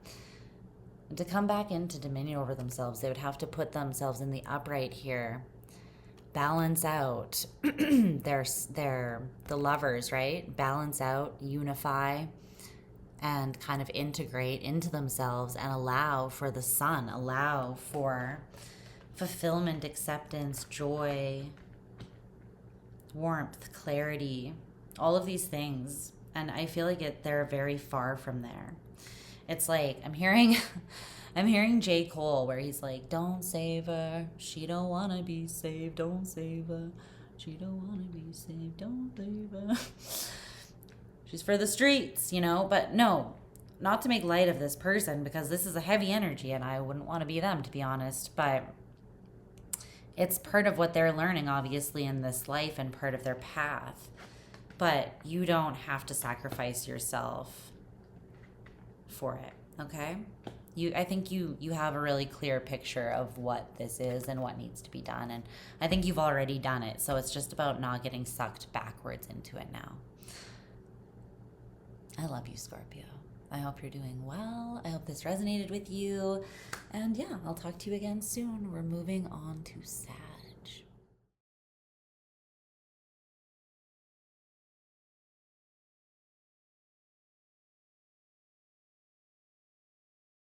Hey, Sag. I hope that you're all doing well. Okay. Let's breathe. Let's take a second and get your cards down. Let me tune into the energy between yourself and this person so that we can bring the truths of this connection to the surface, okay? Give me just a second here. What does Sag need to know, Spirit?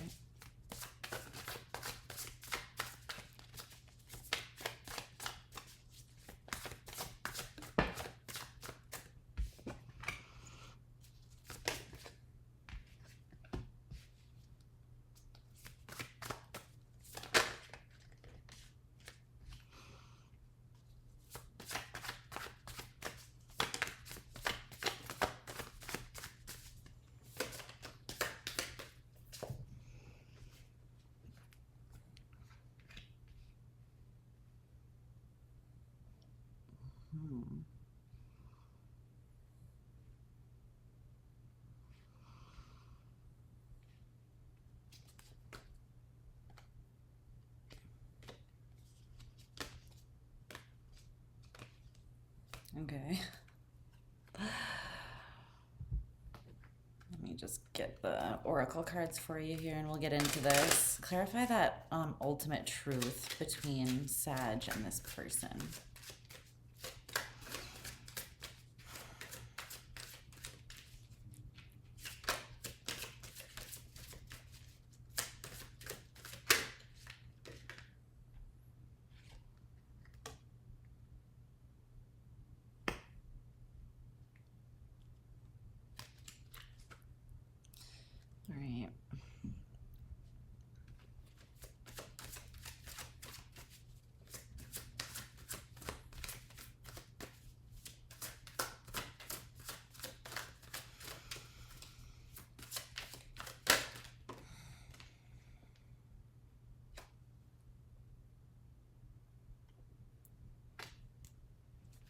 Okay. Interesting.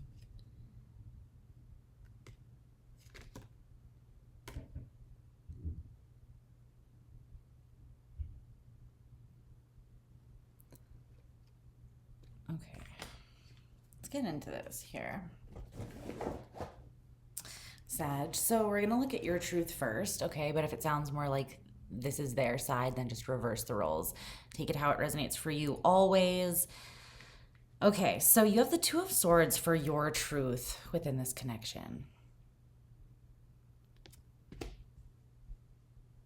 Currently.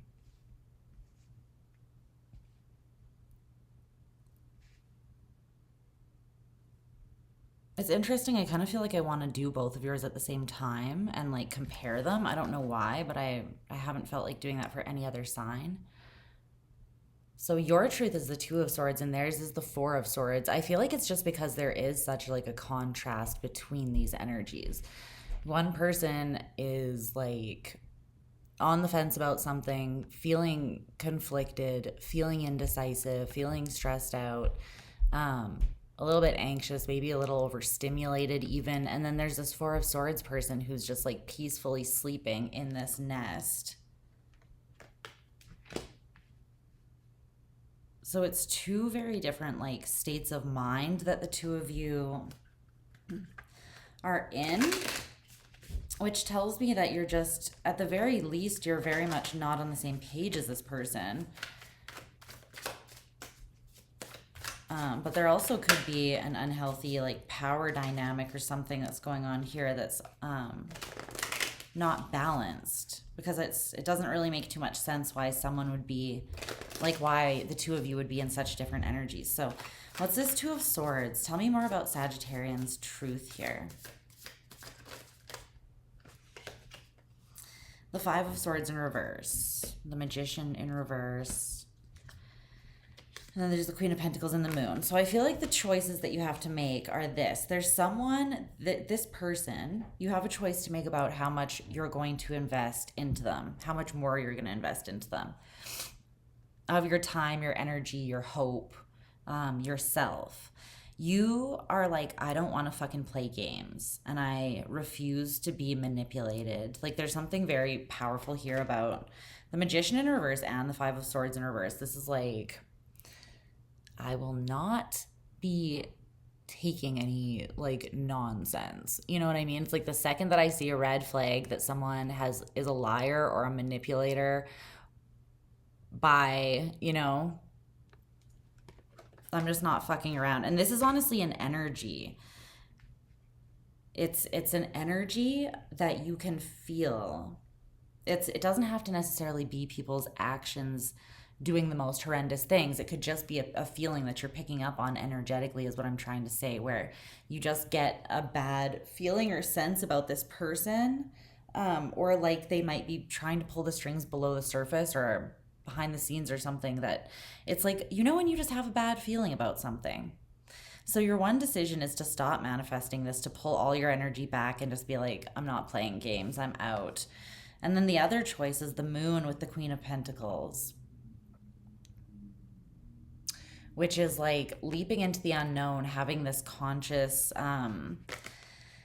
it's like taking a leap out into the unknown from a place of confidence in yourself and security in yourself. But there is a reason why you're still on the fence about this, because even if you jump into certain things with confidence and security in yourself, right, it doesn't mean that you're still not going to get hurt or negatively influenced if that thing is not for you, or if it's like abusive or manipulative or whatever the case may be. So I think you're still trying to weigh like the risk on something. I don't know about this here. What about your person's truth? Tell me more about this Four of Swords energy. There's something you feel like you don't see though right now. That's why you haven't made up this choice yet. Five of Pentacles in reverse, Three of Swords in reverse.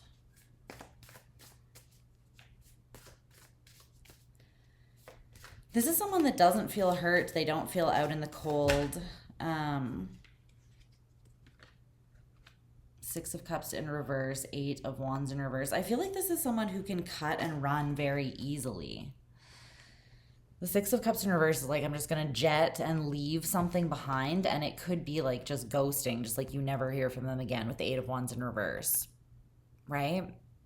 It's like there's just no closure, no communication, no nothing. Two of Cups in reverse. I don't know about this, Sag.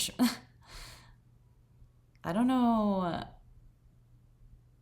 Because this person is like incredibly unbothered. Like they're going out of their way. Their energy is going out of their way to say, like, it's all good, baby. Like, I'm completely fine. What, Sag is over there stressing? Not me. Nah, you never catch me stressing like that. You know, it's like, I don't know. It's not a good look, right? Because, like, to not care is not a good look. It's a narky look. Seven of Cups in reverse. I think you know how you feel, but you might just be in your head, not completely trusting what you feel about this. Yeah, there you are, Temperance in reverse. There is something that's imbalanced right now that's causing you, I feel like, to not really see this completely as clearly as, I don't know, as would be optimal. So let's look at the overall, more objective truth from Spirit's perspective. So the truth of the situation, or you and this person, is the Wheel of Fortune in reverse with this Hunger Oracle card. Came out in reverse. I feel like this is just saying it's not for you. This is not for you. It's not going to fulfill your hunger.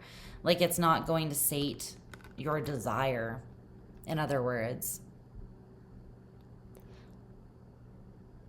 is what I'm getting from this. And I feel like there's something about you needing a partner, or how you would really benefit, Sag, with having a partner that is strong and confident enough in their solar plexus energy, like their sense of self and life force energy, that they can support you. Not that you will need their support, but like that they can, like, I guess I'm saying that they're an equal to you, right? So that they don't get like insecure, and they're not in like secret competition with you. They're not secretly like, you know what I mean? You're not sleeping with the enemy without even knowing it. Because there's something here about this. Like, let's clarify this a little more. Why is the Wheel of Fortune in reverse? The Three of Wands in reverse. Because something is quite literally not meant to come in. It's not meant for you. It's weird. Spirit's really going out of their way to say, like, no. Five of Cups in reverse, the Chariot in reverse, and then the Ten of Cups and the Ace of Wands. I feel like there's something new for you that's going to come in relatively soon. That's what I'm seeing, Sag, and it has a lot of potential, but Spirit is basically saying don't waste your time on this. It's not something that can give you what you're truly looking for. And optimally, I feel like it won't end up moving forward. So you can kind of dodge a bullet and bypass like some grief here. You can just literally duck out at the first sign of red flags. You know, you don't have to make excuses for whatever this is. If you feel like it's not going to go forwards, or you don't have respect for the way that someone has handled something, or they haven't handled something in an honorable way, or haven't handled you in an honorable way, whatever it is, it's because it's like a headache. And it's more stress than it's worth. Spirit's like, just literally don't even think about. Delete their number and enjoy your summer. That's the vibe that it's giving. And it's not just because you're supposed to be a heartless asshole. It's just that, like, what good is it going to do you to care deeply or at all about someone that's over here not caring at all? Because I see them not caring at all. And they're doing it on purpose. Like, this is someone that's going out of their way to be like, I'm good. I never let my guard down to begin with. You did? Haha, idiot. You know, it's like that kind of energy. And it's just like, ew. Ew. Take your, like, ew. Take your fragile masculinity elsewhere. I don't know how else to say it. Whether they're a female or a male. Okay. The overall current connection of this energy is the Five of Wands. You have all masculine energy. It's one major arcana, two swords, and then two wands cards. It's a lot of masculine energy and a lot of like aggressive, more aggressive energy or assertive energy. There is some sort of conflict, and I feel like you are of a few different minds here. But there's also some sort of competition going on.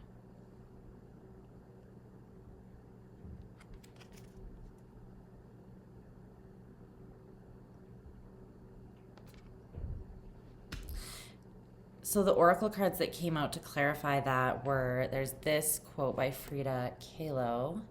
I am my own muse, the subject I know best, the subject I want to better. This obviously talks about choosing yourself first, fighting for yourself first, which I do feel like is what you're doing. I think that the conflict is coming in from this part. I come home, she lifted up her wings. I guess that this must be the place.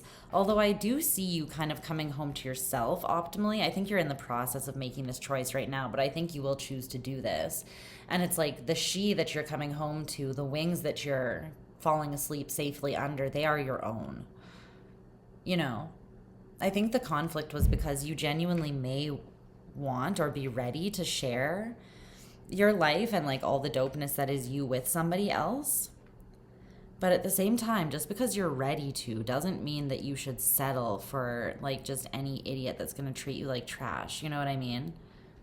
That's That's not being ready. That's being like desperate, right? So it's, don't put yourself at, I feel like you're not putting yourself at risk. You're not like getting involved with someone who's showing you something that's like less than stellar about the way that I feel like the energy affects you or impacts you. It makes you insecure. It makes you feel, I don't know, ungrounded, thrown off, small. There's something about this energy that I don't like. Tell me more about this Five of Wands. Why is this the current connection energy? But this is not just within you with this conflict. This is the connection energy. So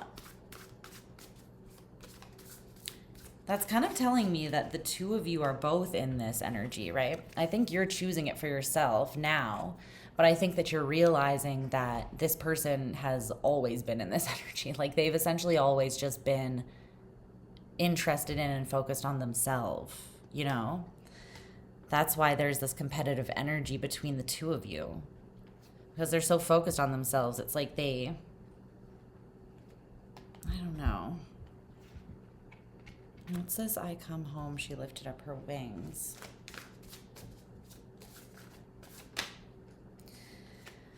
Moon in reverse. Something has been revealed.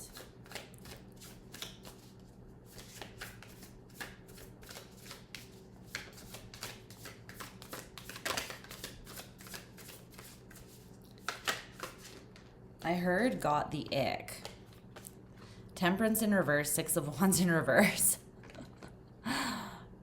Yeah. I feel like something, it was the way that this situation or person threw your energy off or your balance off that signaled to you that this ain't it, sis. You know, like this is not, no, this isn't the vibe I'm trying to go for. I feel like this was revealed to you through this person's actions. Because when someone affects you in a way where they don't make you feel solid, stable, secure, and it's not their job to do that either, remember that. But at the same time, when you're around someone and their energy throws you off, or it makes you feel like you notice that you feel kind of insecure or ungrounded or just not confident, if you can trace that back to the way that someone is acting around you, then obviously take that into consideration, right? And don't put yourself through it. But I see like you've dealt with people in the past that weren't right for you, that kind of threw you off. And so I feel as though you may just be leaping out there again and putting yourself out there again. Maybe like just putting yourself into the dating scene again, right? And you're learning how to be out there in that dating scene with yourself as your top priority, navigating these energies and navigating like letting someone else into your life while still honoring and respecting yourself and not settling or making, I don't know, excuses for people, but genuinely holding out until you find what it is that you deserve and desire. And I feel like you will. And I think that too, if you've dealt with people that acted like however this person did, right, that pulled like shadow out of you, or that just acted a little toxic or maybe self-involved or whatever the case was, they could just also be not serious, you know? They could just not take you seriously. And then that shows you really fast like how far you could get with someone. You can't go very far with someone who doesn't take you seriously, right? So I feel like where you would have kept giving out of insecurity, you now, because you've healed from that past cycle, you can see it and you're like, that's where I would have done that. And now I'm going to just walk away instead, you know, because again, it's like you learned some lesson. And so now where you would have had intuitive blocks before, you have empowerment. Where you would have had triggers and fears and like maybe attachment styles and different things like that affecting your actions, you now have clarity, enough clarity to see this person's actions more clearly, or the effect that you can just see and feel clearly enough to know that you're not really vibing with whatever's happening with this person. Your advice is the King of Wands.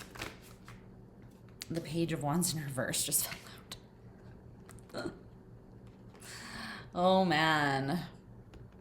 No scrubs. Yeah. You don't, you're looking for a King of Wands. You know, you're looking for someone who is as evolved and fiery and expansive, open-minded, free-spirited, just like alive and confident and sure of themselves as you are. And you deserve that, because then from that space, again, like I said, they don't need to support you, but you become like a team where you can like gas each other up and you can, you know what I mean? You make each other stronger, essentially. But with the Page of Wands in reverse, that's just not gonna cut it. That's someone that plays petty, stupid games, very immature energy. They don't give you any real hope to go off of, because they're really not actually giving you anything. They're not offering you anything of substance. It's like the communication doesn't go that deep. The way that it is actually being manifested in the physical isn't actually being built in a solid way. And so it's kind of like, what do I even have to hold on to?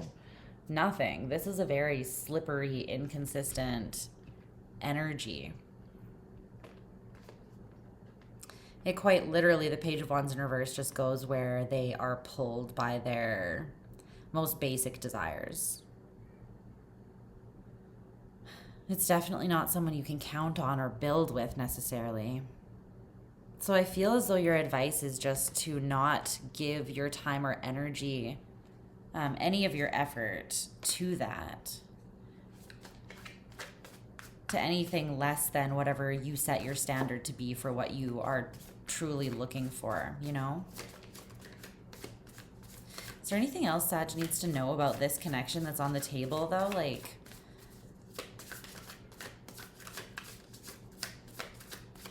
there might be something else that wants to come out about this person in particular that you need to know. The Queen of Swords in reverse. You're meant to cut this person out. Spirit is being very clear about this.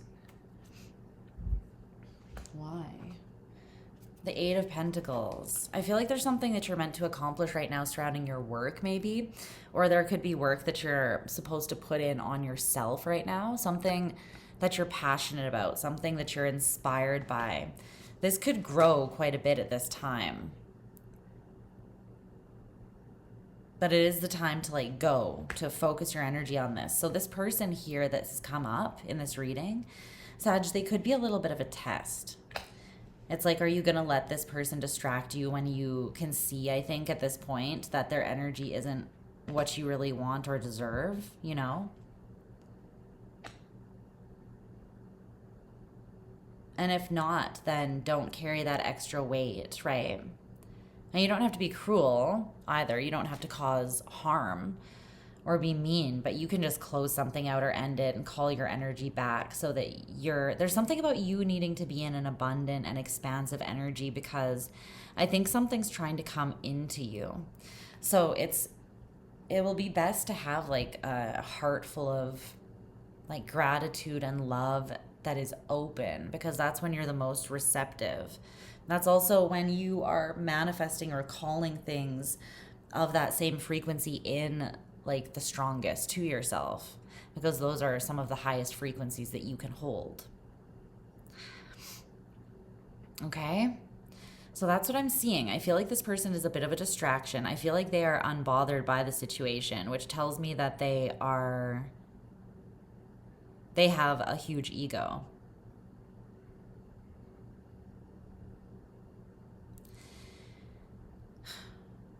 Because it's the way that they told me that they're unbothered completely.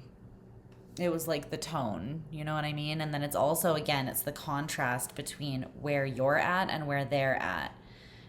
If someone really cares about you and you're in this energy, then they are not going to be in this energy. They're going to be trying to help you.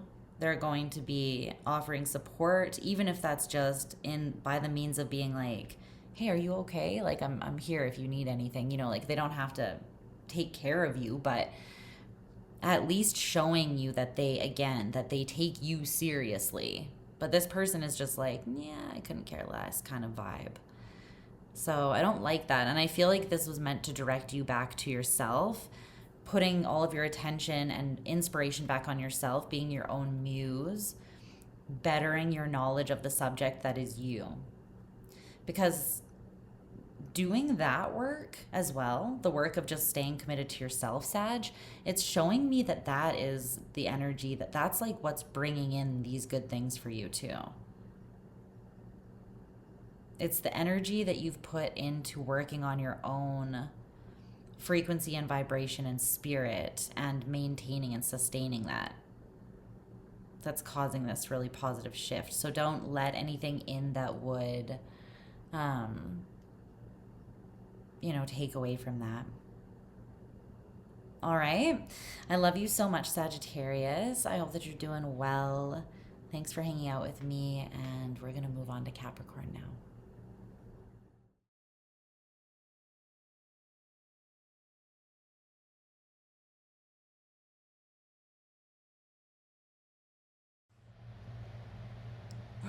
Hey, Cap. I hope that you guys are doing well. All right. Let's get your cards out. Let's see what's going on with the truth, the different layers of truth or the different versions of truth that are in this connection that you're inquiring about here. Just give me a second here to put the cards down.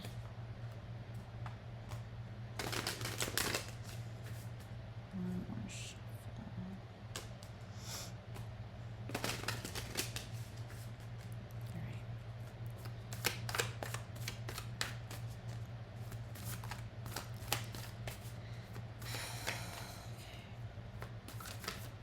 What does Capricorn need to know about the truth of this connection?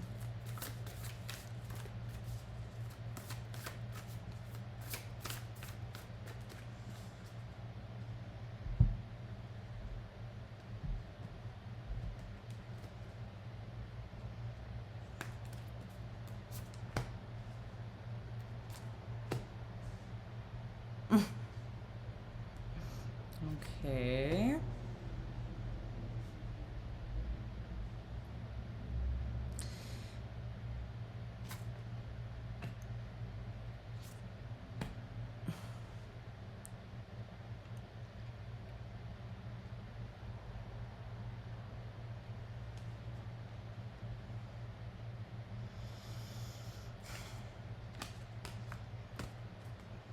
All right. Do some oracle cards here quickly. Tell me more. Clarify that ultimate truth, please.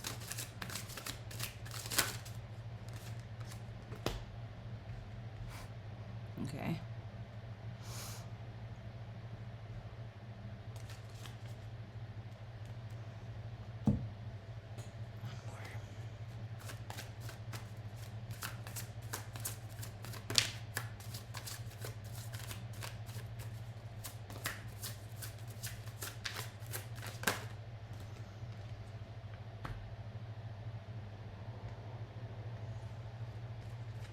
Interesting. Okay. All right, babies. Let's see what's going on for you, Cap. So I'm going to start with your truth, or I'm going to refer to the first truth as if it's yours. But if you feel like the roles are reversed, then just take it how it resonates, okay? So your truth in this connection is the Knight of Pentacles.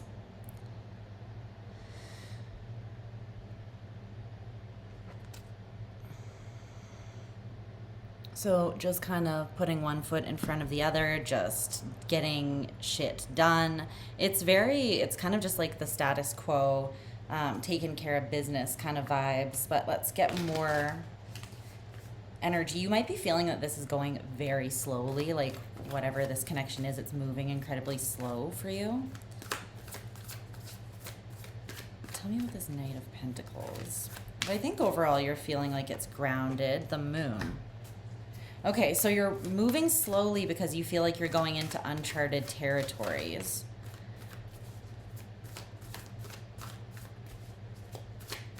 could be dealing with a Pisces. You could have Pisces in your chart with that moon there. It's the only major arcana that's come out so far. Can I get one more on this Knight of Pentacles?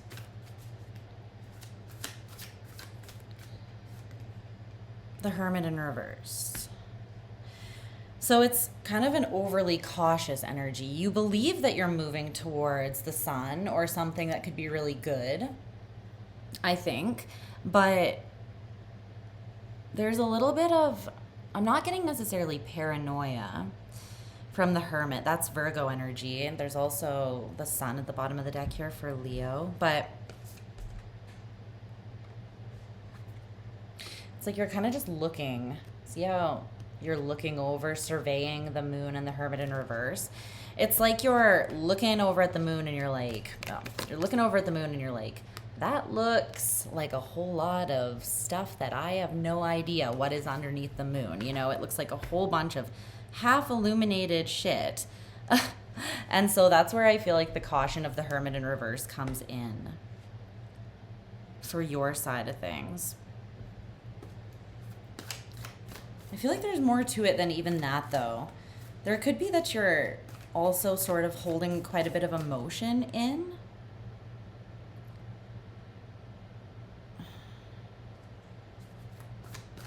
With the moon, like, kind of hiding it. The Ten of Pentacles in reverse, the Five of Pentacles. What's that?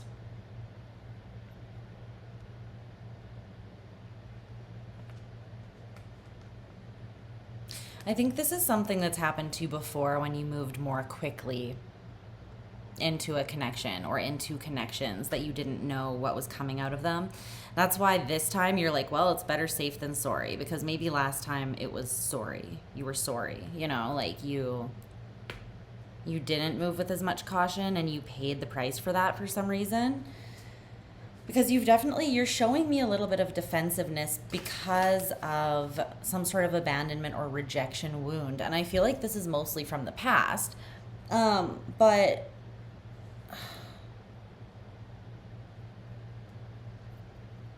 it's like an element of it has stuck with you and it has made you a little bit uncertain, I feel. So I want to look at the rest of the connection, this connection, to see if that is also playing a part in that insecurity. Or if this is all past energy that you're just kind of like working through as you move into something new. The Page of Pentacles in reverse is your person's truth. So it's interesting that you're the Knight of Pentacles in the upright and they are the Page of Pentacles in reverse. Because obviously this precedes the Knight of Pentacles. The Page grows into the Knight. Your person's truth. I almost said your friend's truth, which is really random and weird. I mean, it's probably not random. There's probably something to that. Your friend's truth is that maybe this is a friend or someone that was a friend and the lines got blurred or something. I'm not sure. Take that how it resonates. But the Page of Pentacles in reverse talks about there not being an opportunity, like not believing that there is an opportunity available for yourself and someone, or in the tangible realm, something that's actually practical. They could feel as though they already missed an opportunity with you.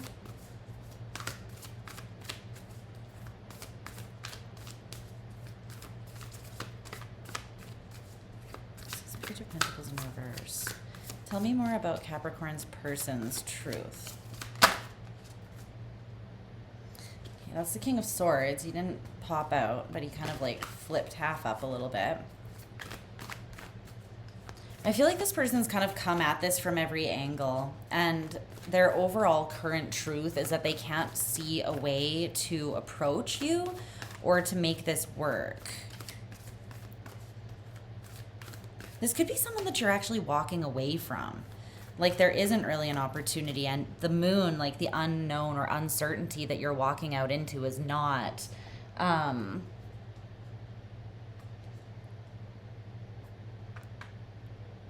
it might not be with them. It might be that this is someone that you love and you would like to have reconciliation with, but there's currently, I don't know, know. Tell me more about this Page of Pentacles in reverse. It's an interesting energy I'm feeling. It's almost like a push-pull. Like you're connected to this person, and as you walk away, they feel like the tension of you moving away.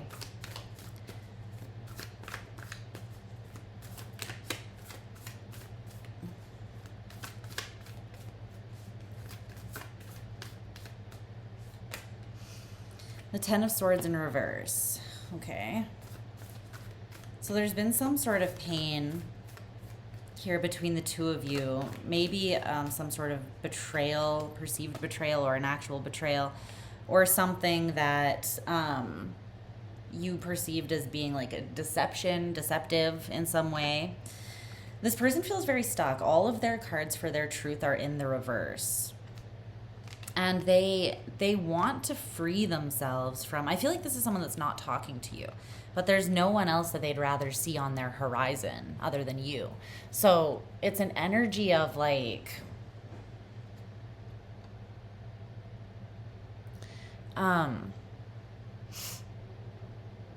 they just don't feel like they have the answers. They want to come out of no contact, though. They want to liberate themselves. The Eight of Wands in reverse, the Eight of Swords in reverse. I feel like another sign got 88 came out, or 8s came out. I can't remember which one it was, so I guess that's not very helpful of me. You also have 2 10s on the table.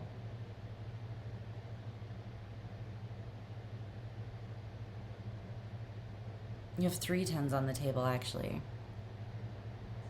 The Ten of Pentacles in reverse, 10 of Wands in the upright, 10 of Swords in reverse over here for this person. That's interesting.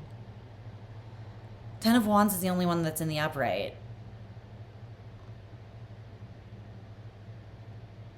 I feel like you're in this heavy space between... It's like you had this dream with this person, I feel like, Cap.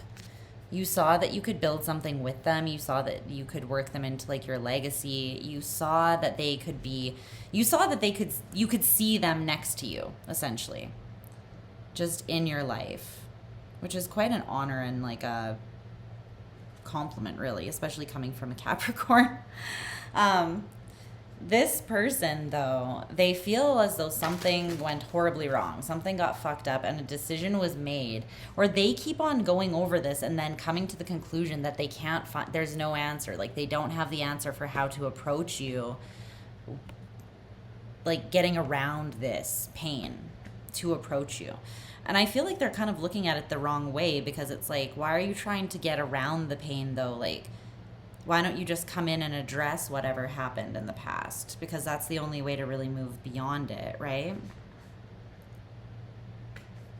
But they just keep kind of putting themselves in this disempowered energy where I think it's because they're actually afraid, though, Page of Cups in reverse, to open up their heart, to be more vulnerable. Because it's like they're not even considering that as an option of how to come towards you. And really, I feel like that's kind of the only reasonable option. Right? Like, be honest about what's happened. Be honest about the energy. The only way out is through kind of vibe. But the ultimate truth between the two of you is the Nine of Pentacles in reverse with this Oracle card of Patience.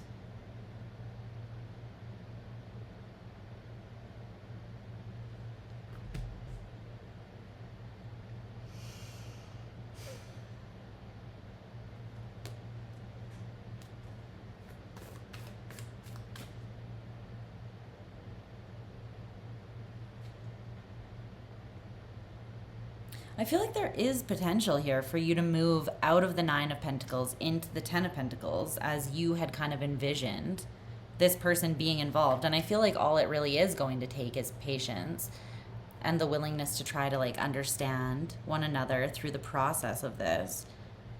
But it almost feels like there are a lot of chaotic pieces trying to fall into place.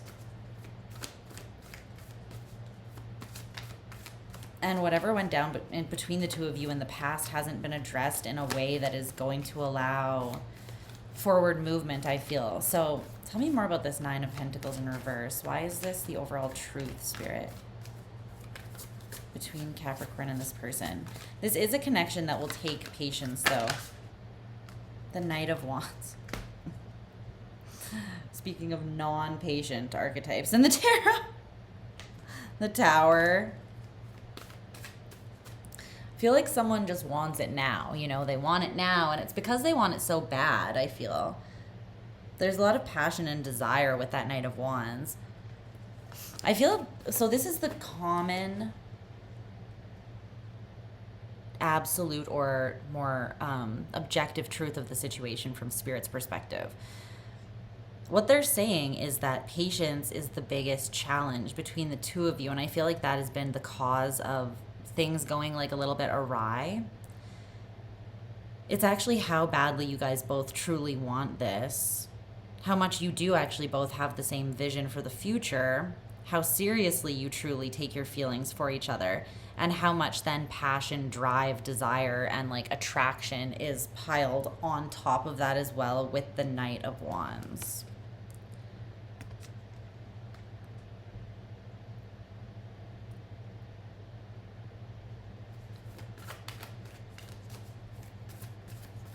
Anything else about that overall truth? You could be with this person, I feel like, but it will take a little bit of time, and it will take you being patient with yourself and with them, with one another, is what I'm feeling here. It's almost like there's so much desire that it is like putting, it's like throwing things off almost, I'm getting. Queen of Pentacles in reverse. I feel like it is like ungrounding, or it feels destabilizing. The amount of desire, yeah. The Five of Pentacles and the Ace of Wands, there's all that desire. There's the Devil right behind it, see? It's like desire without healthy like boundaries or structure around it to keep it in place and to keep you tempered within it is needed. Otherwise, it slips into more of a, oh, the Lovers is right behind that. The Devil and the Lovers. Otherwise, it slips right into something that is what you really kind of don't want.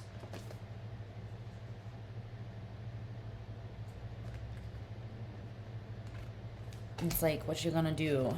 What you gonna do with all that desire? What you gonna do with all that junk? All that junk inside your trunk. I'm gonna get you drunk. Get you love drunk off my humps. All right. You're welcome. So, I don't know. I feel like there is potential here, but it's just like things got carried. Like, it's almost as though the desire ran away with itself. It's like when a car starts rolling down a hill or something, it doesn't have its emergency brake on or something, and it just picks up speed and takes off by itself. It's almost the energy that I'm getting, that your desire for one another, it kind of amplified and fed off of each other in the initial attraction and the initial like connection points. And then there was a point where it kind of like got overwhelming. Someone may have gotten freaked out by it, destructed, or been destructive or sabotaging with the relationship, something like that. Because the overall current connection energy is the Ten of Wands. That's where the Ten of Wands comes in. So it's heavy, but this is also like 10 Ace of Wands, right? It's like a lot of energy, desire, passion, lust for life. To the point, though, of it feeling like a burden. Like you can feel the heaviness of it. And it's interesting that this is the oracle card that came out to clarify, because it's all about desire, which is what we've literally been talking about. And it's a poem. I think it's by Clementine von Radix, I think. She's from Oregon. And it says, what I never learned from my mother was that just because someone desires you does not mean they value you. Desire is the kind of thing that eats you and leaves you starving, the color of low self-esteem. So this feels heavy because there's so much desire that it almost makes the two of you feel like you're consumed by the desire itself, but you are never actually fulfilled. It's intense energy. Can you tell me more about that? So maybe there just needs to be a practical element or some more structure added to this connection, whether that's like a label for what you are or a general outline, like you talk and be like, are we on the same page here? Even just in the most basic of ways, and go from there, right? But I feel like something's going to be needed between the two of you here, Cap, because without that, it almost feels like there's too much, you're working with too much raw desire for each other, that it's interesting. I don't know if I've ever really seen this come through this way in a reading before.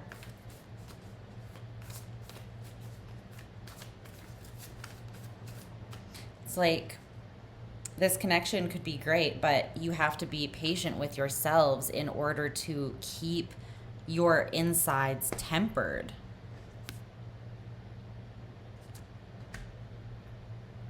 You have to be patient with one another while that happens as well.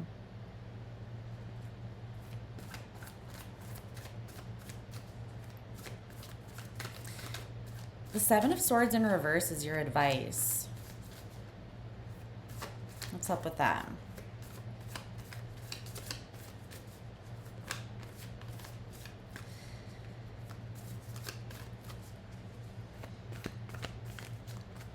Seven of Swords in reverse. The Nine of Cups. The Ace of Swords. Thanks, I got it, Spirit. With no investment into this, though, there can be no... there needs to be, like, a committed investment into this. And that's not saying that this person has to all of a sudden be your whole world, like you have to orbit around them. No, not at all. That's not healthy, right? I'm not saying you need to be, like, codependent and your whole lives need to be, like, intermingled immediately. But there does need to be some sort of commitment so that I feel like you both have that sense of assuredness that it's being taken seriously, that you're being taken seriously, and that each person knows that they're somewhat on the same page, which I feel you are, so that you don't feel like you have to hide how much desire you have for each other, because you know that it's mutual, you know? But the Seven of Swords in reverse is like seeing through illusion, and the Ace of Swords is truth.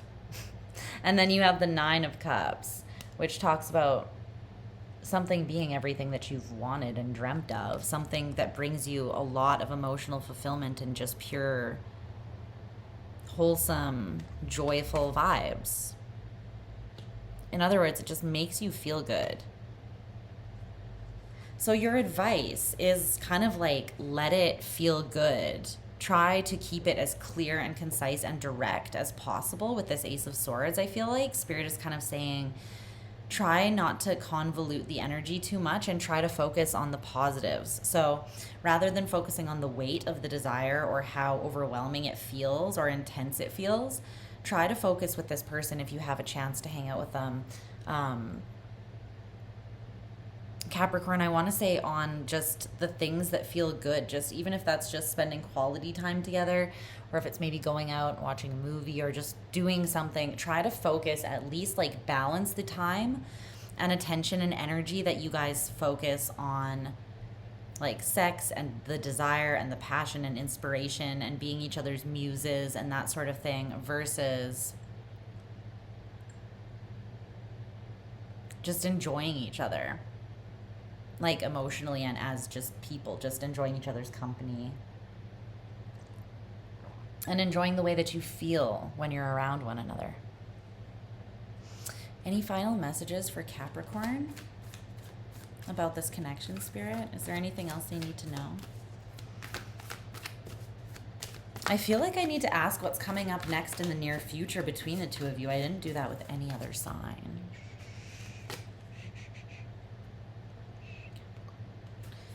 It's between us, okay? It's between you and me. What's coming in the near future between Capricorn and this person? Because right now I kind of see you walking one direction, and it's sort of walking away from this because you don't really know what else to do. So you're kind of just like, okay, well, I guess I'll move towards this unknown because I'm not really sure what's happening with this situation. You might still have your heart somewhat open to this person, but There's also been some sort of fear instigated or a reason to be cautious. And then this person, they're just looking at it, like I said before, that they don't know how to get around what's happened in the past between you. They feel like they don't have an answer to be able to come towards you and in a way that you'll actually accept. My nose is itchy. The Eight of Swords in reverse and the King of Wands. I feel Justice in reverse is behind that, and the Queen of Wands in the upright. Mm-hmm. Damn. Look at these hotties. Okay, but what's this? Because you're showing me again, though, that there has been some sort of something that threw off the balance, caused fear or caution to enter the conversation, and just didn't feel fair, didn't feel just. You know, this is what you feel like you have fear surrounding addressing with this person or coming towards them to talk to them about, right? It's like this is the same thing, I feel. And you know that in order to be courageous and to actually get what you want with this person, or at least put yourself in an opportunity where you can maybe I'll let you out on the balcony in a second, Looney. You know that you would need to be, or they know, sorry, that they would need to get into this King of Wands energy, I feel like, in order to get over their fears, liberate themselves so that they can come towards you. I see you as being this Queen of Wands energy, honestly. They're very attracted, but again, it's like they have this awareness that they did you wrong. They did you dirty in some sort of way. And that will be on a spectrum for all of you because your stories are all different, and this is general reading, right? But so some things were intense that they did to you, and other things were not so much, right? Some of you, it was like a white lie that they told or something, and others of you, it's like they cheated or something. You know, it's somewhere on this scale. But I do feel like the primary concern here is just the amount of sheer raw desire and passion and pull that you have towards one another. Because when I say desire, I don't just mean like, oh, I want you so bad, baby, like get in my bed kind of vibe. That's part of it. But that's really just the physical act that goes along with the desire, or it's one physical way of working through that desire, right? Desire, it can just be the energy of desire between the two of you, of like this very intense attraction as well. And I feel like that's more what you guys are feeling.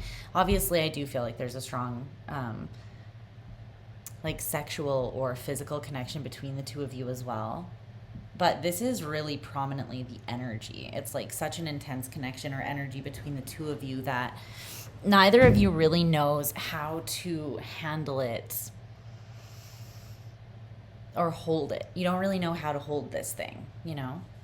That's what I'm getting so far. But if there is patience and understanding with each other, and if this person works up the balls to move towards you and apologize or actually face the past, not just try to like bypass it because it makes them uncomfortable, then I actually see that the two of you, there's a lot of potential here, but you just need to kind of, again, I feel like it's about adding some practical structure, or just like communicating would be important so that you know that you're on the same page, or you know that if you're not, then how can we still work around and respect one another, even if there's some things that we're not on the same page with, right? So how can we meet in the middle? How can we compromise, essentially? All right. I love you so much, Capricorn. That's the messages that I got for you for this reading. Thanks for hanging out, and we're going to move on now to Aqua.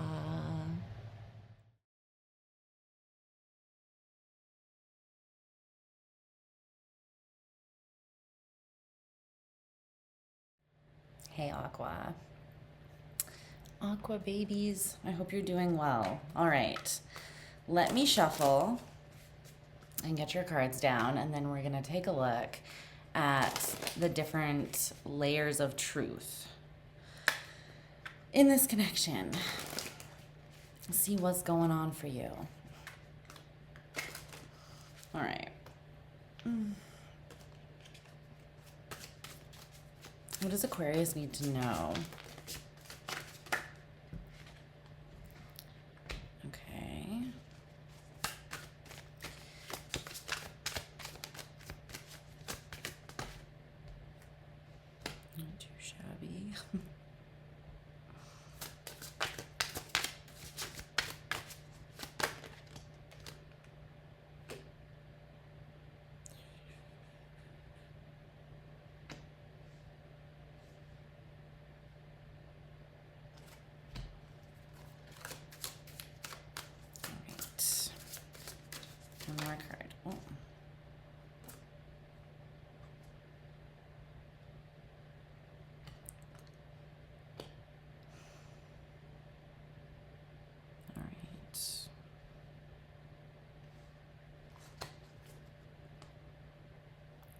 Five of Pentacles.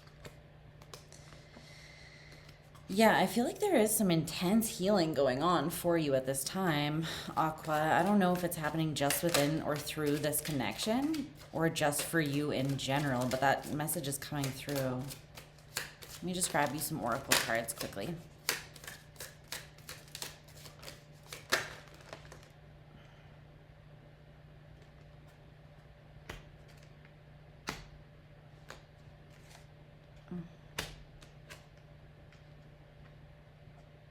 All right.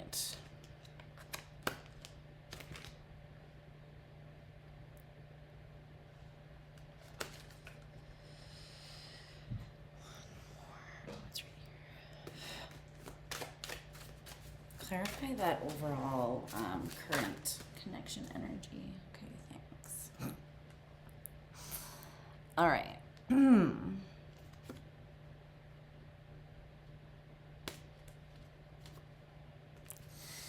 This is a very interesting connection that you're having with this person. I feel like you are definitely very like tapped into each other energetically, potentially like even emotionally or mentally as well. There's definitely an energetic connection.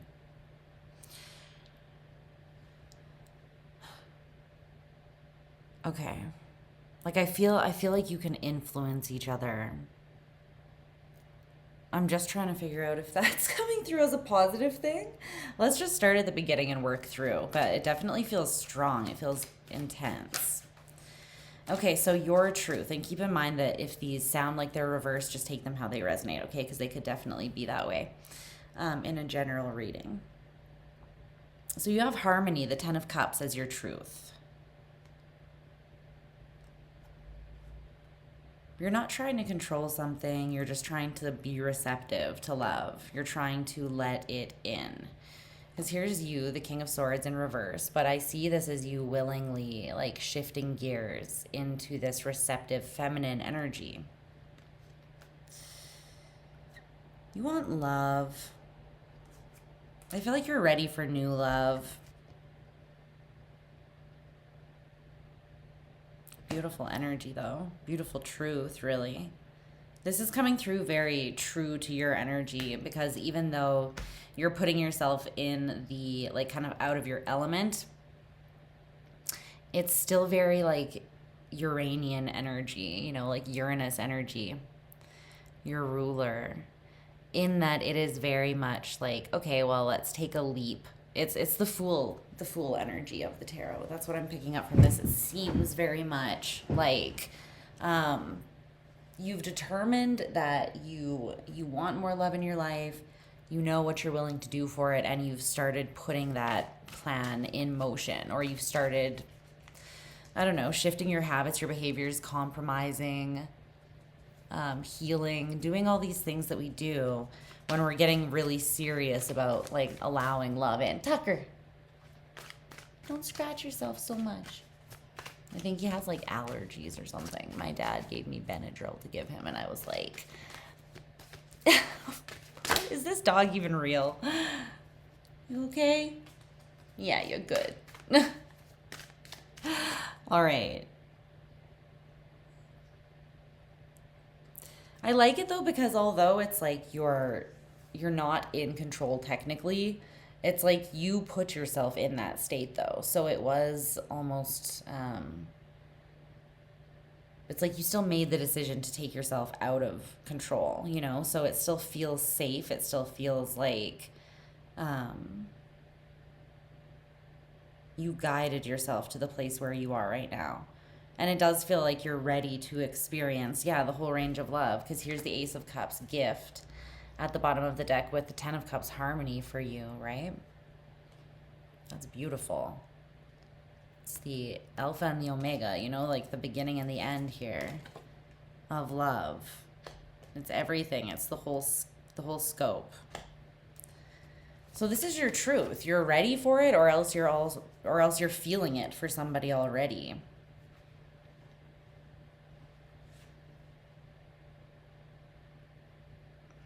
Okay, your person's truth is the death card, transformation.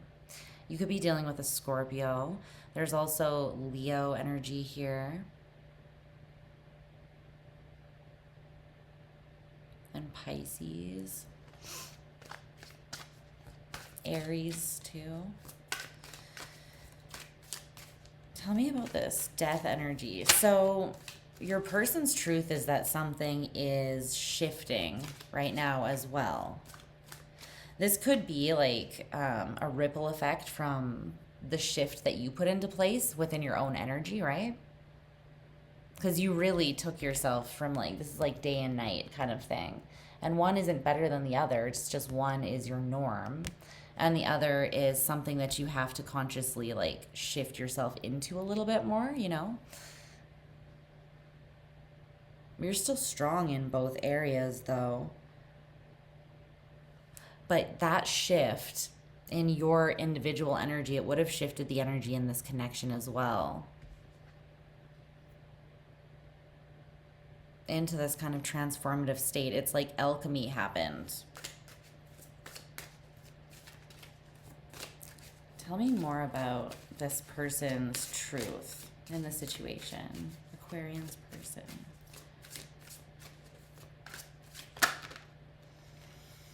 The Eight of Swords, barriers in reverse, justice, balance in reverse, and then the Knight of Pentacles, meditation in reverse. Okay.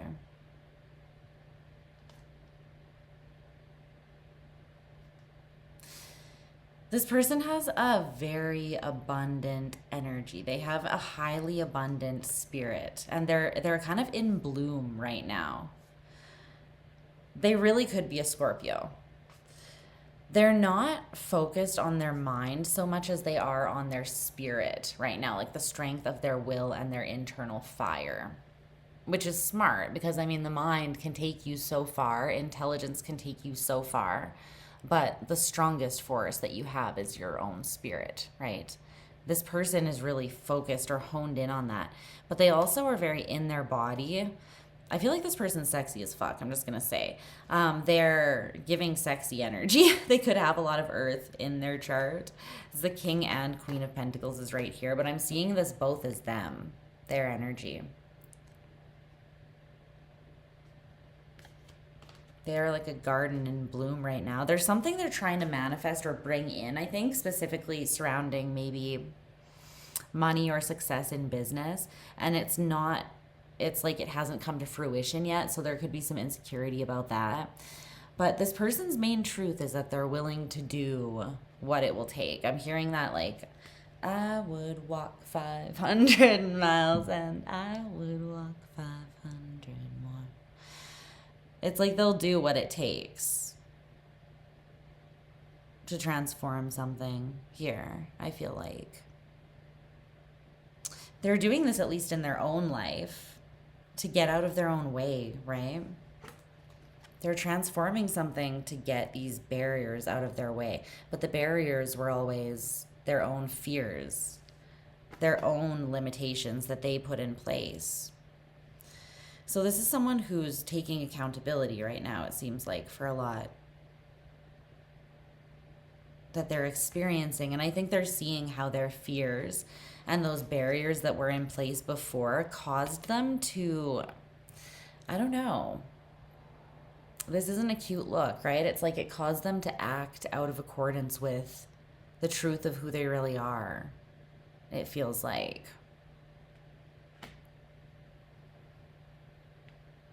They acted kind of from a triggered fight or flight almost. Like they didn't think. It's coming through as very fight or flight with this meditation, Knight of Pentacles in reverse energy, and then the balance in reverse too. It's like very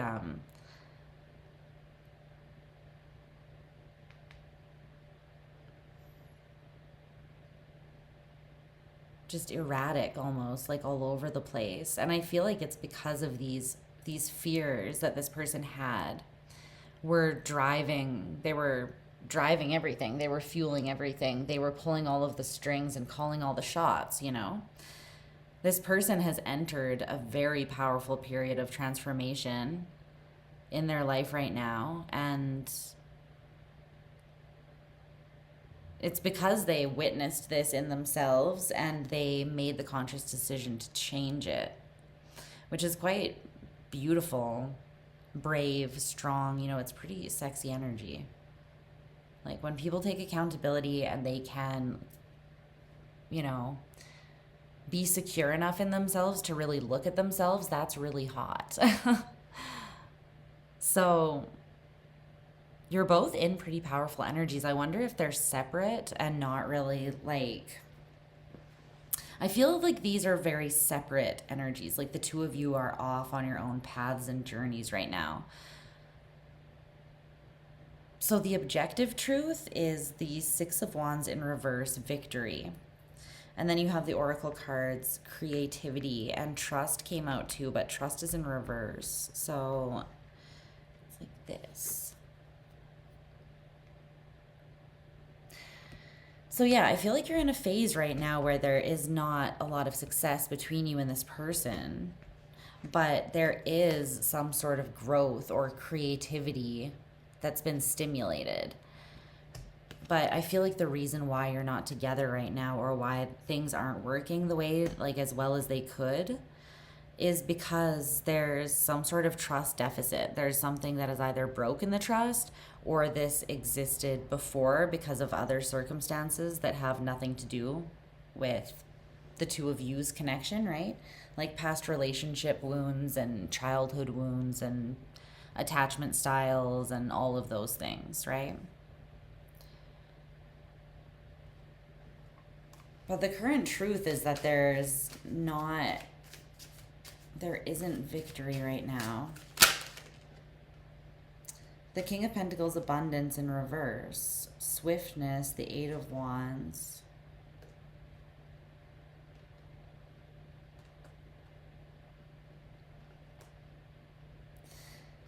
Something is coming in here. This phase is very much meant to, you two are meant to be sort of separate during this phase. Because there's something that is coming into play. I feel like you're both getting in these more receptive energies.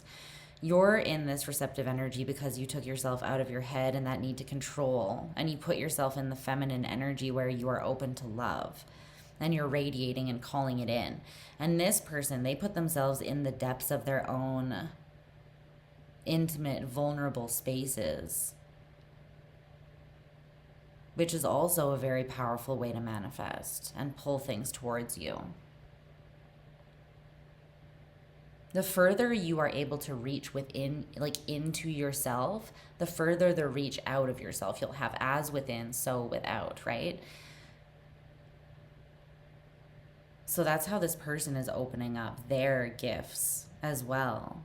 But it's like you're both meant to be doing this separately, and there's some sort of abundance that's coming in with the swiftness. It hasn't yet been discovered, but it's not far off. Like if this is something that has been postponed, I feel like it's because there's a truth that wasn't, I don't know. It's like your consciousness wasn't ready for this thing yet. I don't know if that makes sense. You were still learning a lesson. The universe was still teaching you something. This success couldn't come in until you learned something. Maybe it was for you how to give up this control, and maybe for this person it's how to let go of these fears and transform on a very deep level so that they can live more of an honorable life, more of a balanced life.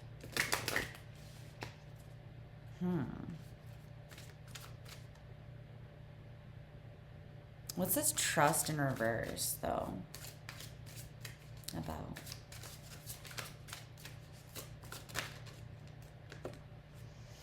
The Nine of Swords. Sorrow. Yeah.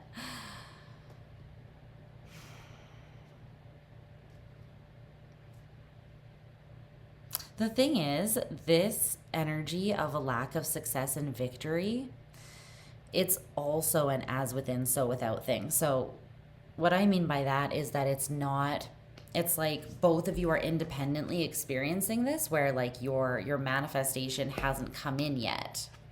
And you're both kind of anxious about that because you're both smart and you know that it is coming in. However, no change has actually occurred yet. Like you can't actually tangibly touch your manifestation, but you can feel it coming. So there's almost this like very heavy, like oppressive energy around you that is like a cloud right before it breaks and all the water falls out and it rains, right? It's that state of tension right before something breaks. And I feel like right now is an important time to focus, because as you gain more trust in yourselves, it's going to open up a pathway for trust to exist between the two of you. And then I feel like that's when you'll be able to succeed, like to create something together with success, to take action with one another in a way that doesn't fall into the same patterns that you guys may have had before, or that you may have had even in past lives that you carried into this life. Pretty deep energy. Okay, so the overall current connection energy is the Seven of Wands, Valor. There's a fight. You gotta fight for your right to party. Or to love, in this case. I feel like you are on that battlefield, baby. That battlefield of love. There's also this quote by Nayira Waheed that came out. So she's talking about how someone can be madly in love with you but still not be ready, still not meet you essentially halfway on the bridge. And she's talking about how you don't really, it's not your job to inspire people to meet you on the bridge, to be brave, to fight for the thing and to love you. But that you should hold out for that extraordinary kind of love that is ready, you know? So maybe in the past, when the two of you came together, you weren't ready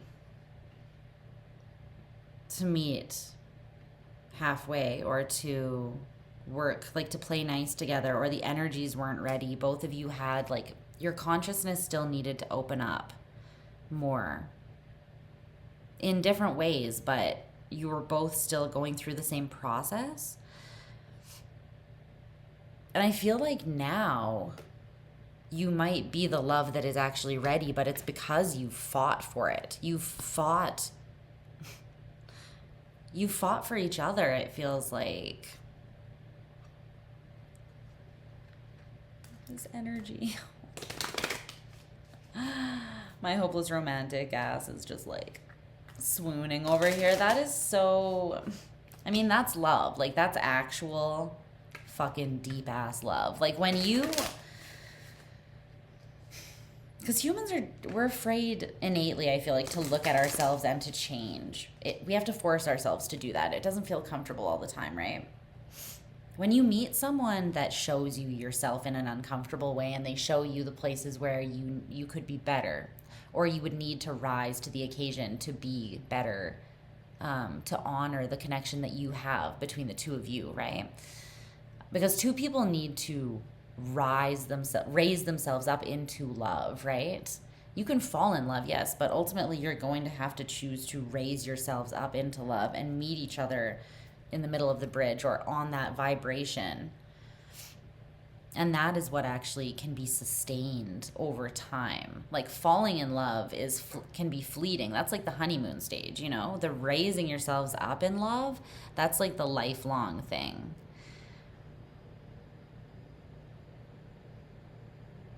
I feel like you guys are raising yourselves up in love right now as an act of like radical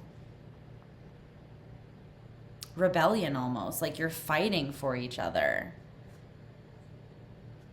You've both experienced some defeat, things that didn't work, but I feel like it's this energy where you're like back to the drawing board. Like, you couldn't quit on each other. You couldn't give up on each other or on this connection. Okay, so your advice is the Page of Wands in reverse, capabilities, and strength in reverse, power.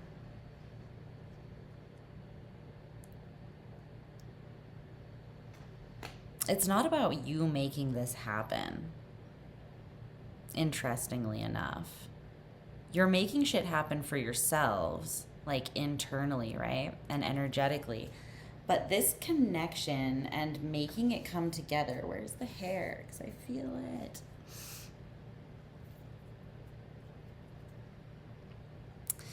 It's not about the skills that you're bringing to the table to manifest this. It's about trusting your heart. It's not about the lessons that you've learned and your consciousness and your truth. It's not about your abundance in the physical realm and the things that you have like stored away or hoarded up, or like the wealth and the castle that you've built for yourself, so to speak. This is not about that. This is about the purity of trusting your heart.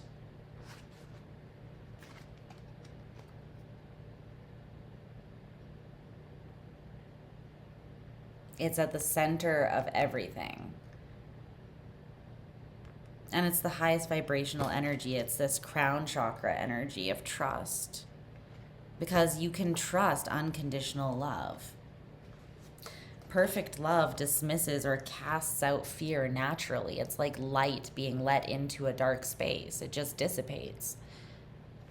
They don't exist together. And therefore, you know, when you're in the presence of that kind of love, the trust kind of just happens.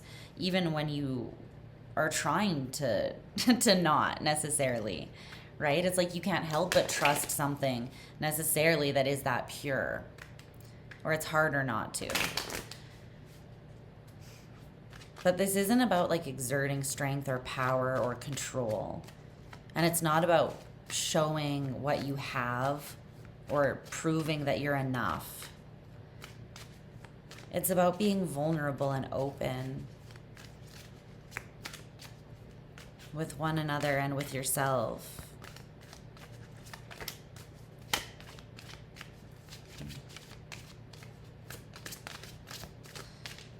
what else for this? For the advice for Aquarius to close. I really like these energies. I don't know if you are aware that this is happening on this person's side or that this is coming towards you. It's definitely coming towards you. The Two of Cups, love, at the bottom of the deck. And then you have the Page of Cups, understanding, and the Ace of Swords, consciousness. Someone's coming in to spill their guts. Yeah, the Four of Wands behind that, completing. They're going to, excuse me, they're going to close out a cycle by speaking the truth of their heart. And you are going to understand so much that has not made sense. You're going to get it, because this is going to kind of put all the pieces together, this person's expression or your expression to one another. It's like you're explaining, you're getting to know each other from a place of love rather than like defensive, being in a defensive state and trying to prove yourself or explain yourself to the other person. You're just exploring one another in that energy of love and freedom and support. And then you're gaining this very powerful level of understanding and trust as a result of that. So yeah, it's going to feel a lot less heavy, and all the work that you've been doing independently is going to very much be worth it. Aquarius, I love this for you. This is amazing. Good job, babies. Good job. All right, I love you. Mwah. Stay safe and well until we speak again, and we're moving on to Pisces.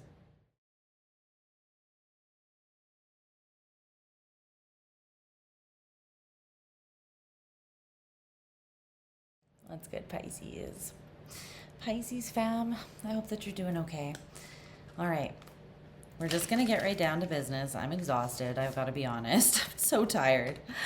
I finish moving tomorrow, and so this is my official last night in this place. And I'm just exhausted, like emotionally, mentally, physically. So, but It was nice to do one last reading here, regardless. Okay, the cards I feel like are done shuffling because they just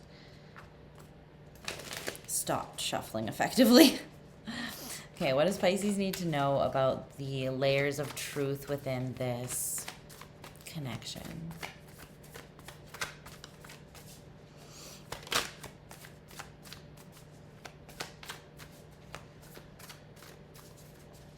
All right.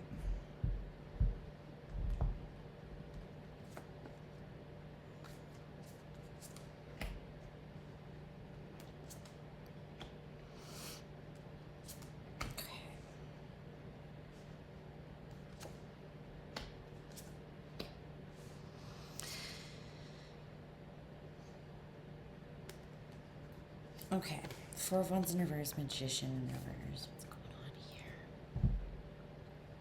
Let's get you some oracle cards and get into this.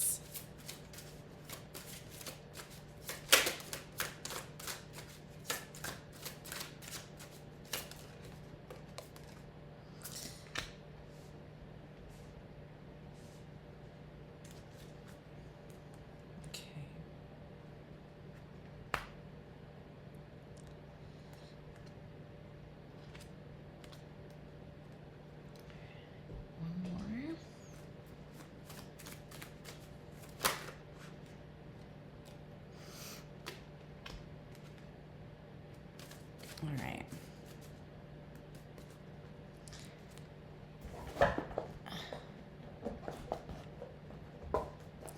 Let's get into it here, babes. So, all the cards came out in reverse. All of the tarot cards came out in reverse. So we're going to take a look at that and see what's coming up. I think I hurt my neck when I moved the first load of things, man. I'm so sore. But everything is in reverse, so this could be symbolic of there being a little bit of a stagnant energy or just you being maybe on a bit of a plateau with this person right now. Let's see what comes up, though. So your truth in this connection right now is the Page of Pentacles in reverse. Your person's truth is Temperance in reverse, Sagittarian energy. We also have Aquarian energy here, too. Page of Pentacles in reverse. Okay. Tell me more about that. I think Aquarian's person was in the Page of Pentacles in reverse energy. If you have Aqua in your chart anywhere.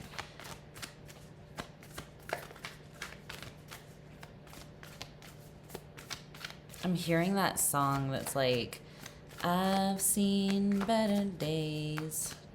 Been a star of many plays. I've seen better days. That 90s song or whatever. I feel like that is kind of what it is. Yeah, the Five of Swords at the bottom of the deck and Justice in reverse. Yikes. Yikes. Okay. Four of Swords in reverse. Ew. So there's something that went wrong or went down and it has lived rent-free in your head ever since, I feel like, Pisces. That is what your truth is. There's something here with this person that you haven't gotten over. I feel like you haven't moved away from it, but it's also maybe not a current opportunity. Like you may have not fully distanced yourself from whatever this is, even though it's not really a real opportunity, whatever that means. It's just kind of, like I said, living rent-free in your head. So it exists here, but it doesn't really exist like outside of that is what's coming through. Okay. Your person's truth being Temperance in reverse. There's some imbalance here a little bit. I feel like it's kind of coming from a, it's like an imbalance in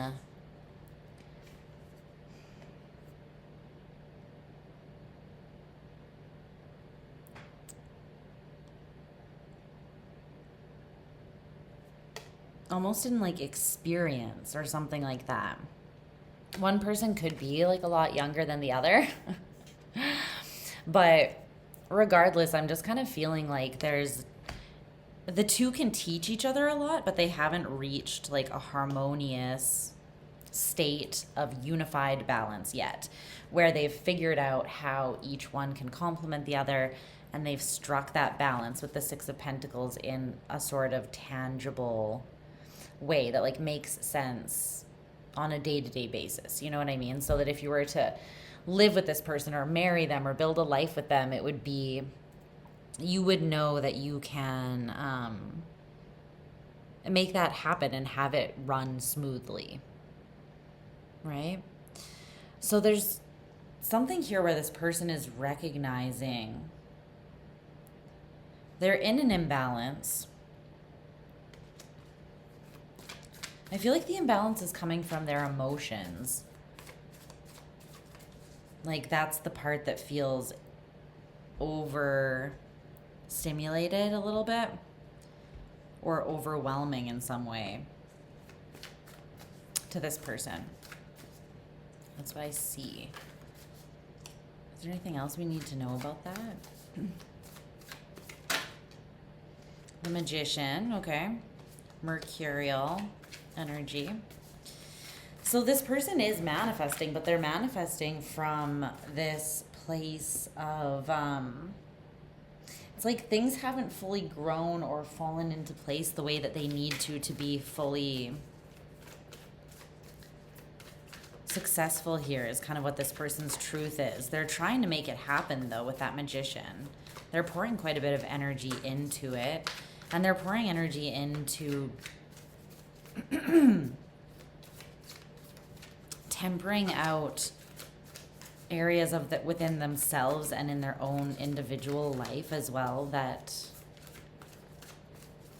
it's kind of coming through as like they're holding themselves accountable because they want to create something greater than what they've had before. Yeah, exactly. And they know that if they just double down and dig their heels in, then they won't actually have a new beginning. Because it's kind of one of those things where if nothing changes, nothing changes. So I feel like this person's realizing that. And they're using this moment to take accountability. They're also being nudged by the universe, though, because you have a minor arcana card, like a court card here, right, as your energy. And this person has two major arcana cards. So something is shifting in a big way in their life, and it might feel a little bit more out of their control. They're very aware of it, though. So the overall truth between the two of you, the Five of Cups in reverse, and then you have potential and renewal. The oracle cards of potential and renewal.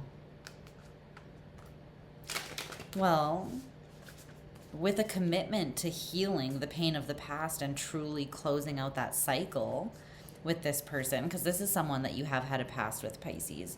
There can be healing, there can be commitment, there can actually be like justice in the situation where there hasn't been in the past, I feel like, because the potential never went away. It's just there would need to be this element of renewal because of whatever pain took place in the past, right? But this is the ultimate truth of the connection, so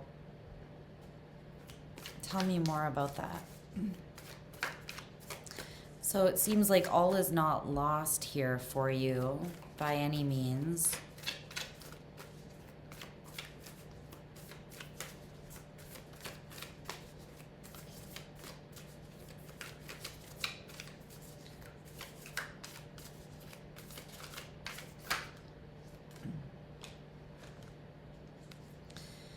The King of Wands in reverse, Seven of Wands in reverse, Seven of Swords in the upright, Queen of Swords, and Knight of Cups. All right, it's a party over here, apparently. Give me a second to look at this.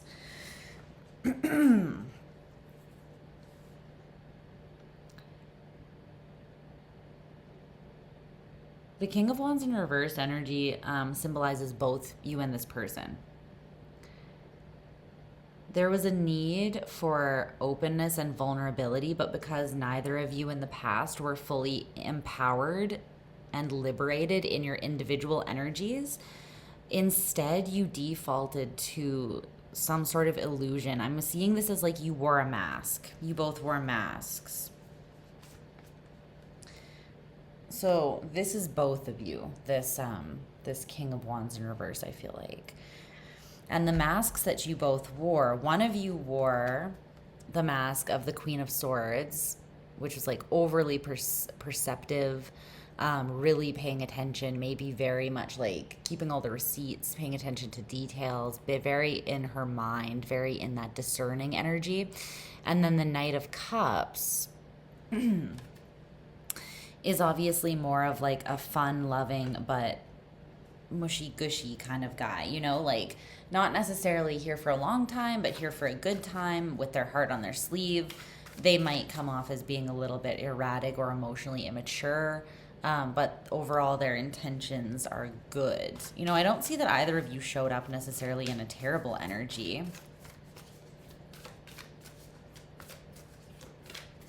So I'm not sure where this Five of Cups came in. I think it's just from the lack of like showing up completely authentically, because you both have a lot of fiery power, transformative power, a lot of energy, intense energy. But it's like that wasn't really given room to flow because neither of you were being completely authentic to yourselves in an empowered way for whatever reason in the past here I see. So this is what's able to be renewed, and it can reach its full potential now. There is the possibility for it to move forwards where it couldn't before. And I think it's because each of you have transformed something deep and come into a level of dominion over your own lives individually with that masculine emperor energy. So the overall current connection energy, the Star in reverse, and then there's this oracle card that says, oh, okay, but so right now there's something that still hasn't finished healing here, and it's very like up in the air, like, oh, okay, but wait, that's the end? Like, wait, isn't there something more? Right? That's kind of the energy of this. And with the Star in reverse, there is more. It's like a wish that never was fulfilled because it wasn't aligned, or because the parts weren't aligned or calibrated to come together.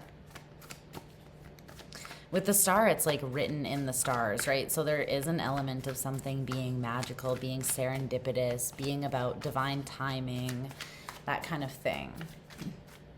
Can you tell me more about the current overall connection energy for Pisces and their person? The Ten of Cups and the Knight of Cups came out again. And the Three of Cups is at the bottom of the deck. See, there's definitely an energy of reconciliation being available right now for you and this person. You have to show up in your feels. This is the part, though, that I feel like got left out the most in the past. Because even this person, I'm feeling like they downplayed their feelings to be in the Knight of Cups energy. And then you just went into the Queen of Swords. It's interesting how I just allocated those two to you guys, because I didn't do that before when I showed you. I just said one was in this one was in that one. So I guess you went more into the Queen of Swords energy. But this is available now for you. It's like the ability to actually ground something in, but it needs to be planted in an energy of love. But yeah, it's like something that has been up in the air, or something that was like on a plateau. It has the ability to start picking up speed again, is what I'm feeling here. Your advice is the Six of Cups in reverse. Definitely, though, the past needs to be left in the past. Whether that is like involving you two, or you both need to individually like leave the past in the past. The parts that you've transformed out of, the shed skin, right? You don't need to carry that around with you. You can just move forwards. Those old insecurities and fears and baggage, woundings, you know, it's like, let it go. Now is the time to let it go.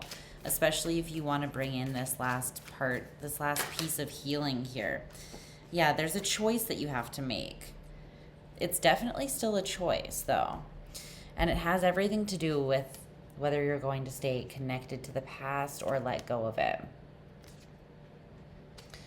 There is this new, beautiful opportunity, the Ace of Pentacles, but it's still going to be your choice whether or not you make yourself available for it.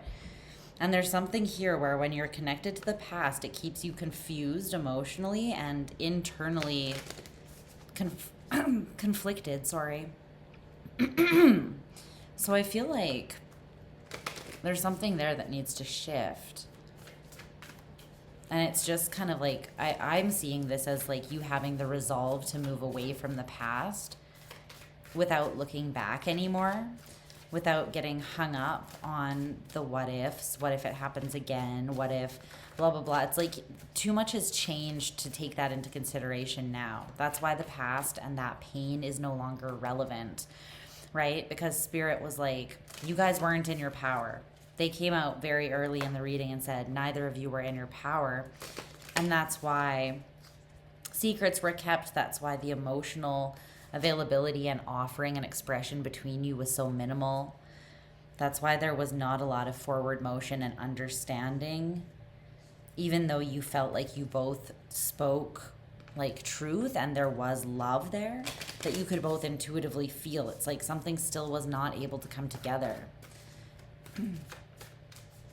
But those energies are in the past and they're meant to be left in the past. The Five of Wands and the Sun in reverse with the Tower. And the Seven of Swords. There's something that needs to come down here, though. Why is my throat all of a sudden acting up? I feel like something needs to be expressed from an emotional or honest standpoint, like from a vulnerable or intimate place. There needs to be expression here to alleviate some sort of conflict that's been building, and it's like it's blotting out the sun. The sun is here. The potential for something beautiful and something self-renewing and sustaining is here. But it's almost as if this is like a house of cards here. This internal conflict that keeps you from being in the sun, that is the tower that's falling. So that you can have like a clean slate to make a choice to build something new here, or to embrace something new as it comes towards you, to make yourself more receptive. Is there anything else Pisces needs to know about this connection at this time before I let them go? They're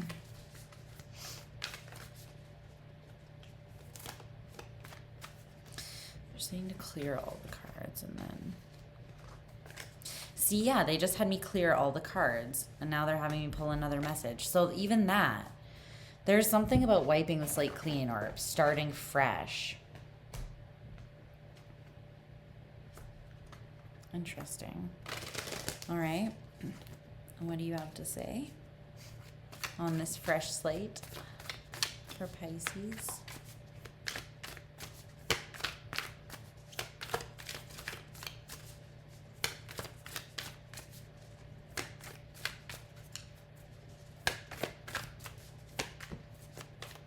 The Magician again. Something is definitely coming into... it's manifesting. It's coming into being. It's coming into fruition. My throat all of a sudden feels like there's something literally lodged in it. It's so weird. Wasn't doing that at all before.